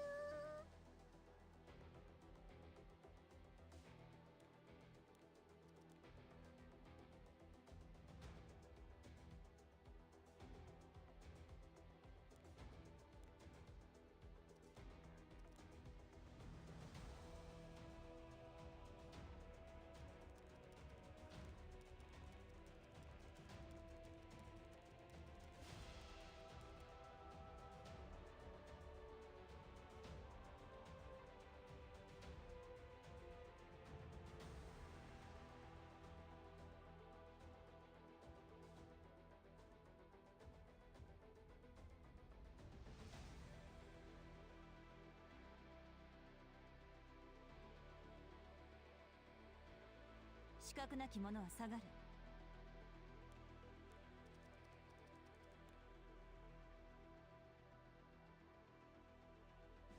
どかないと怪我するよ。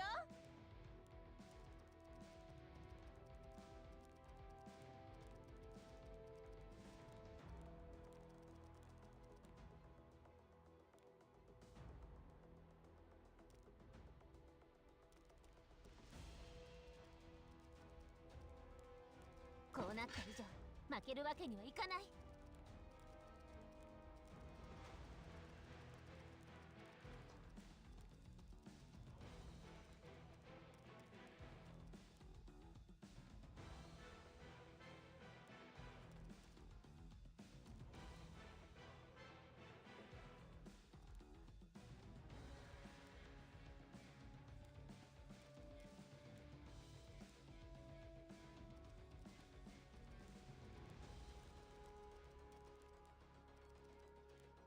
やるつもりだね。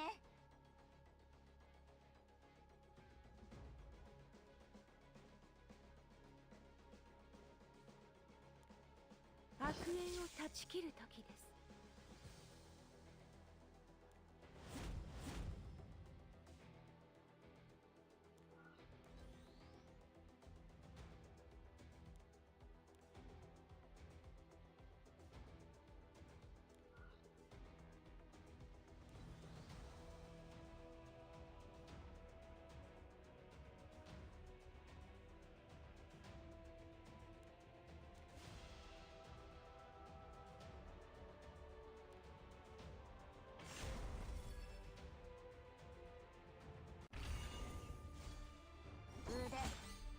べてもらうよ。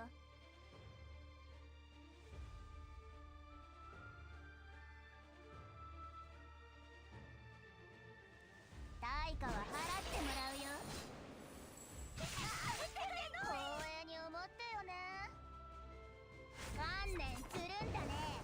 私からは逃げられ。あれ、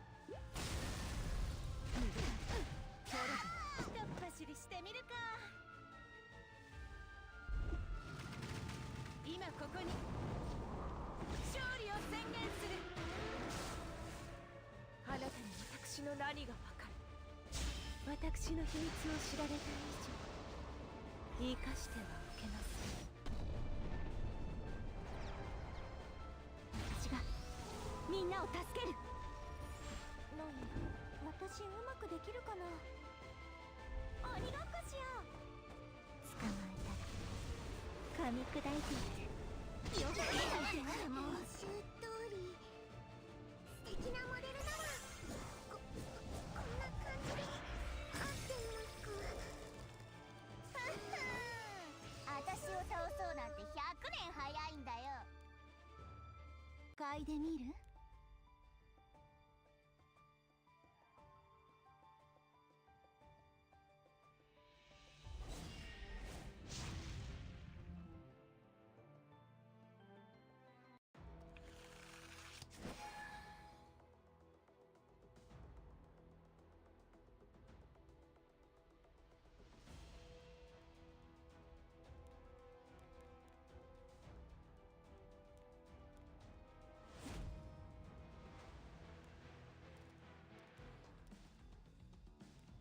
その態度、ぶしつけですね。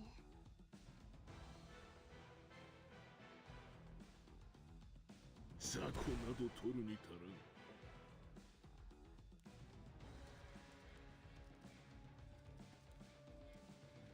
先生の後ろに立ってね。永続の慈悲が宿りますように。己の強量さを悔やむがいい。なかなか使えそうなやつね。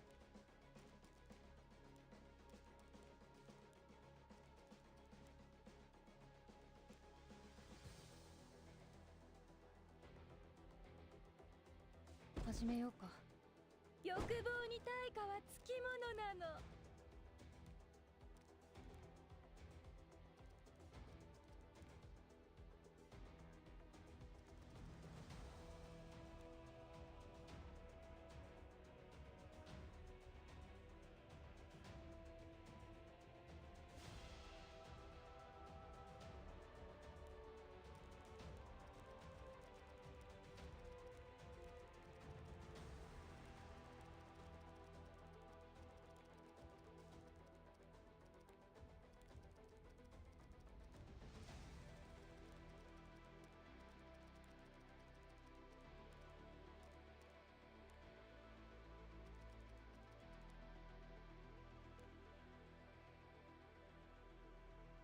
そんなに血が見たいのか。光よ、私たちを導いて。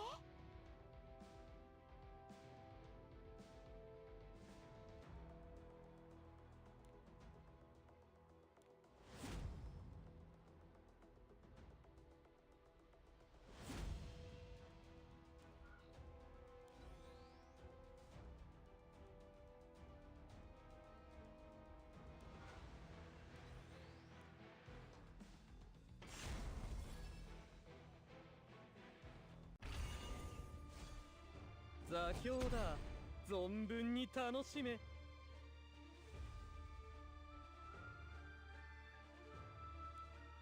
運命に抗いし者の末路。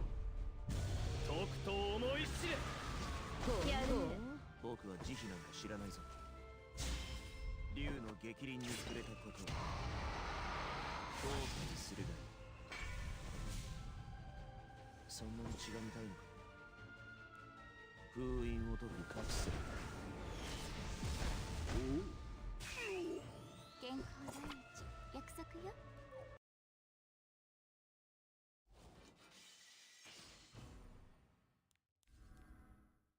神に歯向かおうとするなんて。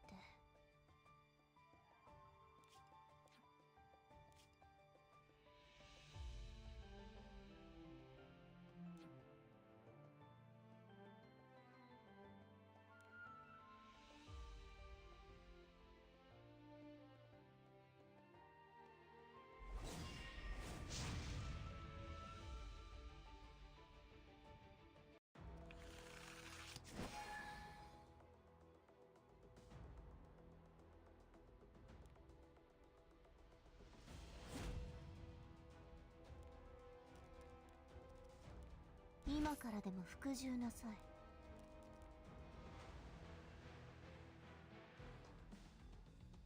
ノイアスの名のもとに。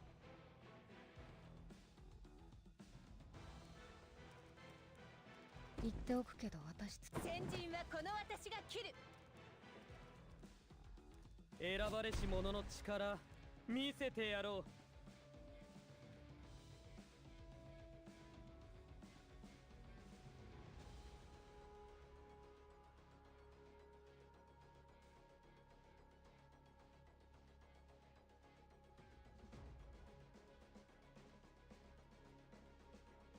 うまくできるかしら。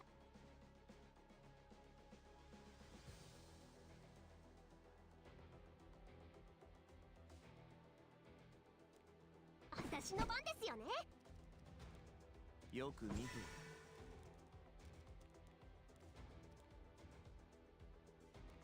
私を訪ねたからには覚悟はいいのね。栄光は皆と共にあります。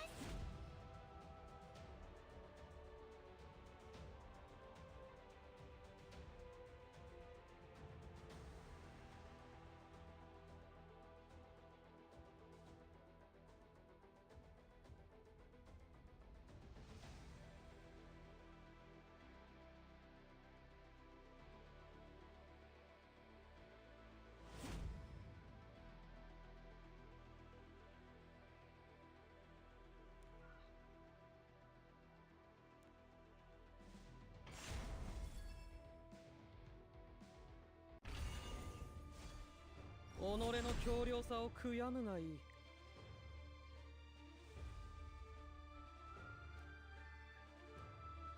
貴様らの主の御前で神戸を垂れひざまずくがよい。この程度か。私の勇気分けます。武器を構える。大切な者のために修羅の道を歩んでみせる。僕は慈悲なんか知らないぞ。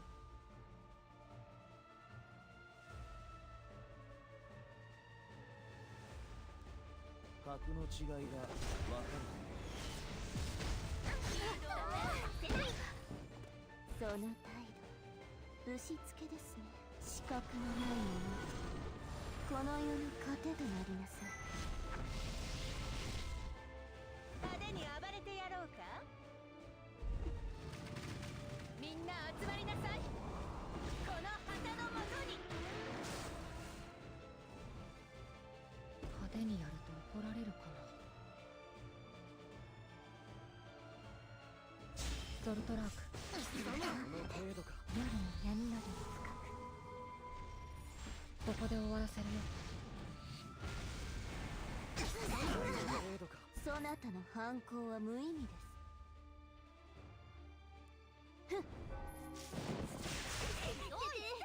世に歯向かうつもりか。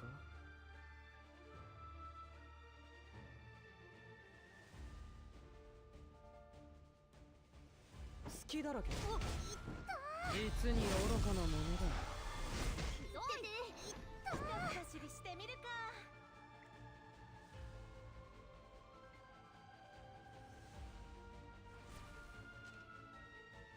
あなたたちの番よ。ひれ伏しなさい。つまらん。たかがその程度。神に歯向かおうとするなんて。はっ。よく見て。封印を解くカプセル。やるね。どかないと怪我するよ。ここで私たちは勝利する。座標だ。存分に楽しめ。ふん。命取りになるぞ。うわ。今からでも服従なさい。ふん。ひとっ走りしてみるか。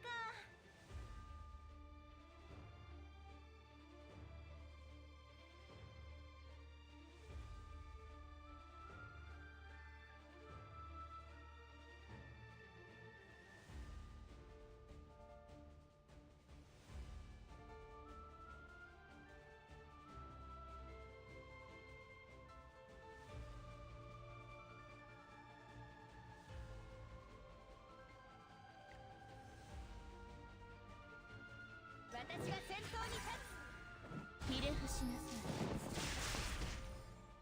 い。つまらん。もう終わった。もう終わりか。あっけないものだな。そんなに血が見たいのか。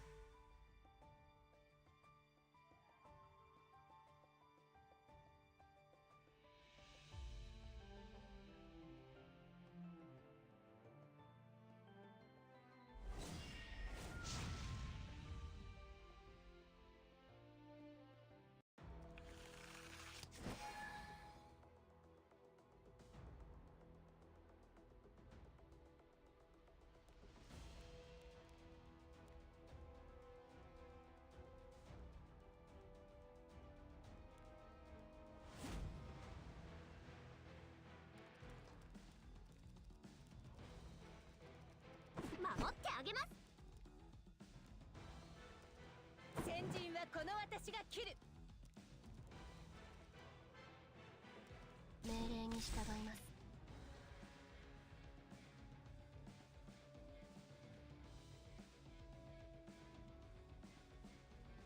言っておくけど私強いよ。見進めが必要そうだな。己の強量さを悔やむがいい。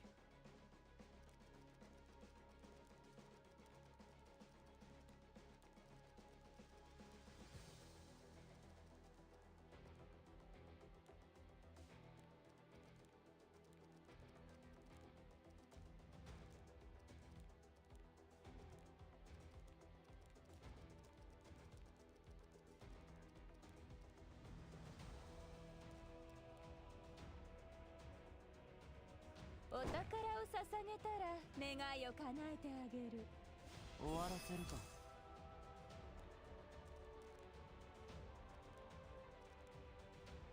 宿題はもう終わりましたか？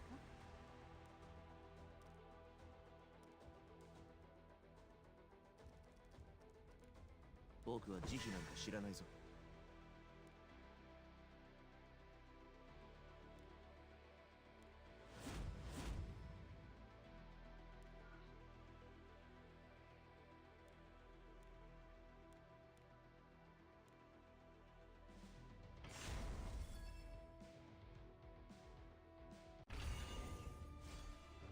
世に歯向かうつもりか。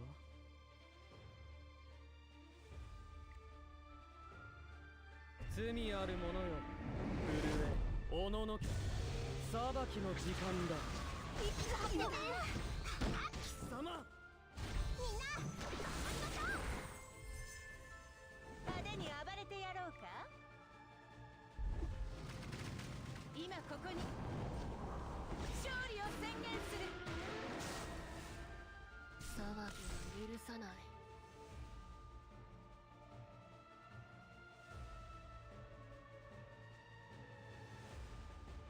あなたは救われた。欲望に対価はつきものなの。全部あなたが選んだからおとなしく受け入れなさい。待ってて。甘い欲望警告したからね。この世にただより高いものはないわ。忘れてないよね。私にあれを捧げるって約束。待ってて。させない。あなたは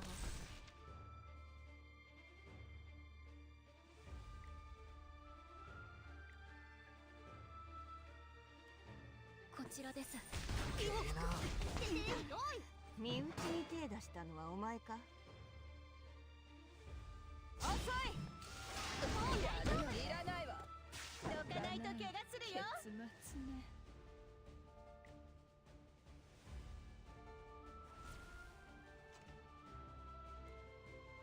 あなたたちの番よ。隙だらけ。選ばれし者の力見せてやろう。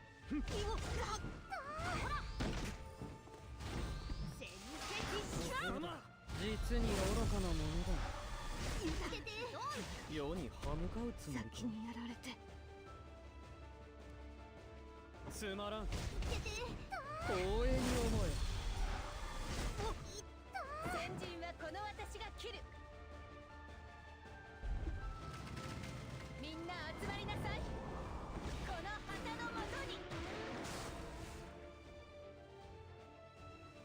騒ぎは許さない。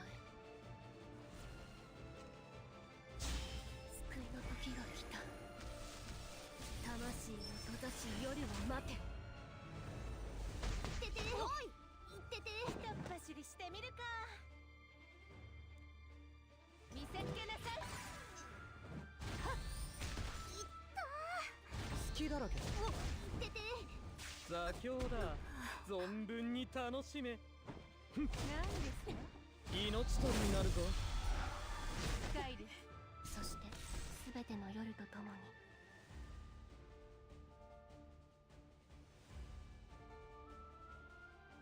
もう終わりか。あっけないものだな。お宝を捧げたら願いを叶えてあげる。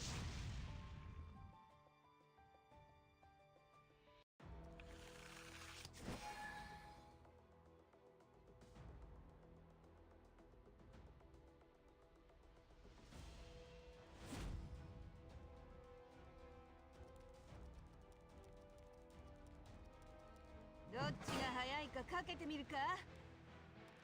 先陣はこの私が切る。私の出番かしら。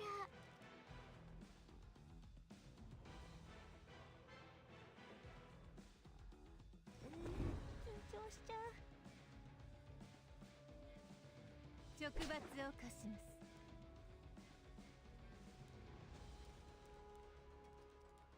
お前も破滅を望むか。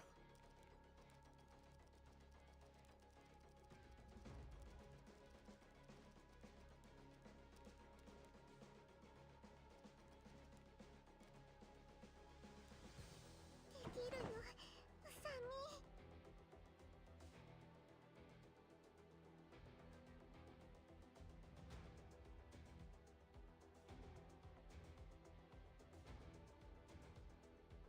俺を信じるんだ。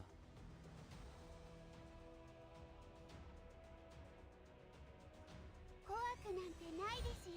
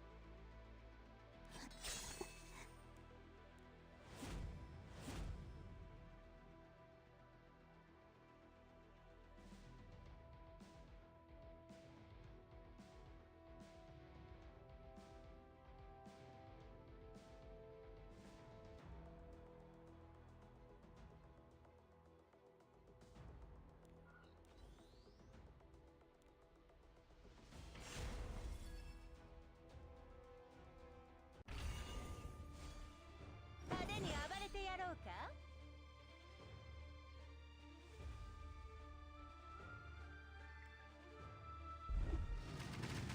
今ここに勝利を宣言する。健康第一、約束よ。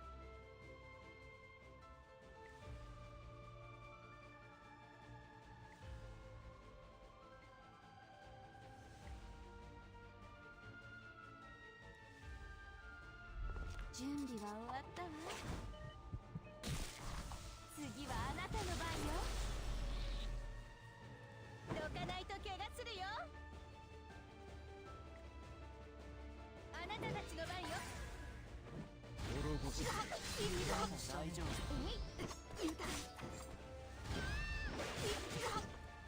随分と生意気だな。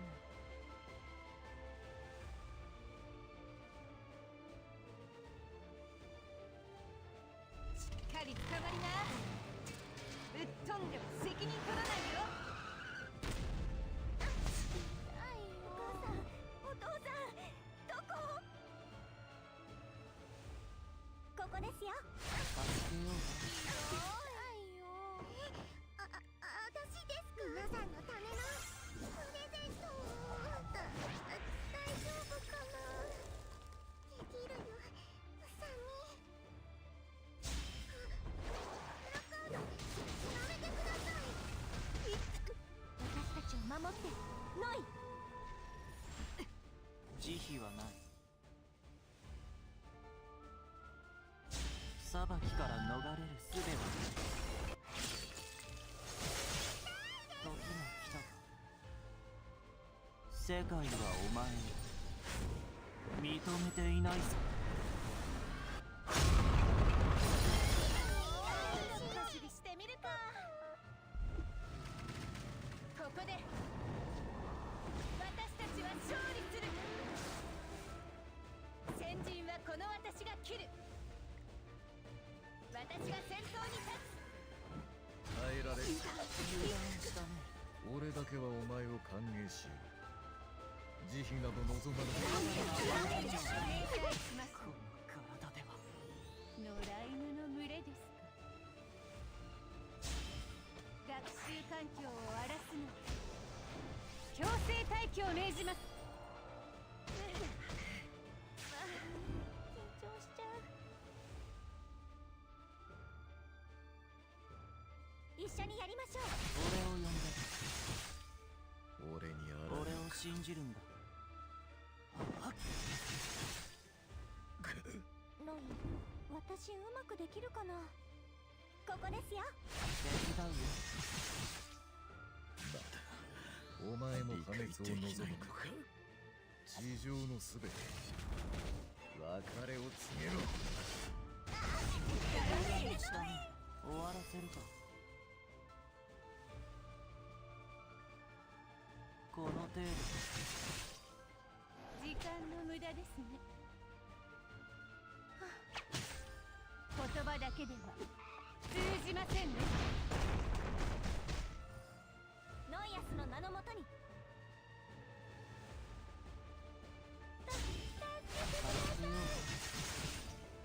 滅ぼす。まだ大丈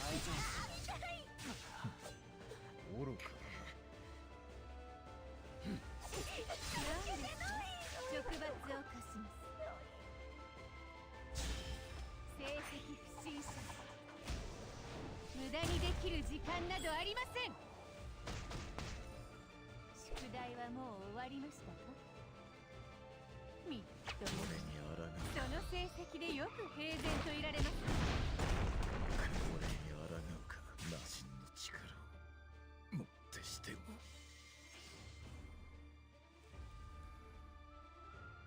先生の後ろに立ってね。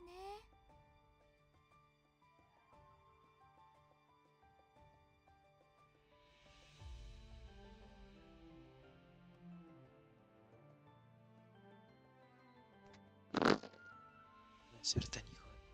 Boludo como 30.000 veces el Arby. Un mísero counter de esos 30.000 golpes.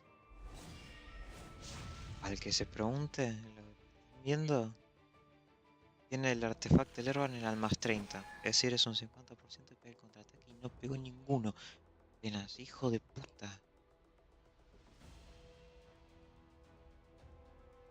Hijo de remil puta.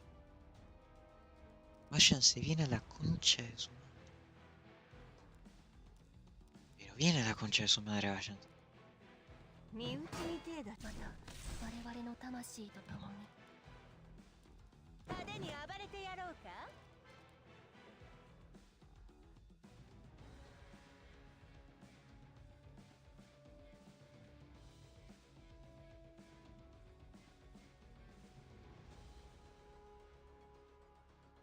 本気出しちゃおっかな。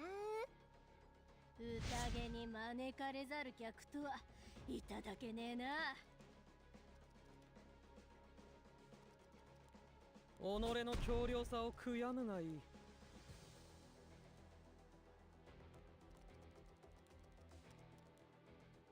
私を訪ねたからには覚悟はいいのね。Sí, no, váyanse a la verga.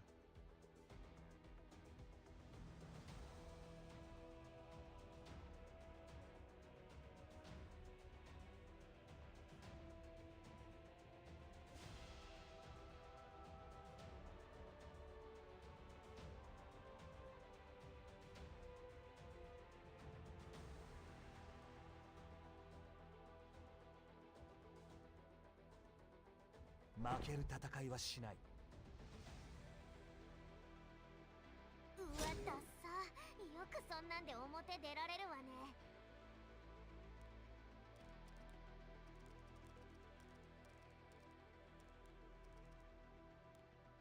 武器を構える。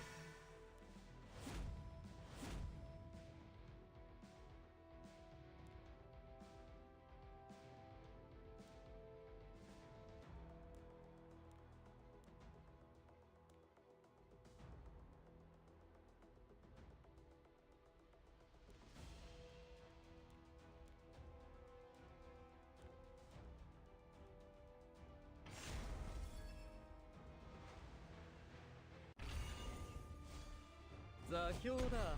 存分に楽しめ。運命に抗いし者の末路。とくと思い知れ。この程度か。私を知っているの？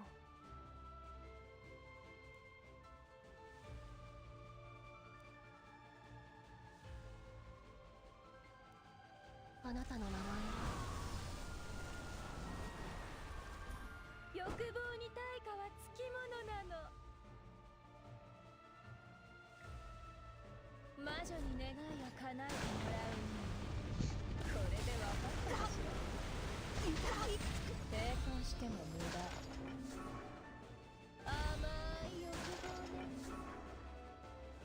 ひとっ走りしてみるか。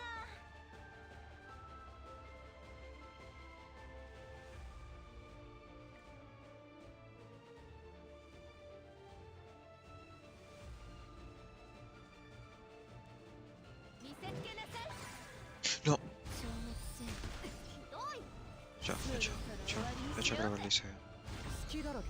Sí. やまね。ひどい。私を訪ねたからには覚悟はいいのね。全部あなたが選んだ結果、 Obviamente. おとなしく受け入れなさいよ。騒ぎは許さない。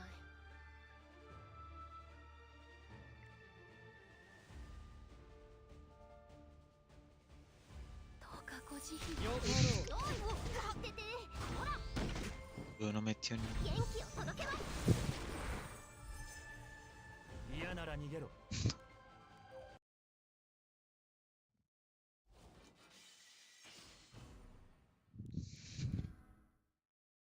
そして全ての夜とともに。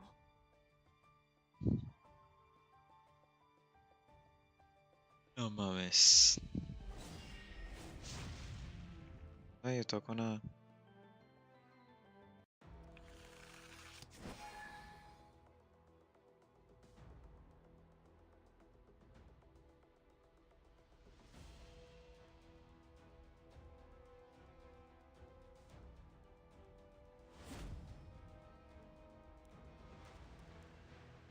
その態度、ぶしつけですね。命令に従います。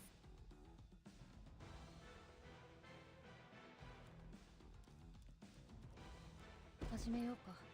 どかないと怪我するよ。選ばれし者の力見せてやろう。栄光は皆私の出番かしら。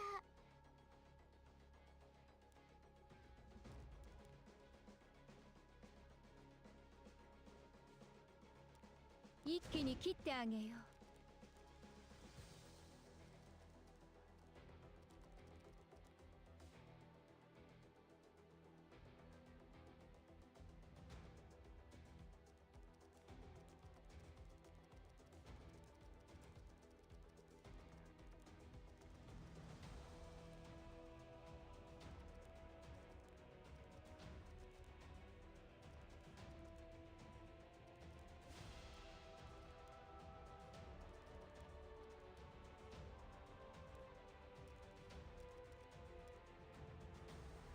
この世にただより高いものはないわ。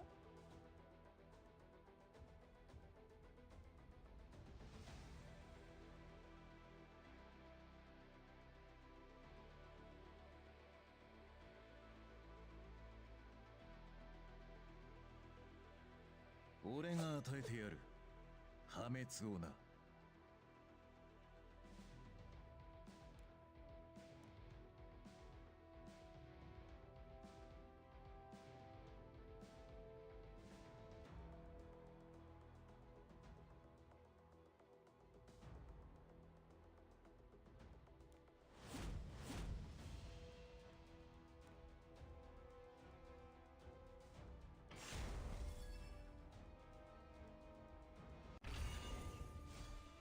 世に歯向かうつもりか。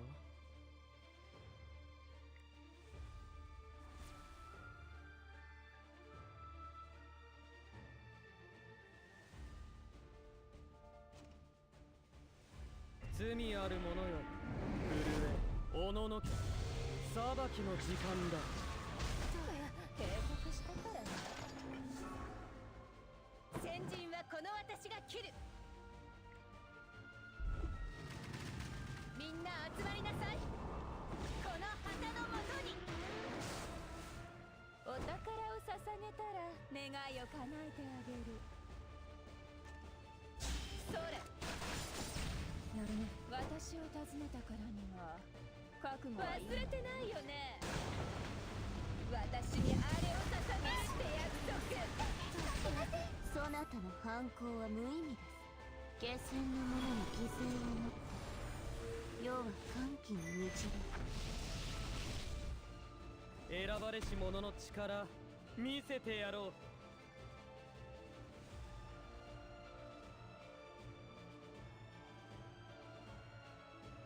つまらん。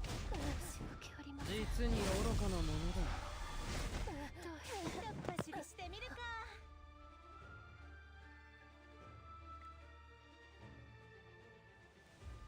あなたたちの番よ。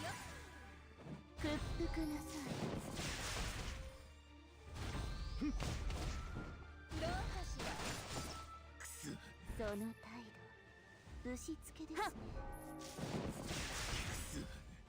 己の強量さを悔やむがいい。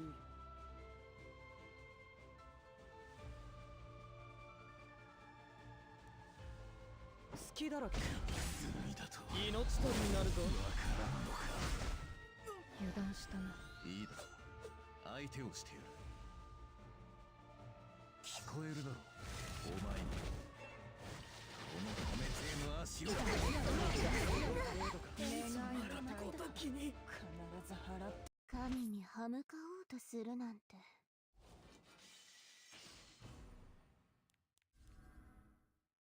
欲望に対価はつきものなの。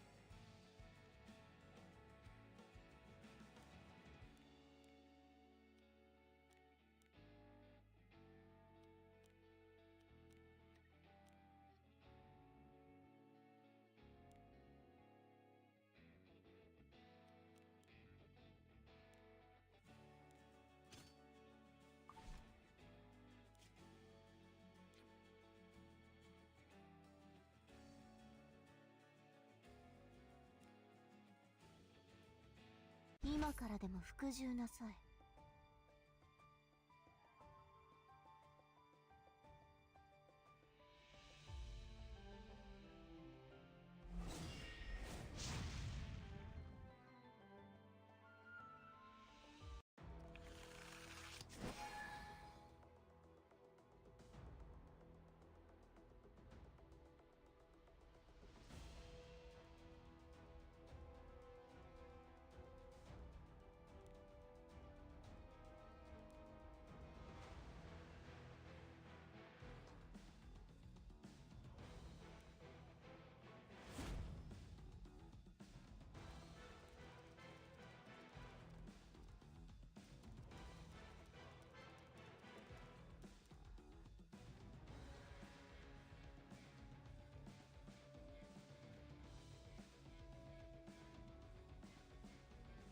無謀の集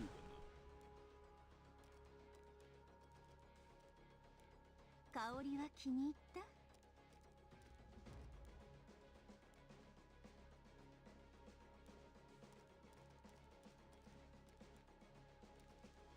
派手に暴れてやろうか？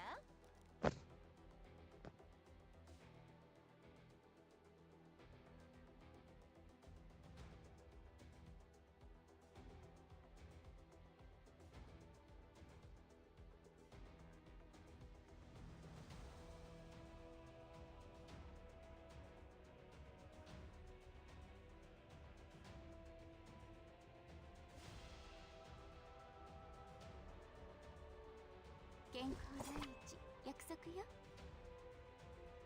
一緒に踊りましょう。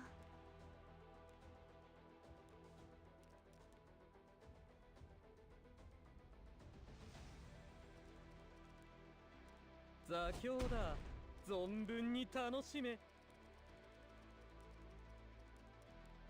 この世にただより高いものはないわ。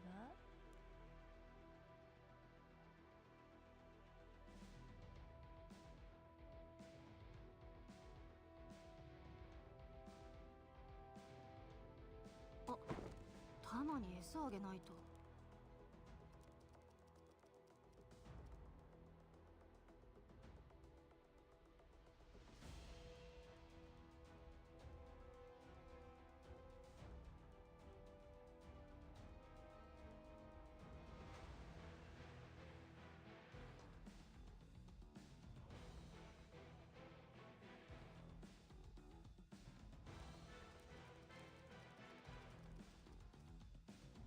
動揺するな。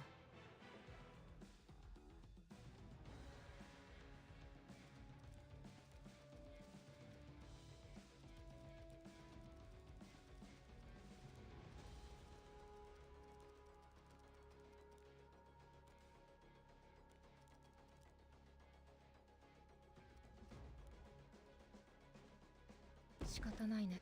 相手するよ。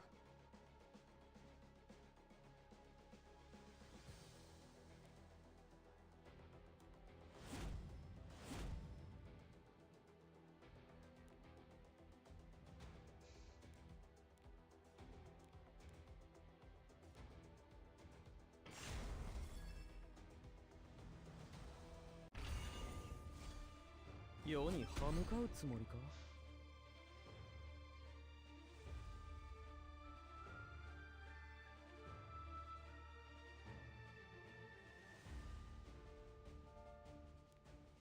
貴様らの主の御前で神戸を垂れひざまずくがよい。どこに貴様始末しろ。抵抗しても無駄。どかないと怪我するよ。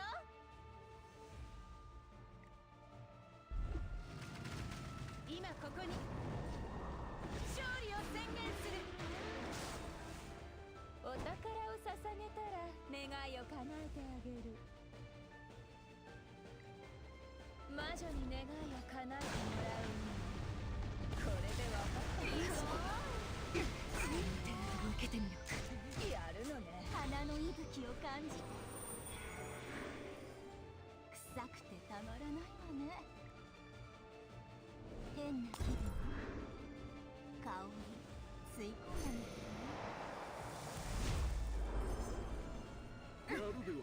ばれし者の力見せてやろう。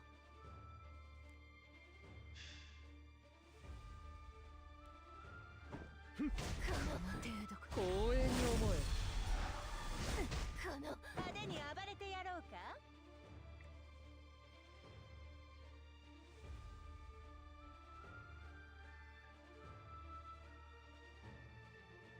見せつけなさい。この程度か。つまらん。なかなかやるな。欲望に対価はつきものなの。次はないぞ。それ。ひどい。私を訪ねたからには覚悟はいいのね。甘い欲望ね。痛いです。この香りがいいわ。香り終わらせよう。やるではないか。お宝を捧げたら願いを叶える。じゃあな。やるではないか。素晴らしい。先陣はこの私が切る。調子よかったわね。己の強量さを悔やむがいい。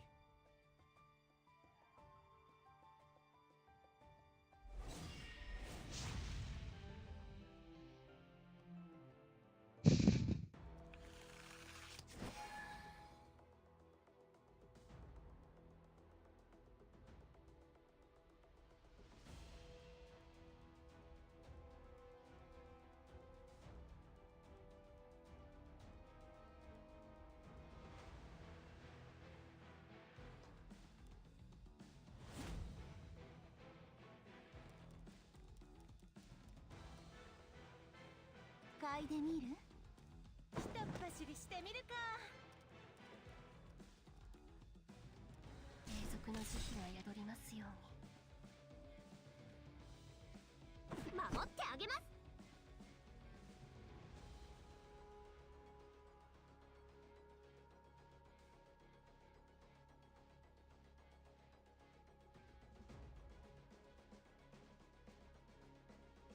言っておくけど私強いよ。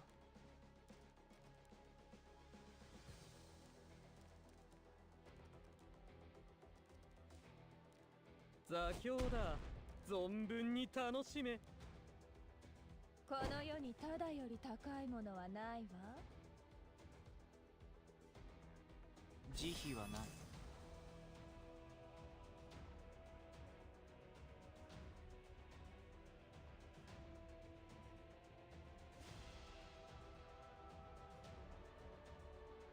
細かいことなどどうでもいいだろう。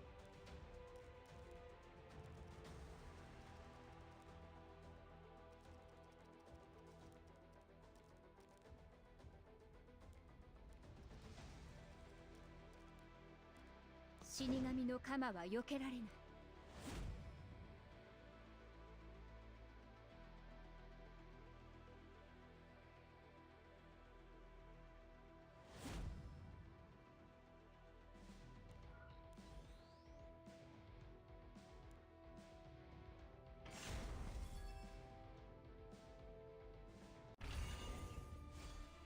選ばれし者の力見せてやろう。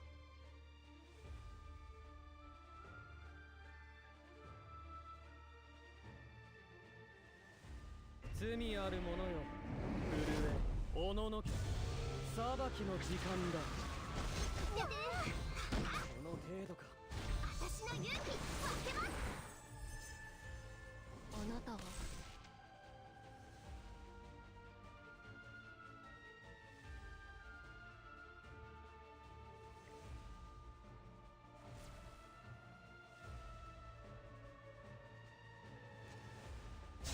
待っていました。慈悲をお与えください。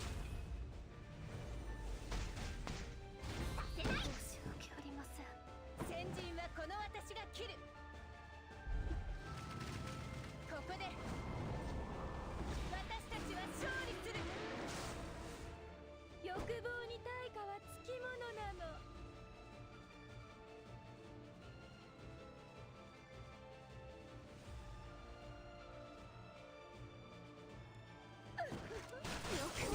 よくね、サロメ、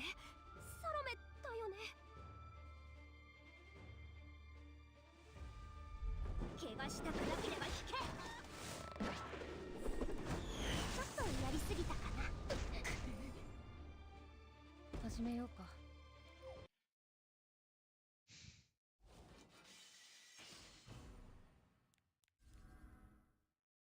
派手に暴れてやろうか。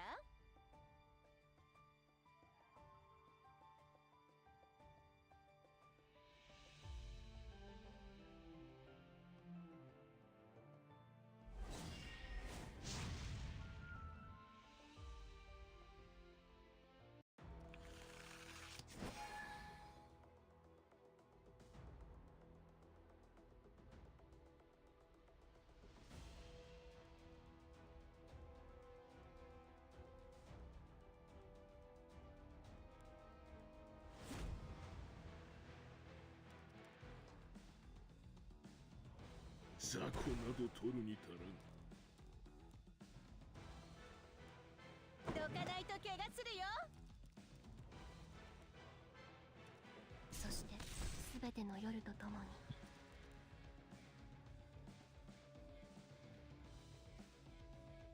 派手にやると怒られるかな。うまくできるかしら。世に歯向かうつもりか。この世にただより高いものはないわ。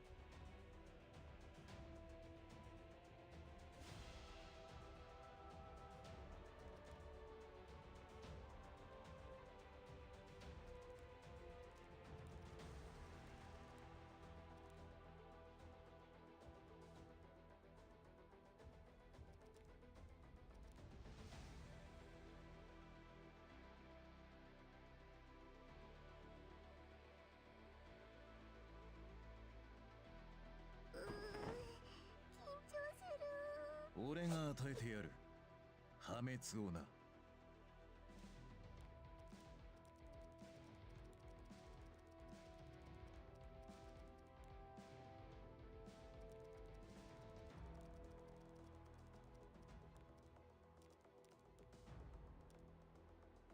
歯向かうつもりだな。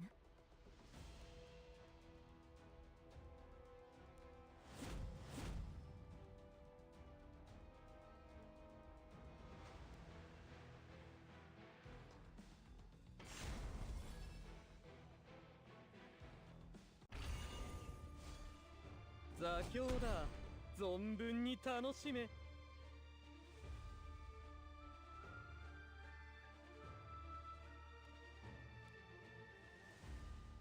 運命に抗いし者の末路。とくと思い知れ。警告したからね。先生の後ろに立ってね。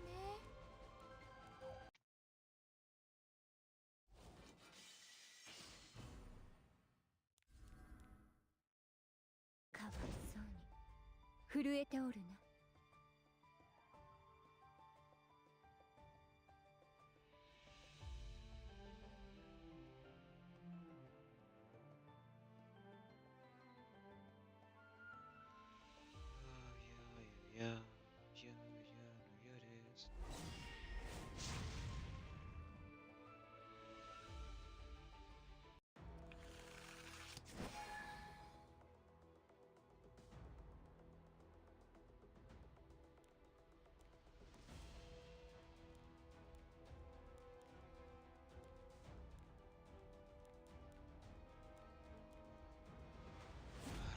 Cambiar de enfoque. Para que nos pique el lady. 神に歯向かおうとするなんて香りは気に入った？ロイ、私うまくできるかな？ひとっ走りしてみるか。私についてこれるか。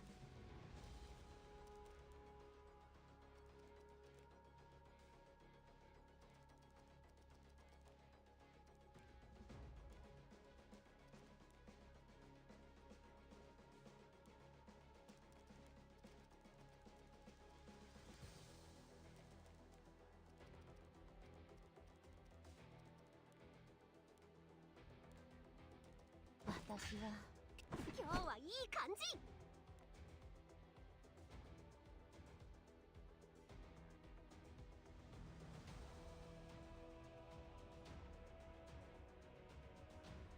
命令に従います。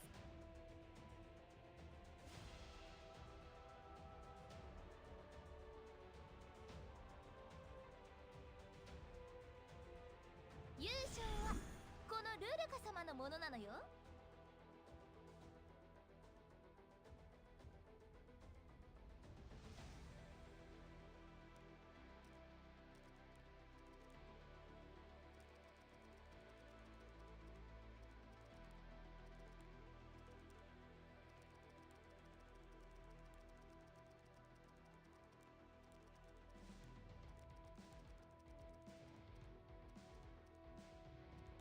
俺を信じるんだ。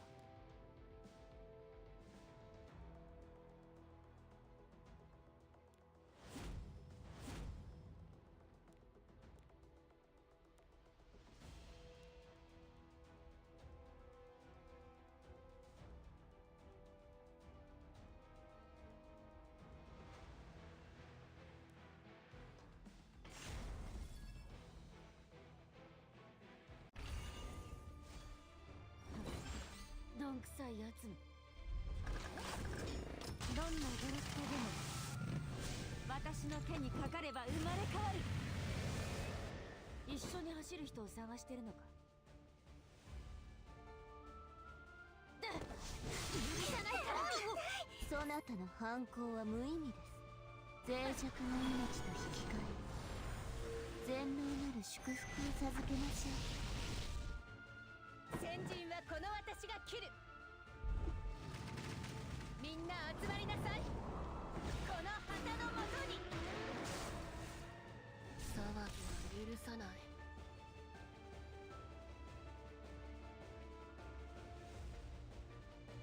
こちらです。どうさもない。その態度ぶしつけですね。ひれ伏しなさい。緊張しちゃう。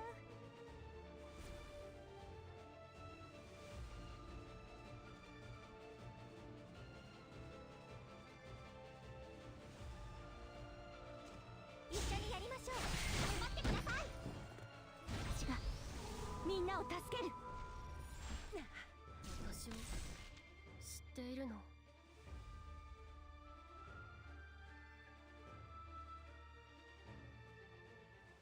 魂を捧げよ。時が来たか。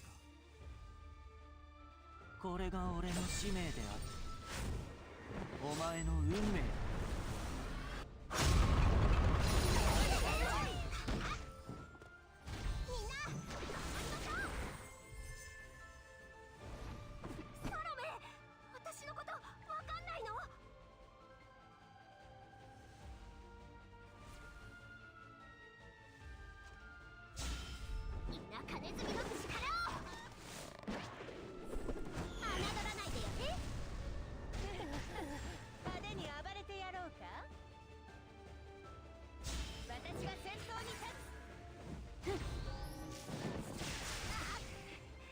私を妨げるつもりか。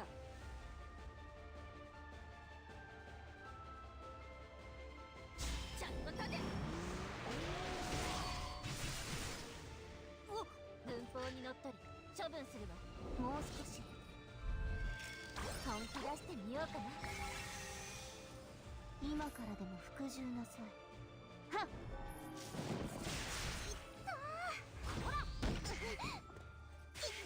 終わらせるか。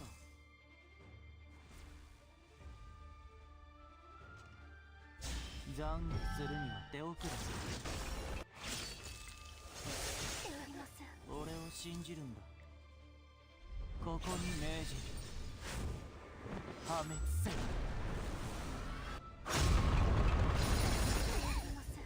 勝利の次は予習復習を徹底することにあります。時が来たか。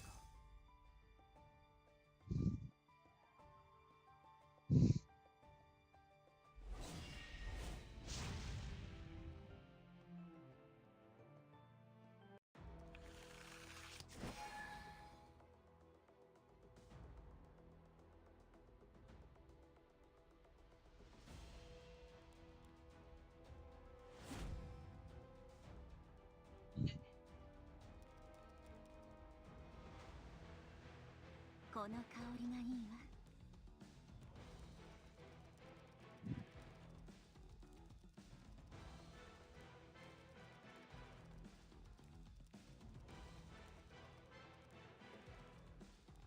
また我々の魂と共に。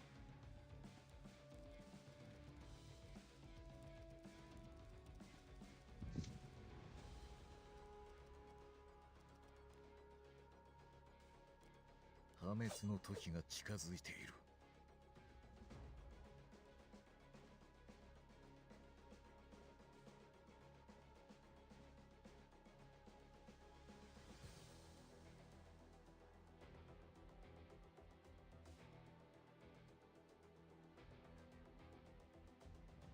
お母さん、お父さん、どこ？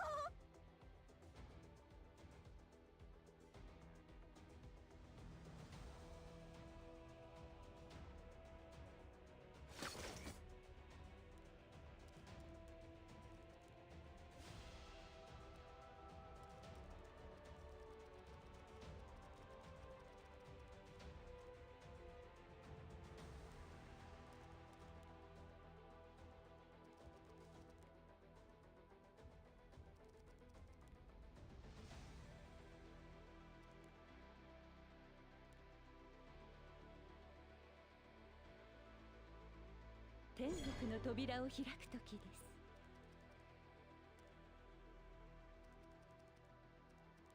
この先には行かせないわ。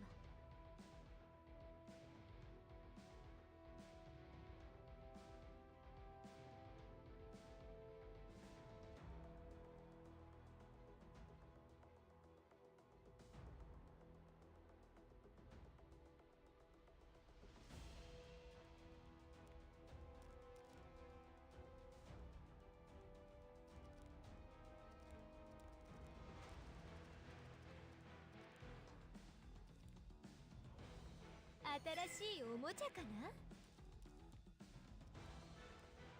練習通り。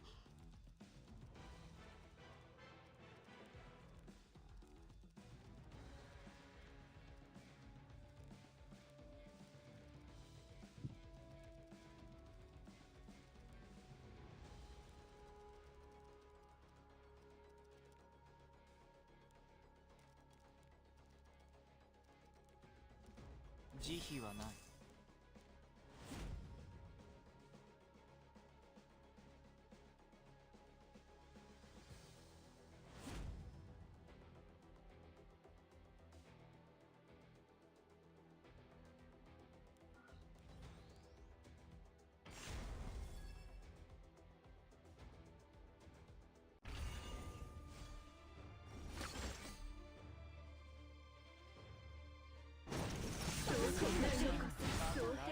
香りよ、花開きなさい。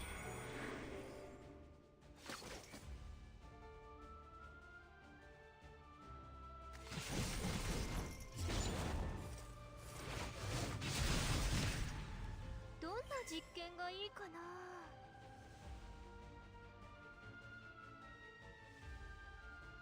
油断しちゃダメだよ。申し訳ありません。ノイアスの名のもとに。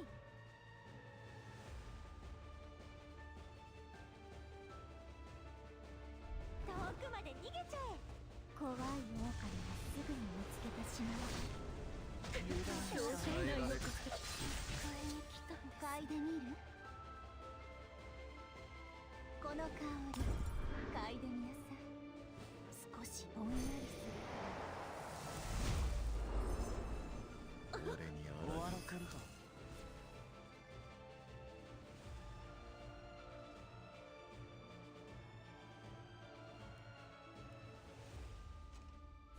裁きから逃れる術ではない。俺を信じるんだ。これが俺の使命である。お前の運命だ。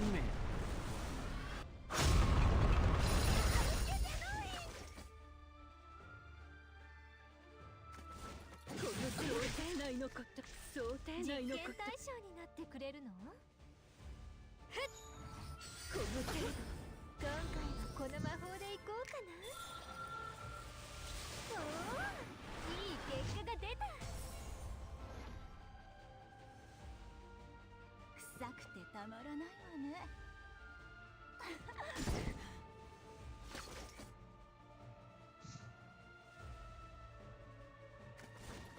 そうこんなよこと。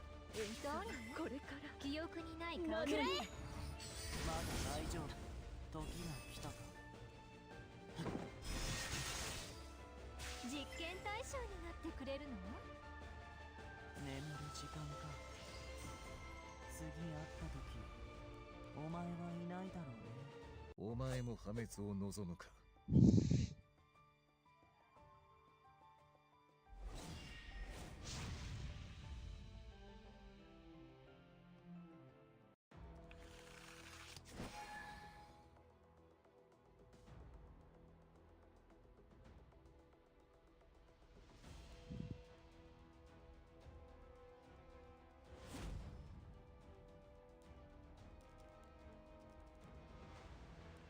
そなたの犯行は無意味です。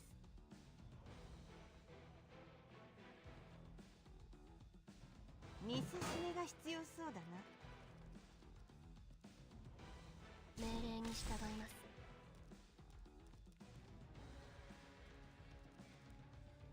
無謀の衆だ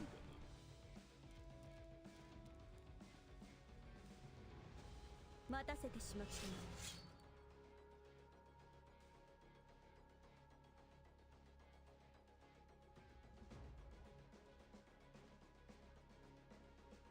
偽りは許さぬ。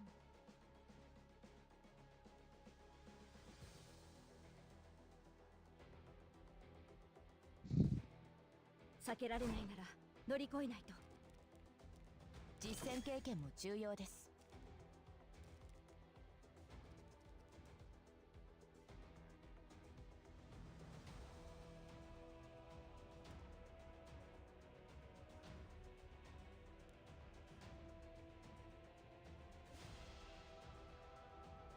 引かなければ切るのみだ。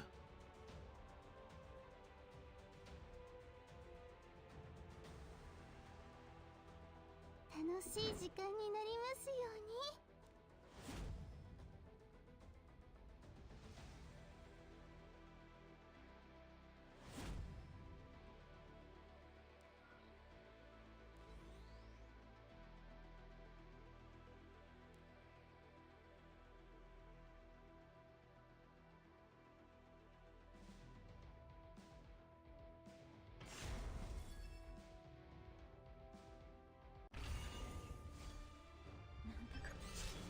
頭が混乱する。私が魔女？いや、魔女はそなたの方だろ。神に歯向かおうとするなんて、下賤なものに犠牲を持って世は歓喜に導く。開始します。攻撃パターンはすでに把握済みです。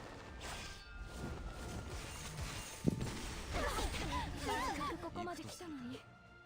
背中は任せたぞ。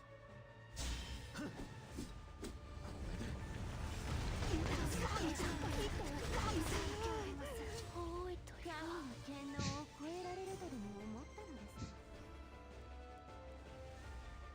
ですか。実力を検証いたします。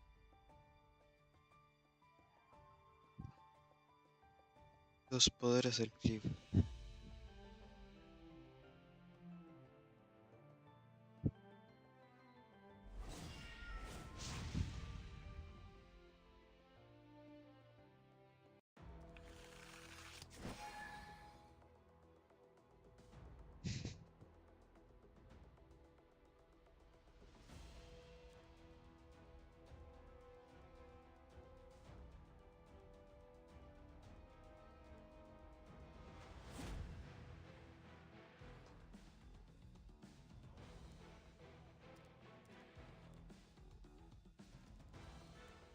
雑魚など取るに足らん。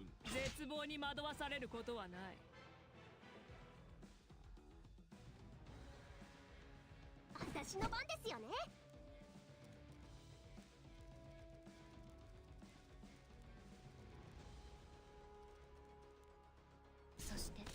全ての夜とともに魔女の手下か。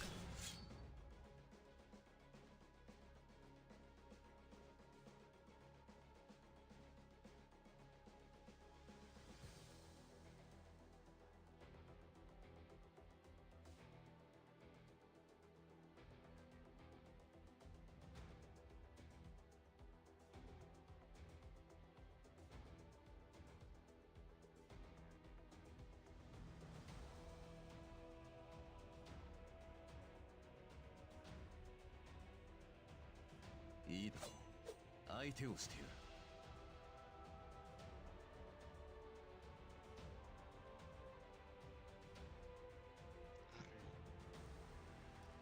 私が欲しい？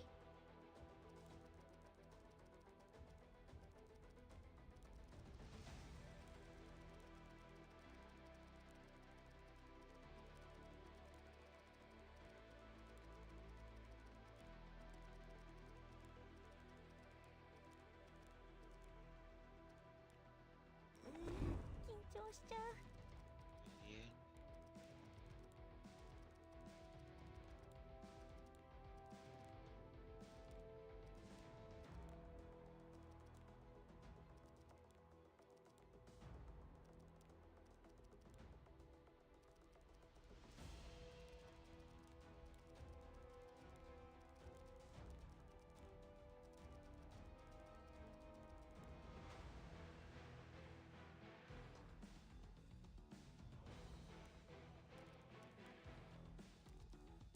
走りしてみるか。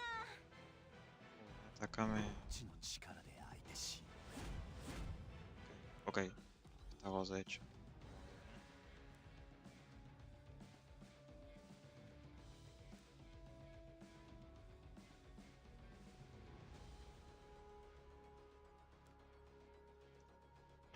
Ok, la cagada se largue.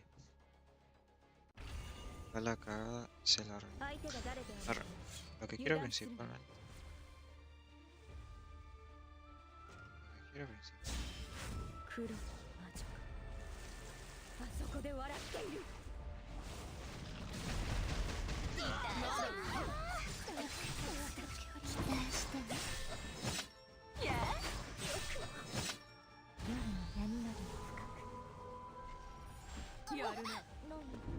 私うまくできるかな。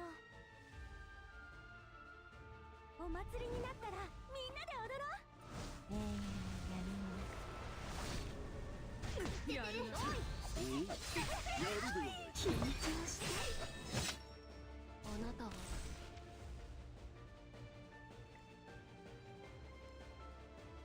は救われた。俺が与えてやる。破滅をな。見ろ。俺にあるべき力だ。無謀の衆。目撃せよ。神の偉業を。待たせてしまった。ひどい。騒ぎは許さない。お願いします。ひどい。腕を見せてみろ。これにも耐えられるか。この敵を探すのもままなら。満足のいく戦いであった。敵を知り己を知れば勝利は必然。当然のことあり。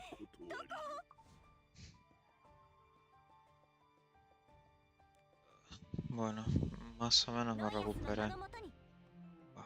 Me falta para llegar donde estaba antes, pero no.